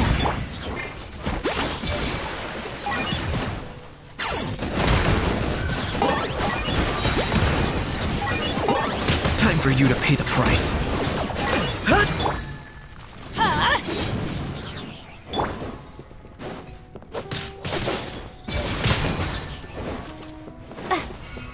Hey, what gives? The audience is still watching me, you know. Guards? Wait, where are the guards? Guards!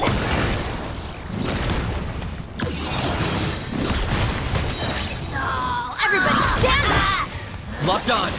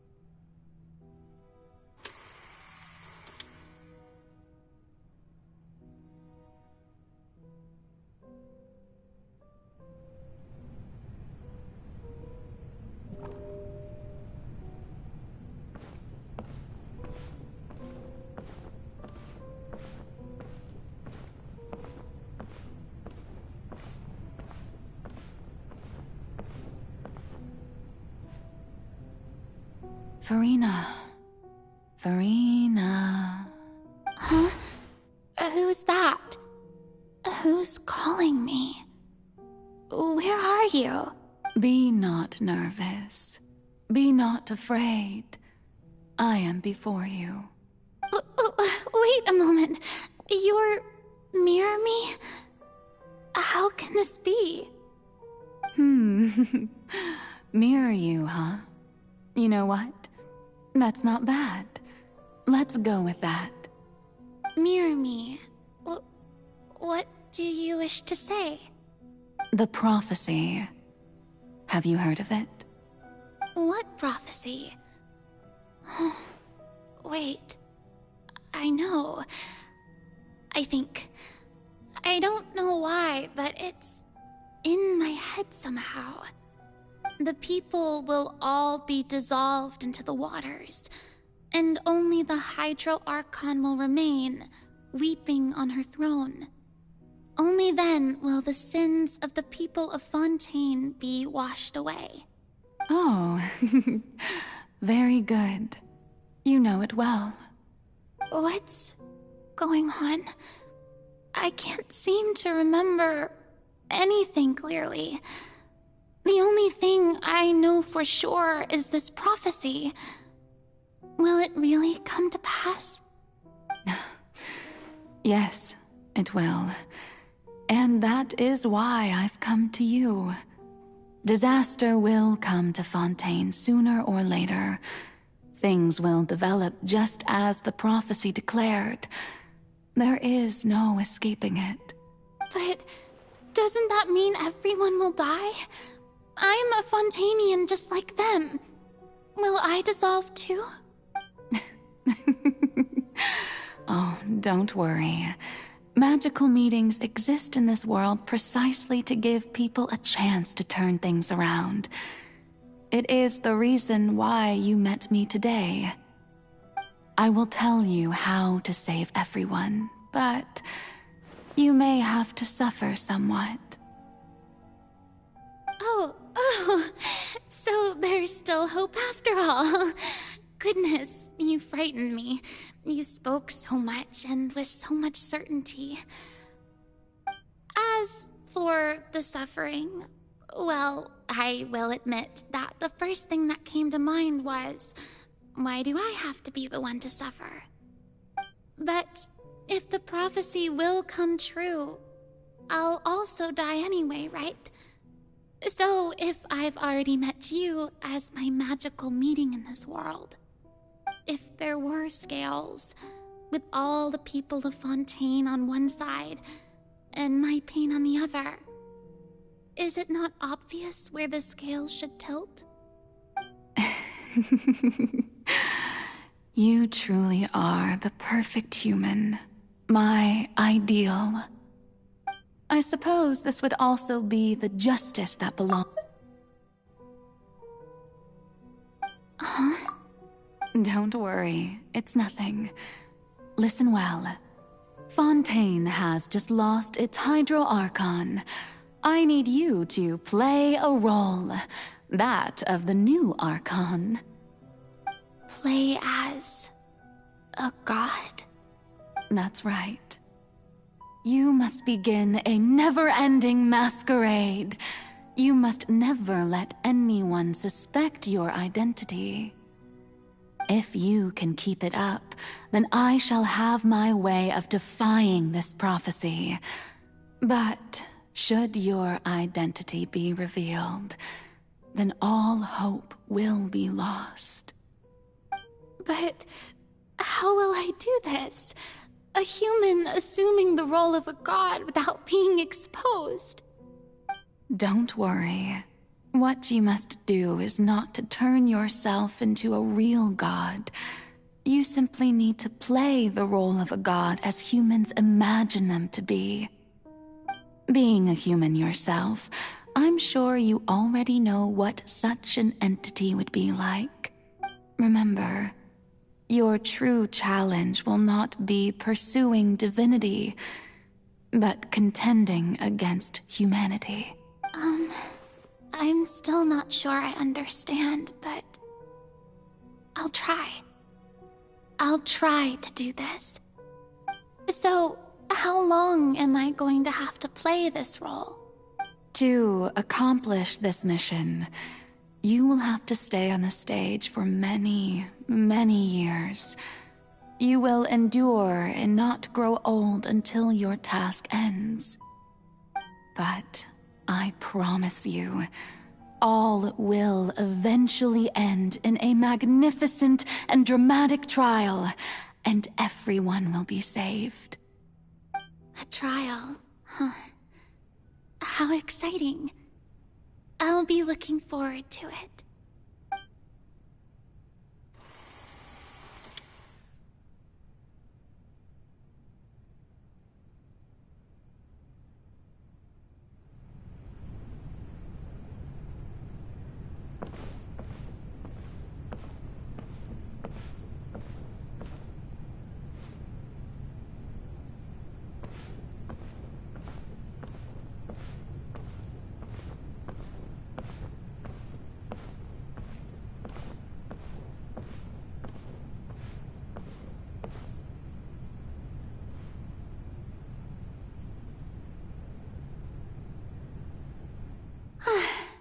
The Maison Cardinalise has announced my accession, but this is my first time facing the people.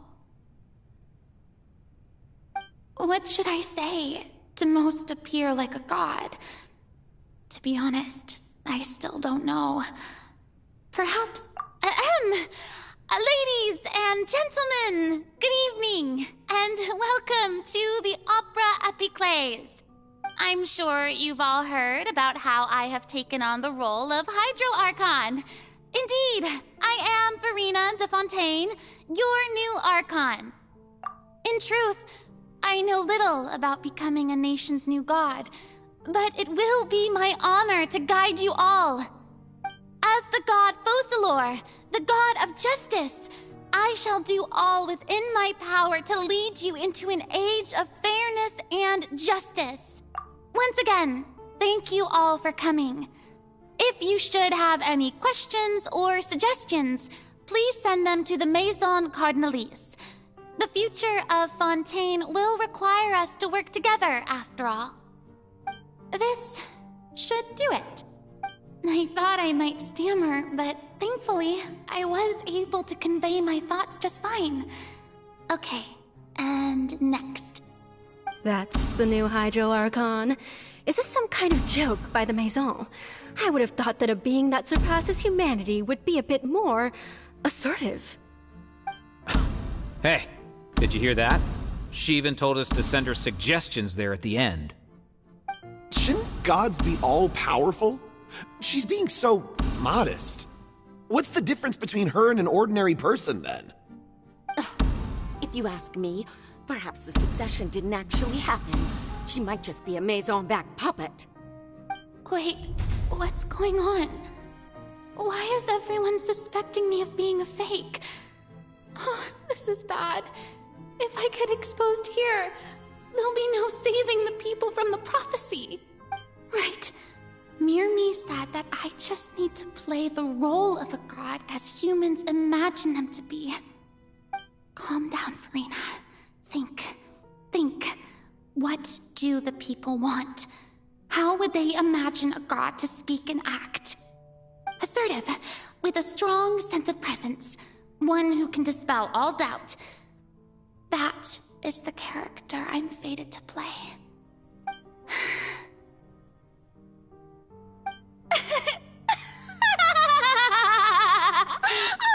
Oh, very good, my people. Only ones such as you are deserving of my rule. Now, I was wondering if some weak puppet were to one day come onto the stage and claim ownership of this opera house, would the children of Fontaine follow them? Well, it seems that you would all see right through them. Having passed my test, you are qualified to witness wondrous trials alongside my august self, here in this opera house. You may consider my previous act a door gift of sorts, I thought it was a debut that suited the atmosphere. Now then, let us be reintroduced. Ah, so that was just a performance. How could I have forgotten that we were inside an opera house? Her personality. It's quite shocking, to be honest, but I suppose it's a better look than before. Such a fascinating and bold deity. How wonderful! Our future may yet be bright after all. It seems I've turned them around. Best follow this flow and restart my accession speech. My dear people, whether you acknowledge me or not, whether you trust me or nay, I say to you, keep faith in your ardor for justice. We have heard it said that this nation's sins can no longer be washed away. Well, I say that justice is most fragrant when it blooms amid sin. No, this won't work. They'll suspect me again. I must play the role that they want me to play. The scales of justice. May law be the prayer on our lips. May judgment be our worship. Let us light the fires and drink to the future of Fontaine! There is no trouble in this world that justice cannot solve. All that is needed is for you, my people, to believe in it, heart and soul. So long as I, the Archon Focalor, stand within the Opera Epiclese, so long as I stand before the Oratrice, I shall even judge the gods of this world!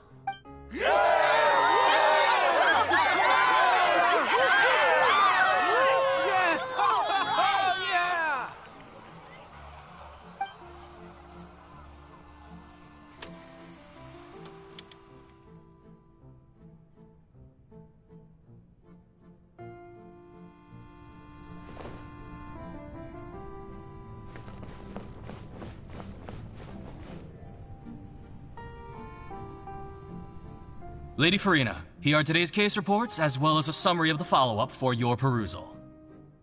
Come now, was I not just at the Opera House in person?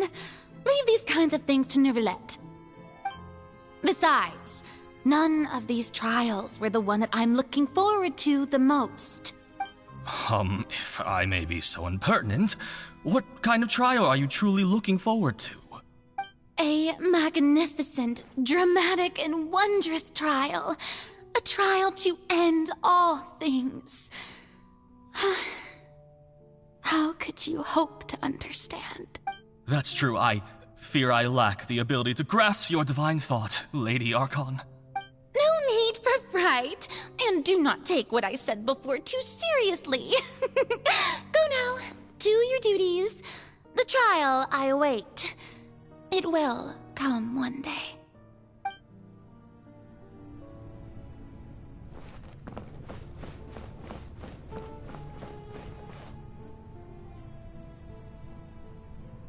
Lady Farina, I don't know what to say.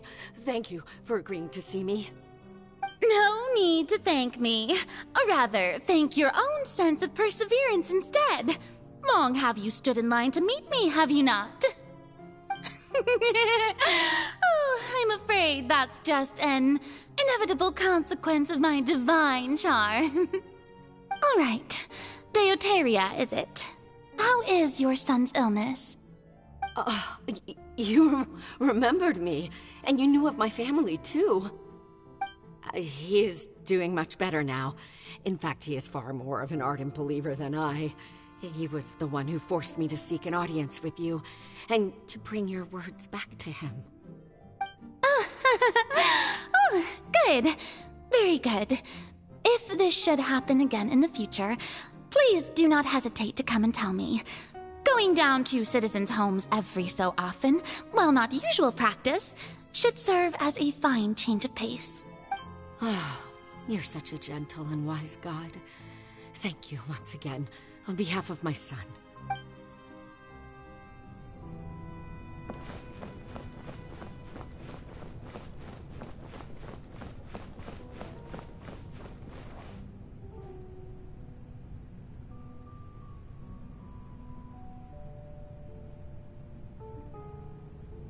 Lady Farina, here are the latest hydrological reports.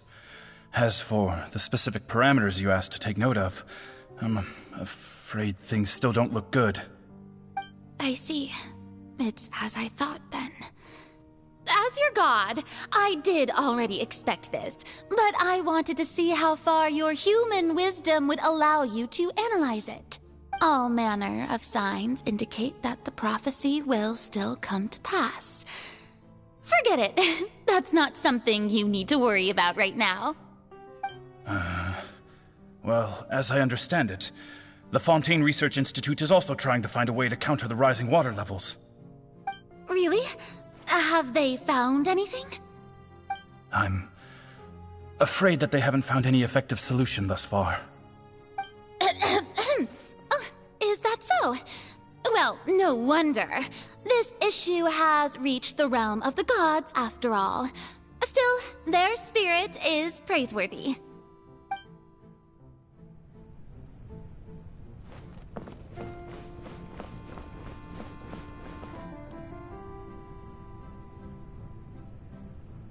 The day is finally over. I haven't had a moment to breathe this whole time. But it's good to see that everything's getting on track. There are no longer any voices of suspicion. Maybe this is fine. I just need to keep going, and everyone will be saved. All right, Farina, don't think too hard about this. You need rest. Tomorrow's a new day.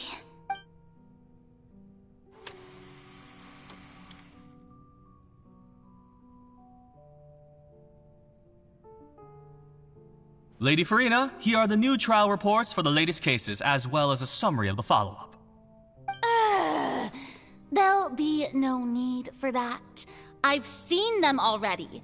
There's no need to go back over scenes I've witnessed in person before. Lady Farina, I've waited so long for this chance to see you in this manner.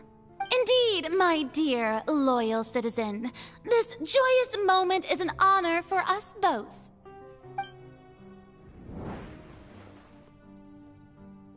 Lady Farina, we're detecting significant hydrological anomalies near Poisson. Understood. Keep monitoring. Keep me informed should anything come up at the Institute.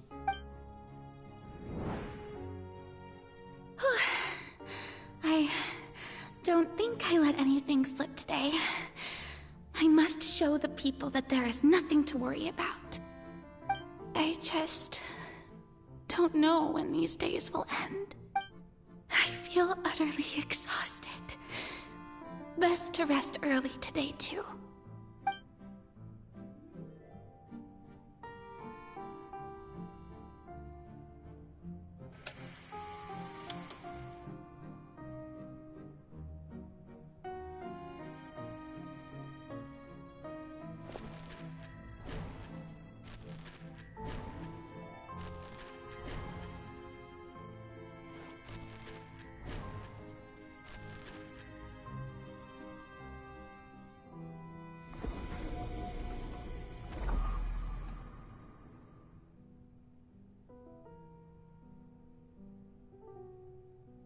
Lady Farina, it's like a dream being able to speak with you up close like this. I've heard that the first member of our family who was honored to receive an audience with you was Madame Deoteria, almost 20 generations ago. And what a fine family yours is indeed. It brings me great joy to meet such a faithful believer, a descendant of a line most ardent. Surely you exaggerate, Lady Farina. My lady? What is it? Oh, are you crying? Really now? I didn't even notice. This must be the overflow of hydro from my person. Well, can't quite help being the god whose dominion is the waters, can I? No wonder. No wonder. A manifestation of your power, then. Oh, Archon, I am honored to have witnessed it. Honored indeed.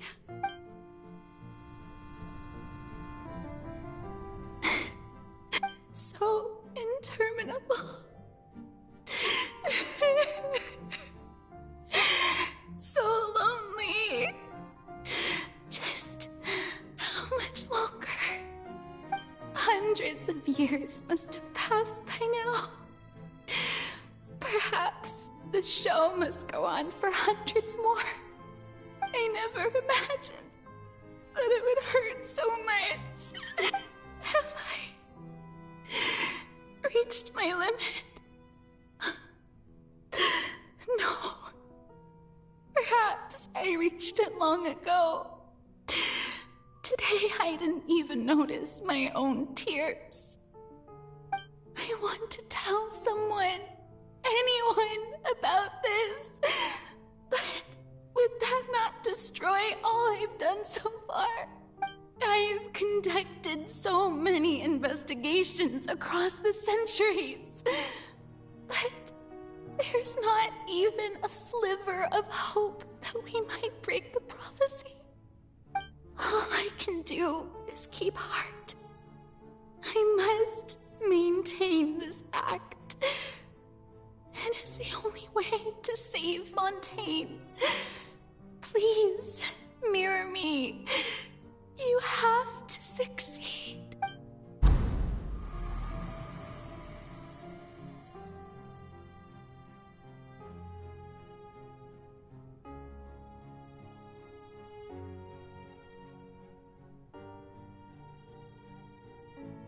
Farina, you don't have to shoulder this burden alone. Although I don't know what you might be keeping from everyone, your people are more than willing to share your burden with you.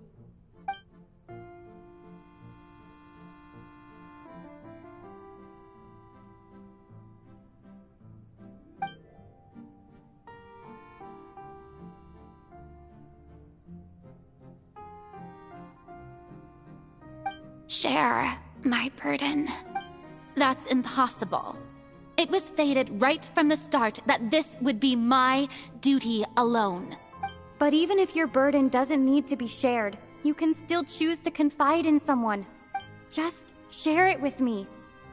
I'm what you'd call a witness. A witness? Yes. I've heard that you came to Tevat from beyond the stars, yes. In other words, you never belonged here.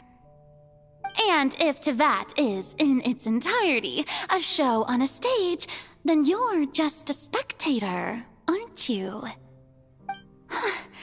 If that's the case... She's right. I could confide in her, couldn't I? But if things don't play out as expected, the people of Fontaine will be the ones to pay the price. No, Farina, you shouldn't be selfish. But what if it's really all right? Farina, you've worked so hard for so long. Surely it would be okay to put yourself first for once. Just this once. Is it such an outrageous thing to do anyway? To find someone in whom you can confide your frustrations and sorrows? Surely it could not hurt. If you let this opportunity slip through your fingers, it might never come by again. Think about it long and hard.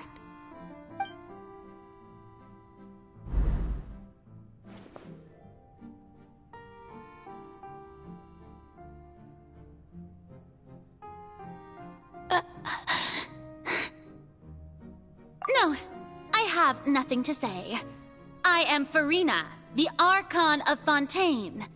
Everything will surely get better. All you need to do, dear spectator, is to witness my performance until the curtains fall.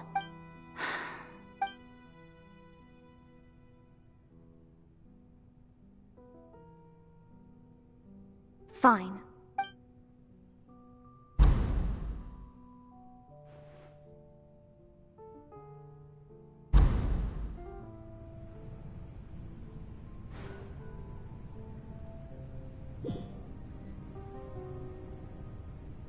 So even Farina doesn't know the truth? You've never once let her in on the full plan? Yes, it had to be done. To deceive the heavenly principles, you must first deceive yourself. She did very well. If she had let her resolve falter even once in these 5 centuries, Fontaine would have been doomed to the most tragic fate. It seems that trusting humanity was the right decision after all. I believe that I understand how your deception works, but that is only half the truth, is it not? How would you build on this foundation to save the people of Fontaine? That is the most important thing. Ah, good.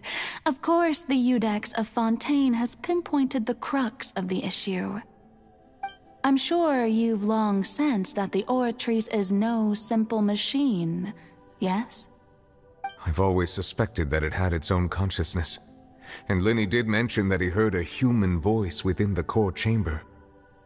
It now seems that that person was you, hidden within the machine all along. Am I right?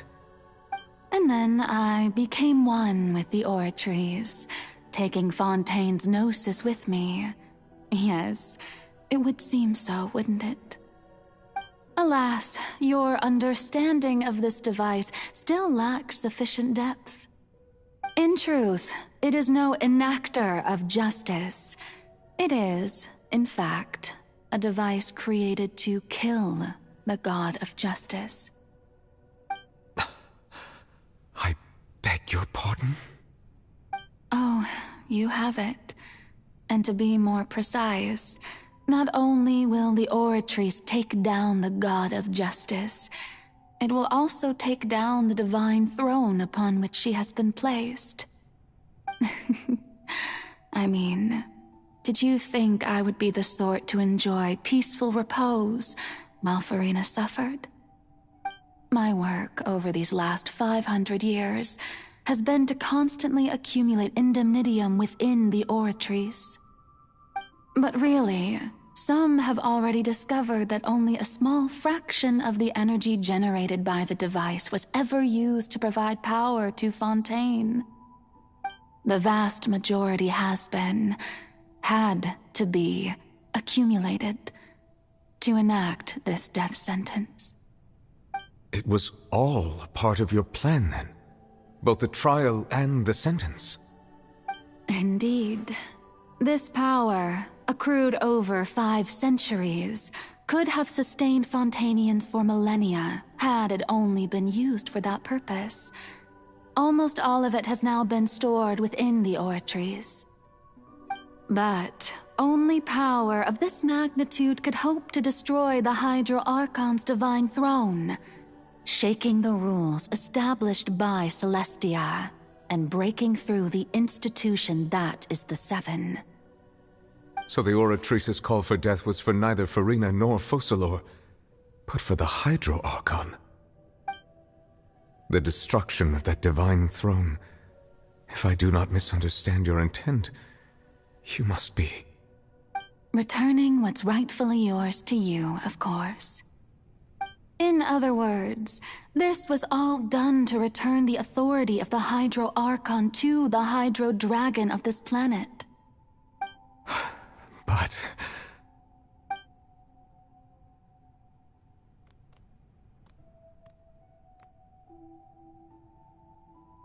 Oh, what? Getting sad again, are we? The authority of the ancient dragons shall soon be yours once more, O Hydro Dragon Sovereign. And this is the face you make.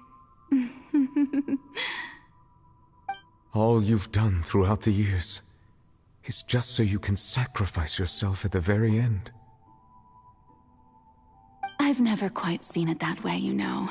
Even now, I'm quite pleased at how well my deception worked.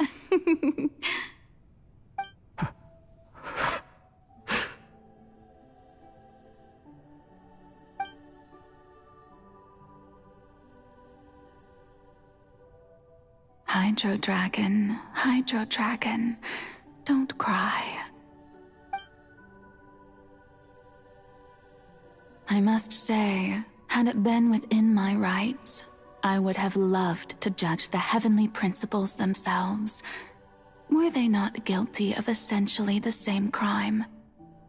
Egeria stole the power of the primordial sea, and the heavenly principles stole the power you ancient dragons possessed.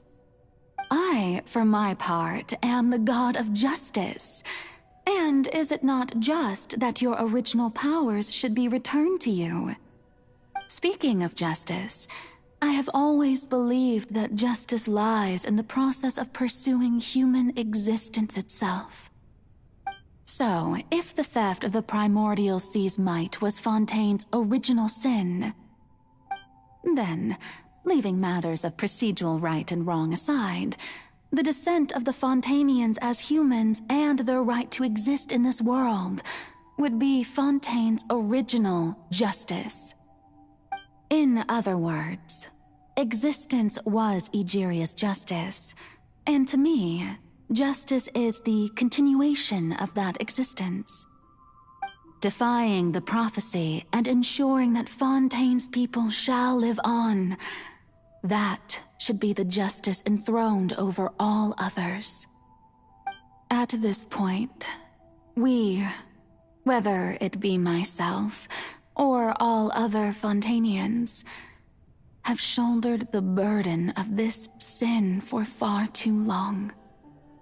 Iudex Neuvillette, the highest judge in our land, when you regain your full power as an elemental sovereign, what verdict shall you pass upon us? So when I was invited to the court of Fontaine to serve as Iudex, I see now that that was your idea too. At last, I now understand the true purpose behind this position. In the beginning, I was uninterested in human existence. But these 5 centuries of living alongside them have gradually brought about mutual understanding between us. And I have even attempted to feel as they feel. You are a devious one, Focalors. Things being as they are, surely you know that I could never declare them to be guilty.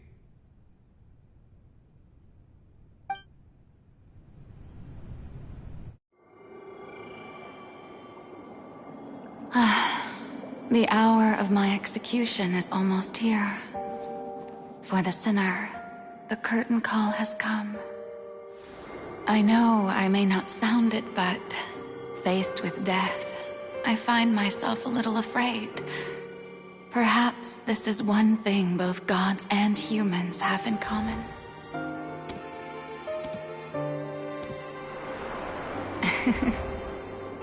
Farewell, Neuvillette. I hope you've enjoyed the part you played these 500 years.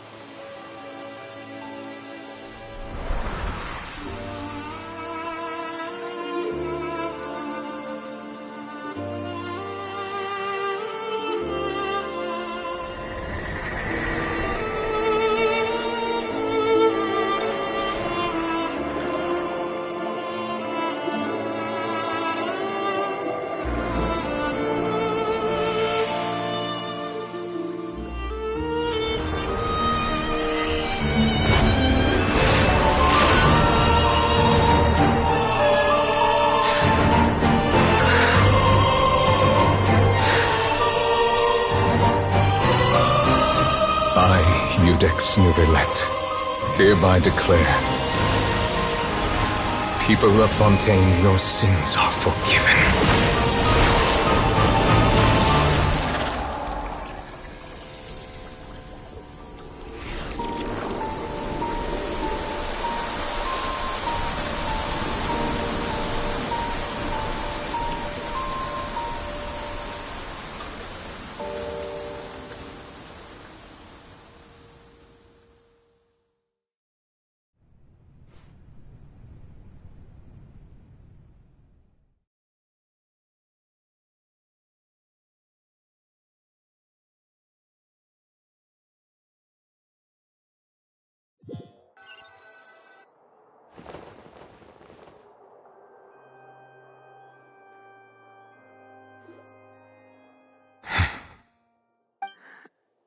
What just happened?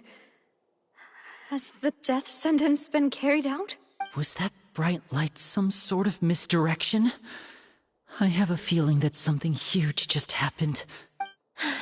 But since we're all still alive and haven't been dissolved, I assume whatever happened was good for us. It's time to end this. We must mete out punishment to that beast. Didn't you say just a moment ago that it can't be defeated? I have gained the strength sufficient to deal with it. Through certain means, I now have the ability to separate the power of the Primordial Sea from that creature. We should seize the opportunity to pursue our quarry. Traveler, now that the oratories can no longer function, I require an executor to help me mete out justice. The root of the calamities befalling Fontaine, the beast that enacts the prophecy. Its name is the all-devouring narwhal. Come with me, traveler. The hour of execution has come.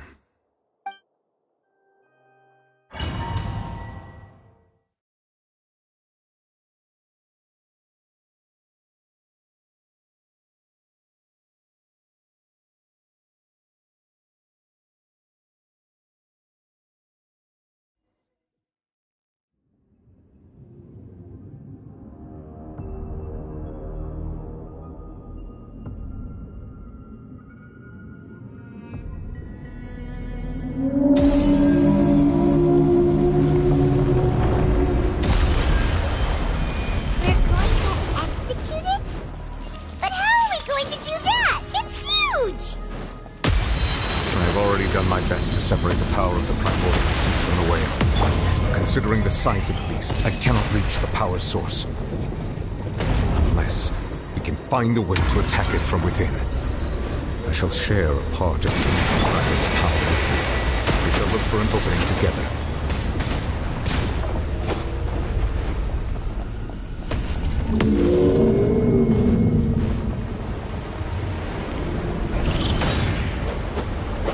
I can feel its sorrow turning into hostility.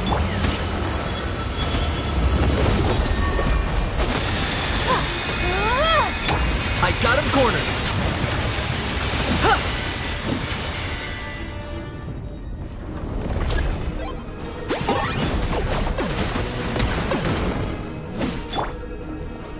The all-devouring narwhal cannot resist its instinct to devour. Continue to trigger its hostility. Chance will present itself.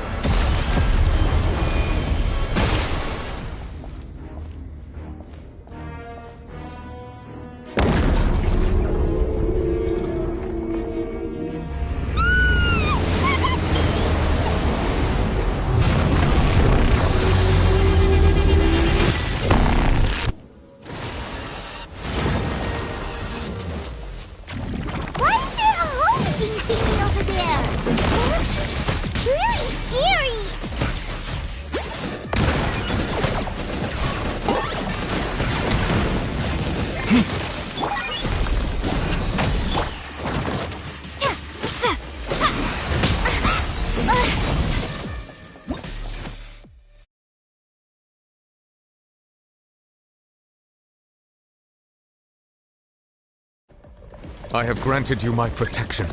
Do not fear. Seize the moment and use my power to suppress its root from within.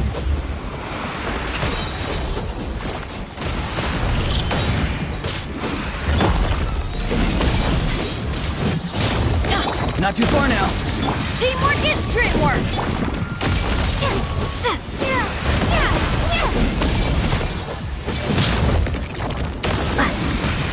Manifest the authority of the ancient dragons. Witness the might of the primordial sea.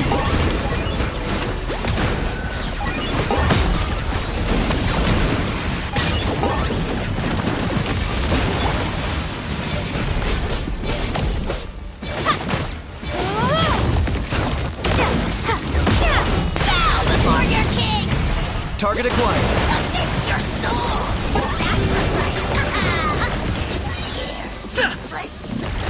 Forever hold your peace.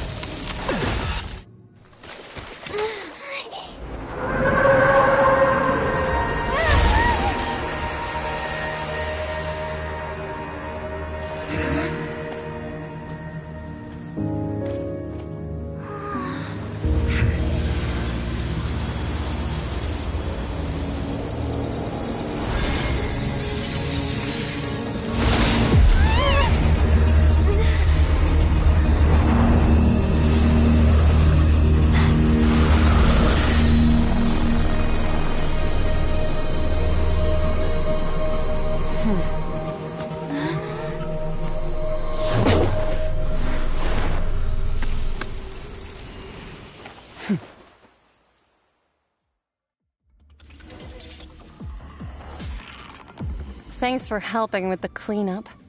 It should have been my job, but... oh well. It was just supposed to be a short private training session for me. I didn't think that my disciple and my master's pet would start brawling in the meantime. Well, actually, I had a feeling that it would happen at some point, but they bumped into one another earlier than I thought. What a blunder. I suppose I'll have to swing my sword 3 million times as penance. That power. Who are you exactly? Paimon has an idea. From what she said earlier, she must be Child's master. Skirk, right? It's just that he gave us the impression that she was the less talkative person. I simply did not have anything to say to the weak. But you, on the other hand, managed to defeat the all-devouring narwhal without using power from beyond this world. So you may speak to me as equals. I have to agree. It's a strange use of a planet's primordial waters just to raise an all-devouring narwhal. That kind of power is wasted on it. It's not cooperative. It eats too much. And I have more important things to do with my time than pet sitting. The only thing that creature has going for it is its looks. All in all, it fails as a pet. Miss Skirk? I think you might have missed the point. The point being?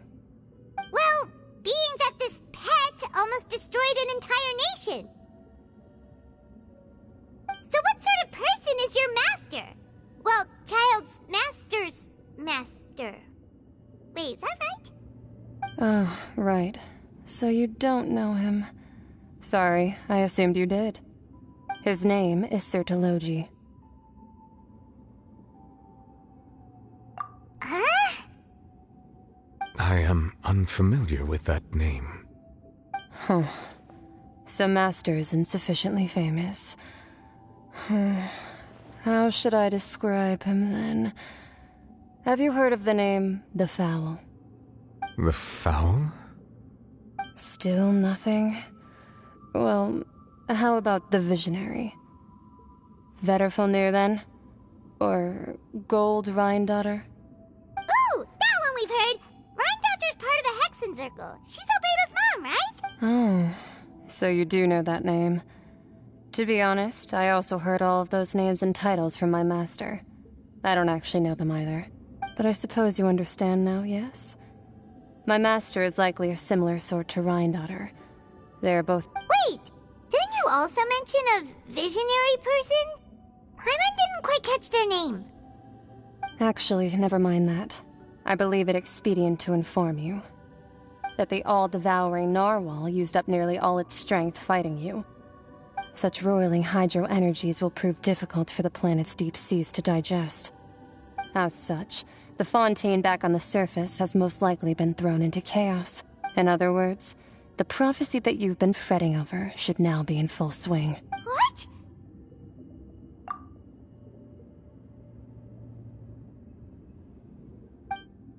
Not to worry.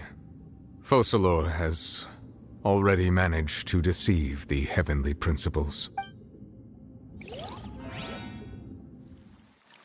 In the end, the people will all be dissolved into the waters, and only Furina will remain, weeping on her throne.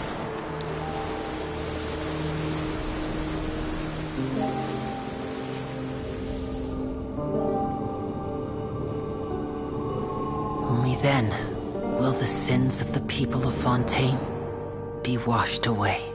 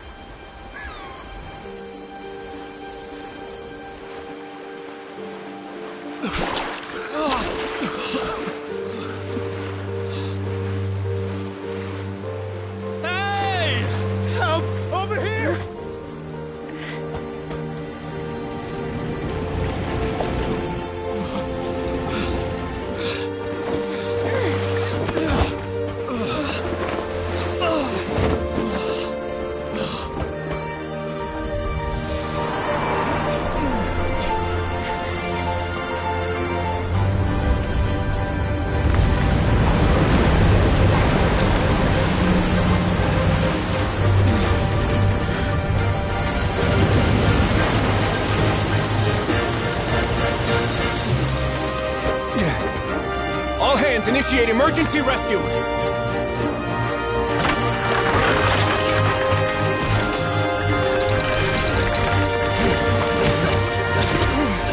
Hurry!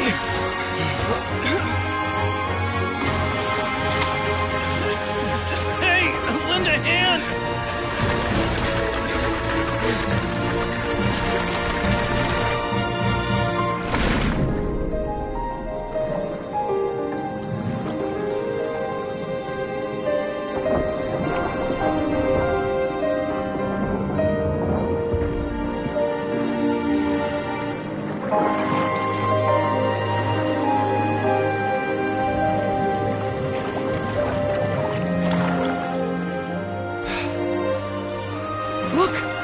Receding!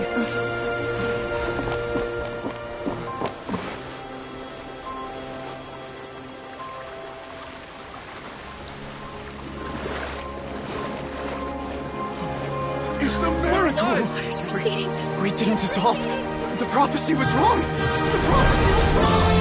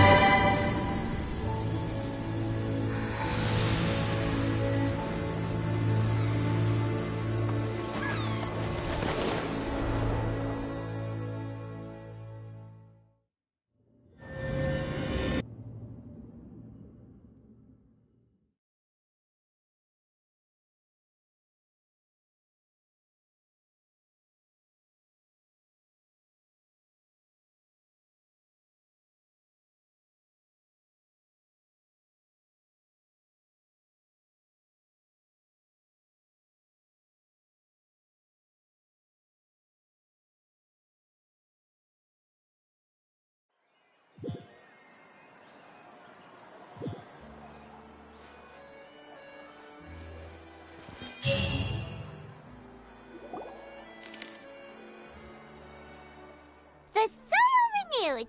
The Spina di Rosula attacks post-disaster rebuilding.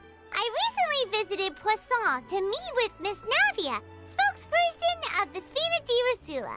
Old soil can still give birth to new bloom, Miss Navia stated. Skyship Winglet, boon or bane of the Fontaine Research Institute. The various disputes that have arisen on account of Mr. Edwin, have suddenly become a shield. People always call the first researcher mad, but few know what to call the second. And should that latter person achieve a miracle, they would find it all the harder to find a word with which to classify him and his team. Wow! Paimon barely recognizes the people in the reports. Are those really Jurier and Navia? They sound like real big shots. What do you think? Pretty enthralling, huh? The value for these big scoops lies in their inevitable follow-ups. Edwin's assistant, Jurier, created a true flying ship. Paimon's curious too! Wait a minute. Didn't we watch everything happen from start to finish? What's there to be curious about? And that's exactly why I'd like you to come conduct interviews with me. Are you? Oh, this time will be different. Come on! Let's head to Poisson first, and then make a trip to the fortress.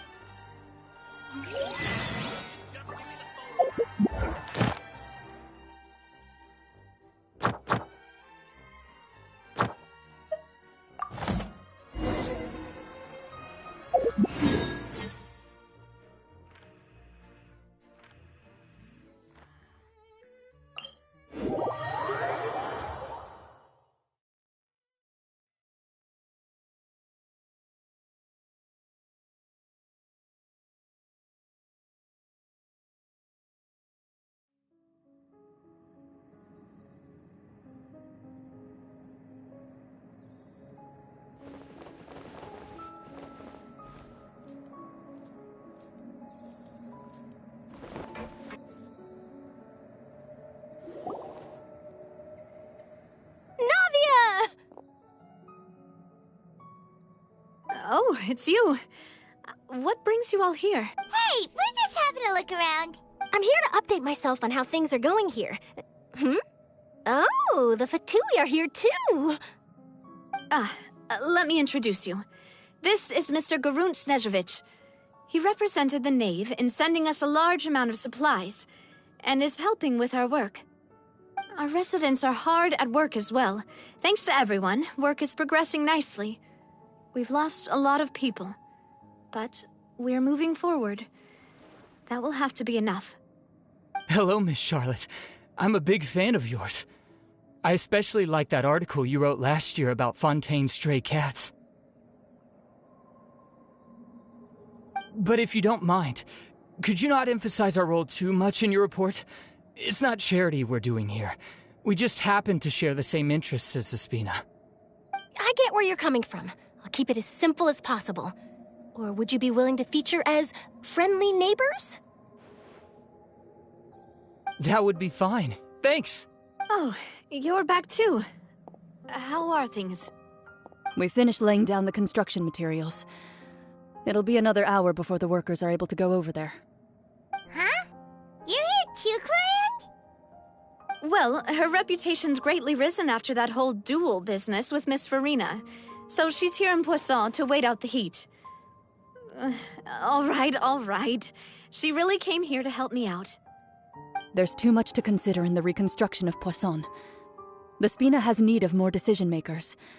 And, well, I do already happen to be connected to Mr. Callis. Oh, wait just a moment. Do you mind me asking a few questions?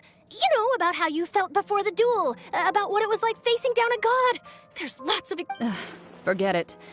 I'm sure you can find a better theme than that, Miss Charlotte. I see you're the same as always. Couldn't you do me a favor, for Navia's sake? Well, if we're talking about doing things for my sake, you might as well just take a few more photos of me. Or of the Traveler. It's better than wasting time persuading Clorand, at any rate. Of course I will. I'm not gonna let her off that easy. All right, then everyone who wants to be in the photo, gather up. And smile.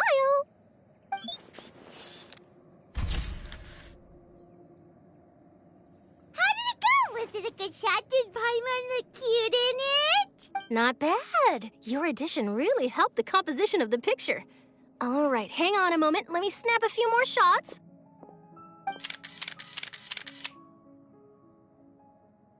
All right, that should do it. I'll be back here later anyway, so let's call it a day.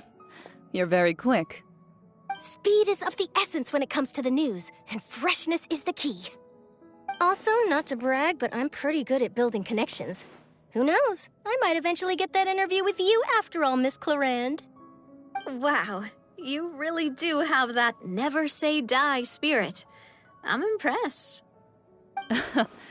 I'll hazard a guess that this is how you got that interview at the Fortress of Maripede. Whoa, you're well informed. Let me make a guess too. I asked Sijuin, who told Monsieur Nervillette, and he told you, right? That's a... In truth, all Monsieur Nervillette asked me was, when did the Fortress become so friendly towards the media? I told him that it was best not to speak too soon.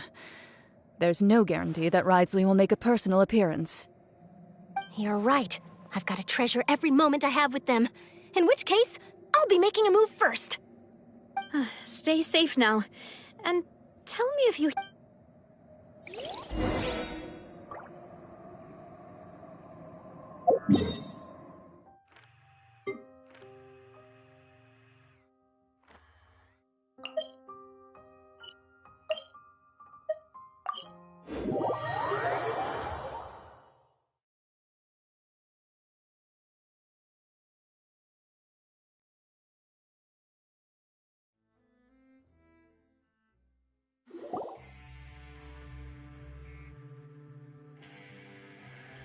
Wow, guess we're here again, huh?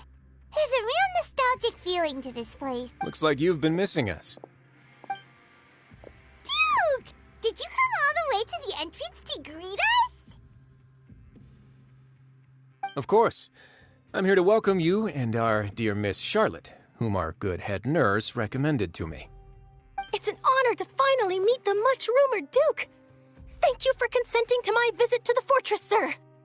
No need to thank me. But that said, I shouldn't be the focus of your interview. I trust you recall our agreement? Of course, of course. All right then, this way.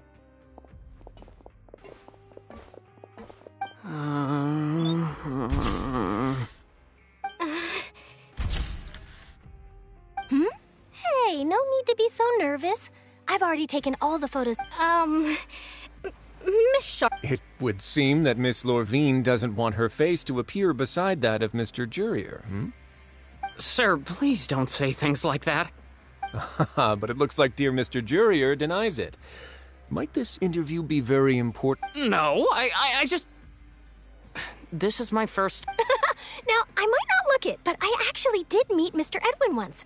And I'll be honest, I enjoyed chatting. The boat that brought about a miracle. The ark that saved the people. Why, you recreated a myth back there, like an emissary of legend. Still, if I might ask, where's that flying ship now? Huh. Looks like Charlotte's trying to get herself another I have to apologize, but that ship is presently in the bowels of our factory. I'm afraid it won't be easy for you to get... Really? Well, then in that case, could I... You already know my answer, I'm afraid. Best you interview our head nurse instead. Or... Did you really have to use the word couple? Well, then, 2 solo photos will do. Is my hair messed up? Please, someone help me have a look. Things sure are getting pretty lively here. We've seen this kind of thing before. Oh, seems like everyone's here. Would any of you like to try... Hey, Miss Charlotte. What? Sure. Come on, Miss Sijuin. Over this way. Let's find a bright... Huh? Sure. Do I have to smile? So, how have things been at the fortress? Same old, as you can see. Fontaine's undergone some changes, but this place is still more or less the same. Other than that flying ship, I got a tad too... That's why I decided to let the interview go through. We should direct more public... You're too kind, sir. I'll just... I see. Lots of things happened that day, huh? Anyway, regarding that Harbinger, I'm not sure you remember, but his 3 young followers are still waiting for his return. He sure did win them over, huh? I'll tell them that there's good news and bad news. Oh, actually, what about you? What change can there be? The fortress will keep chugging along, and so will my duties. As to what Miss Farina's departure will mean for the nation, and if our laws and governance will be transformed, we'll leave... Hey, everyone! The photo shoot's done. Good. In that case, let's call it a day here. Thanks for your cooperation. Come on, Traveler, let's go. Till next time, everyone. There'll be a next time? Maybe. Who knows? I might write a story about the underwater factory next time. Until then. All right, last stop, the docks.